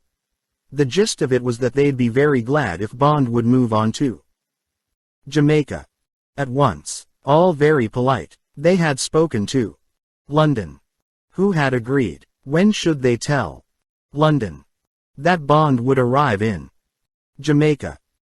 Bond knew there was a Transcarib plane via Nassau, due out next day. He said he'd be taking it. Any other news? Oh yes, said the CIA. The gentleman from Harlem and his girlfriend had left by plane for Havana, Cuba. During the night, private charter from a little place up the east coast called Vero Beach. Papers were in order and charter company was such a small one the FBI had not bothered to include them when they put the watch on all airports. Arrival had been reported by the CIA man in Cuba. Yes, too bad. Yes, the secretary was still there. No sailing date. Well, too bad about Leiter. Fine man. Hope he makes out. So Bond would be high. Jamaica. Tomorrow. Okay. Sorry things been so hectic. Bye. Bond thought for a while, then he picked up the telephone and spoke briefly to a man at the Eastern Garden Aquarium at Miami, and consulted him about buying a live shark to keep in an ornamental lagoon. "Only place I ever heard of is right near you now, Mr. Bryce," said the helpful voice. "Ouroboros worm and bait. They got sharks. Big ones. Do business with foreign zoos and such like. White, Tiger, even hammerheads. They'll be glad to help you. Costs a lot to feed 'em. You're welcome. Any time you're passing by. Bond took out his gun and cleaned it, waiting for the night. Live and Let Die. Chapter 15. Midnight. Among the worms. Abound 6 Bond packed his bag and paid the check. Mrs. Stuyvesant was glad to see the last of him. The Everglades hadn't experienced such alarms since the last hurricane. Leiter's car was back on the boulevard and he drove it over to the town. He visited a hardware store and made various purchases. Then he had the biggest steak, rare, with French fried, he had ever seen. It was a small grill called Pete's, dark and friendly. He drank a quarter of a pint of Old Grandad with the steak and had 2 cups of very strong coffee. With all this under his belt he began to feel more sanguine. He spun out the meal and the drinks until 9 o'clock. Then he studied a map of the city and took the car and made a wide detour that brought him within a block of the Robbers' Wharf from the south. He ran the car down to the sea and got out. It was a bright moonlit night and the buildings and warehouses threw great blocks of indigo shadow. The whole section seemed deserted and there was no sound except the quiet lapping of the small waves against the seawall and water gurgling under the empty wharves. The top of the low sea wall was about 3 feet wide. It was in shadow for the 100 yards or more that separated him from the long black outline of the Ouroboros warehouse. Bond climbed onto it and walked carefully and silently along between the buildings and the sea. As he got nearer a steady, high-pitched whine became louder, and by the time he dropped down on the wide cement parking space at the back of the building it was a muted scream. Bond had expected something of the sort. The noise came from the air pumps and heating systems which he knew would be necessary to keep the fish healthy through the chill of the night hours. He had also relied on the fact that most of the roof would certainly be of glass to admit sunlight during the day. Also that there would be good ventilation. He was not disappointed. The whole of the south wall of the warehouse, from just above the level of his head, was of plate glass, and through it he could see the moonlight shining down through half an acre of glass roofing. High up above him, and well out of reach, broad windows were open to the night air. There was, as he and Leiter had expected, a small door low down, but it was locked and bolted and leaded wires near the hinges suggested some form of burglar alarm. Bond was not interested in the door. Following his hunch, he had come equipped for an entry through glass. He cast about for something that would raise him an extra 2 feet. In a land where litter and junk are so much a part of the landscape he soon found what he wanted. It was a discarded heavy-gauge tire. He rolled it to the wall of the warehouse away from the door and took off his shoes. He put bricks against the bottom edges of the tire to hold it steady and hoisted himself up. The steady scream of the pumps gave him protection and he at once set to work with a small glass cutter which he had bought, together with a hunk of putty, on his way to dinner. When he had cut down the 2 vertical sides of one of the yard square panes, he pressed the putty against the center of the glass and worked it to a protruding knob. He then went to work on the lateral edges of the pane. While he worked he gazed through into the moonlit vistas of the huge repository. The endless rows of tanks stood on wooden trestles with narrow passages between. Down the center of the building there was a wider passage. Under the trestles Bond could see long tanks and trays let into the floor. Just below him, broad racks covered with regiments of seashells jutted out from the walls. Most of the tanks were dark but in some a tiny strip of electric light glimmered spectrally and glinted on little fountains of bubbles rising from the weeds and sand. There was a light metal runway suspended from the roof over each row of tanks and Bond guessed that any individual tank could be lifted out and brought to the exit for shipment or to extract sick fish for quarantine. It was a window into a queer world and into a queer business. It was odd to think of all the worms and eels and fish stirring quietly in the night. The thousands of gills sighing and the multitude of antennae waving and pointing and transmitting their tiny radar signals to the dozing nerve centers. After a quarter of an hour's meticulous work there was a slight cracking noise and the pane came away attached to the putty knob in his hand. He climbed down and put the pane carefully on the ground away from the tire.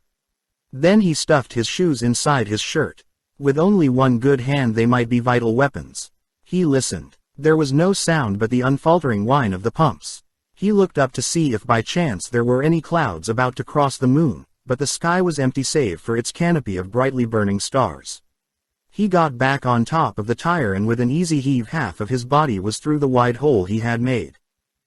He turned and grasped the metal frame above his head and putting all his weight on his arms he jackknifed his legs through and down so that they were hanging a few inches above the racks full of shells. He lowered himself until he could feel the backs of the shells with his stocking toes, then he softly separated them with his toes until he had exposed a width of board. Then he let his whole weight subside softly onto the tray. It held, and in a moment he was down on the floor listening with all his senses for any noise behind the whine of the machinery. But there was none. He took his steel-tipped shoes out of his shirt and left them on the cleared board, then he moved off on the concrete floor with a pencil flashlight in his hand. He was in the aquarium fish section, and as he examined the labels he caught flashes of colored light from the deep tanks and occasionally a piece of living jewelry would materialize and briefly goggle at him before he moved on. There were all kinds: swordtails, guppies, platies, pteris, neons, cichlids, labyrinth and paradise fish, and every variety of exotic goldfish. Underneath, sunk in the floor, and most of them covered with chicken wire, there were tray upon tray swarming and heaving with worms and baits: white worms, micro worms, daphnia, shrimp, and thick slimy clam worms. From these ground tanks, forests of tiny eyes looked up at his torch. There was the fetid smell of a mangrove swamp in the air and the temperature was in the high 70s. Soon Bond began to sweat slightly and to long for the clean night air. He had moved to the central passageway before he found the poison fish which were one of his objectives. When he had read about them in the files of the police headquarters in New York, he had made a mental note that he would like to know more about this sideline of the peculiar business of Ouroboros Inc. Here the tanks were smaller and there was generally only one specimen in each. Here the eyes that looked sluggishly at Bond were cold and hooded and an occasional fang was bared at the torch or a spined backbone slowly swelled. Each tank bore an ominous skull and crossbones in chalk and there were large labels that said "Very dangerous" and "Keep off." There must have been at least 100 tanks of various sizes, from the large ones to hold torpedo skates and the sinister guitar fish, to smaller ones for the horse killer eel, mudfish from the Pacific, and the monstrous West Indian scorpion fish, each of whose spines has a poison sac as powerful as a rattlesnake's. Bond's eyes narrowed as he noticed that in all the dangerous tanks the mud or sand on the bottom occupied nearly half the tank. He chose a tank containing a 6-inch scorpion fish.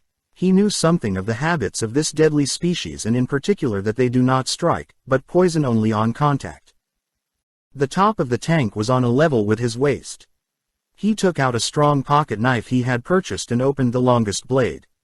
Then he leant over the tank and with sleeve rolled up he deliberately aimed his knife at the center of the craggy head between the overhung grottos of the eye sockets. As his hand broke the surface of the water the white dinosaur spine stood threateningly erect and the mottled stripes of the fish turned to a uniform muddy brown. Its broad, wing-like pectorals rose slightly, poised for flight. Bond lunged swiftly, correcting his aim for the refraction from the surface of the tank.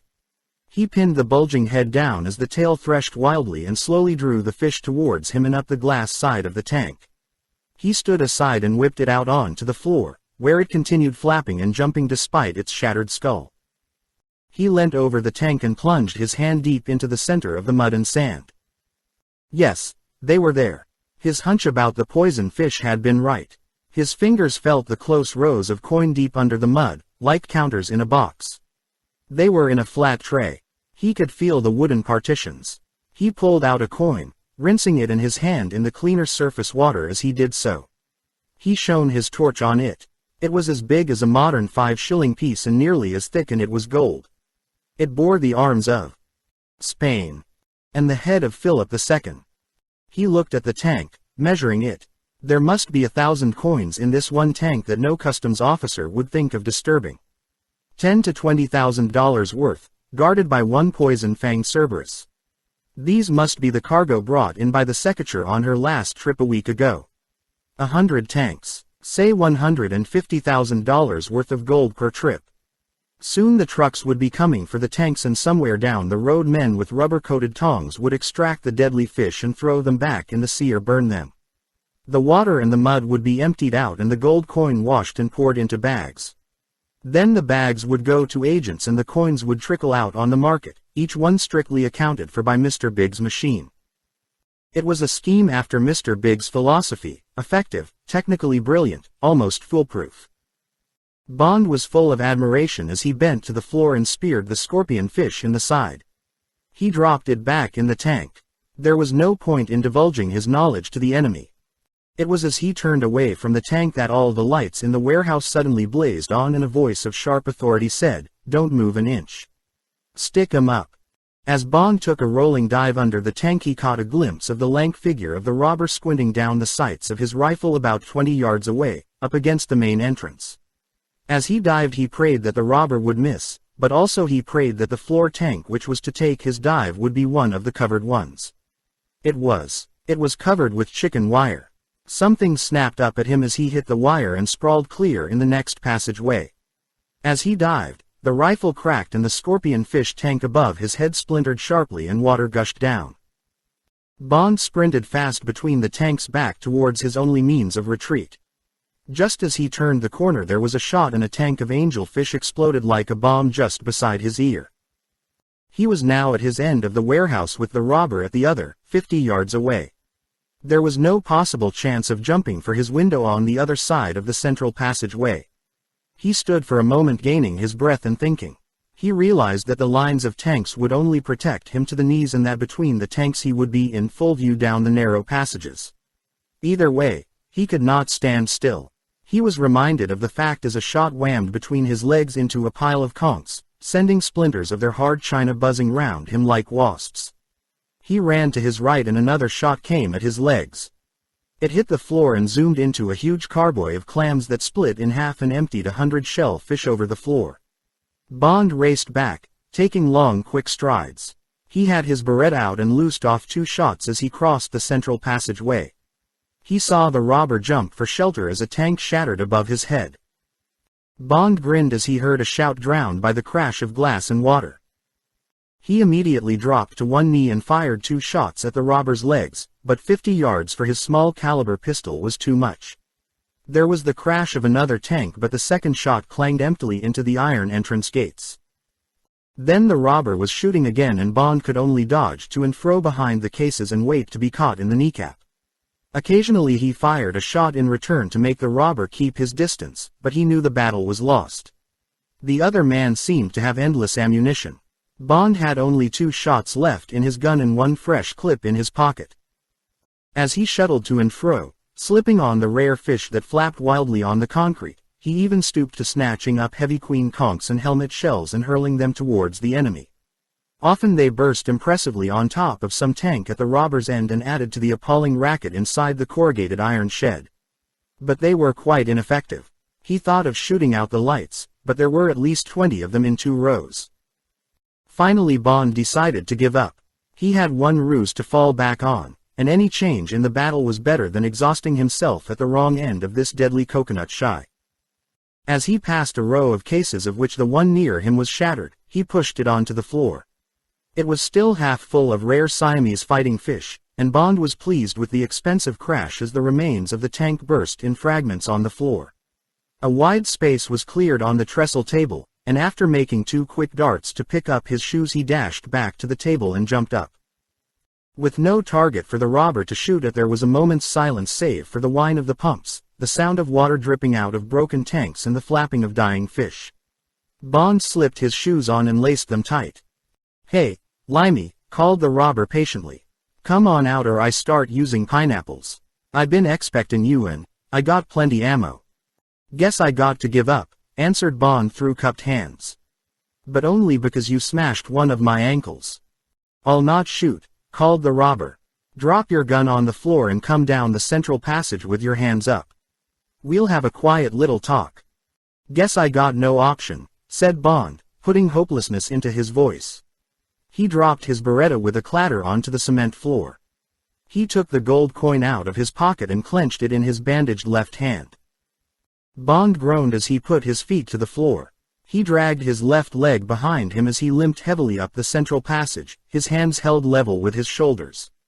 He stopped halfway up the passage. The robber came slowly towards him, half crouching, his rifle pointed at Bond's stomach. Bond was glad to see that his shirt was soaked and that he had a cut over the left eye. The robber walked well to the left of the passageway.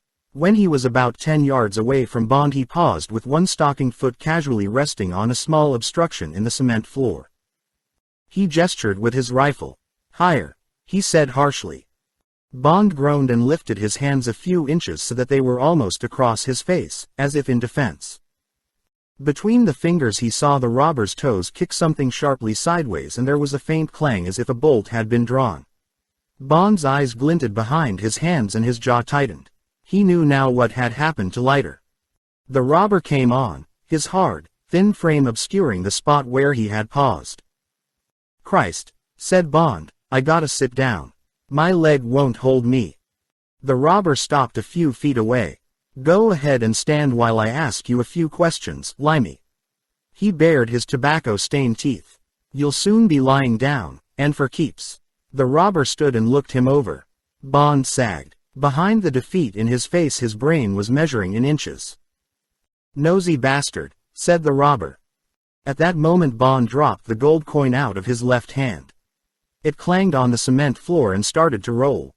In the fraction of a second that the robber's eyes flickered down, Bond's right foot in its steel-capped shoe lashed out to its full length. It kicked the rifle almost out of the robber's hands. At the same moment that the robber pulled the trigger and the bullet crashed harmlessly through the glass ceiling, Bond launched himself in a dive at the man's stomach, his two arms flailing. Both hands connected with something soft and brought a grunt of agony. Pain shot through Bond's left hand and he winced as the rifle crashed down across his back. He bore on into the man, blind to pain, hitting with both hands, his head down between hunched shoulders, forcing the man back and off his balance. As he felt the balance yield, he straightened himself slightly and lashed out again with his steel-capped foot. It connected with the robber's kneecap. There was a scream of agony and the rifle clattered to the ground as the robber tried to save himself. He was halfway to the floor when Bond's uppercut hit him and projected the body another few feet. The robber fell in the center of the passage just opposite what Bond could now see was a drawn bolt in the floor. As the body hit the ground, a section of the floor turned swiftly on a central pivot and the body almost disappeared down the black opening of a wide trap door in the concrete. As he felt the floor give under his weight, the robber gave a shrill scream of terror and his hands scrabbled for a hold. They caught the edge of the floor and clutched it just as his whole body slid into space and the 6-foot panels of reinforced concrete revolved smoothly until it rested upright on its pivot, a black rectangle yawning on either side. Bond gasped for air. He put his hands on his hips and got back some of his breath. Then he walked to the edge of the right-hand hole and looked down. The robber's terrified face, the lips drawn back from the teeth and the eyes madly distended, jabbered up at him. Looking beyond him, Bond could see nothing, but he heard the lapping of water against the foundations of the building and there was a faint luminescence on the seaward side. Bond guessed that there was access to the see-through wire or narrow bars. As the robber's voice died down to a whimper, Bond could hear something stirring down there, awoken by the light. A hammerhead or a tiger shark, he guessed, with their sharper reactions. "Pull me out, friend. Give me a break. Pull me out. I can't hold much longer. I'll do anything you want. Tell you anything." The robber's voice was a hoarse whisper of supplication. What happened to Solitaire? Bond stared down into the frenzied eyes. "The big man did it. Told me to fix a snatch. 2 men in Tampa. Asked for Butch and the lifer. Pool room behind the Oasis. She came to no harm. Lemme out, pal. And the American, Leiter." The agonized face pleaded. "It was his fault. Called me out early this morning. Said the place was on fire. Seen it passing in his car. Held me up and brought me back in here. Wanted to search the place. Just fell through the trap. Accident. I swear it was his fault. We pulled him out before he was finished. He'll be okay." Bond looked down coldly at the white fingers desperately clinging to the sharp edge of concrete. He knew that the robber must have got the bolt back and somehow engineered Leiter over the trap. He could hear the man's laugh of triumph as the floor swung open, could see the cruel smile as he penciled the note and stuck it into the bandages when they had fished the half-eaten body out. For a moment blind rage seized him. He kicked out sharply, twice. One short scream came up out of the depths. There was a splash and then a great commotion in the water. Bond walked to the side of the trap door and pushed the upright concrete slab. It revolved easily on its central pivot. Just before its edges shut out the blackness below, Bond heard one terrible snuffling grunt as if a great pig was getting its mouth full. He knew it for the grunt that a shark makes as its hideous flat nose comes up out of the water and its sickle-shaped mouth closes on a floating carcass. He shuddered and kicked the bolt home with his foot. Bond collected the gold coin off the floor and picked up his Beretta. He went to the main entrance and looked back for a moment at the shambles of the battlefield.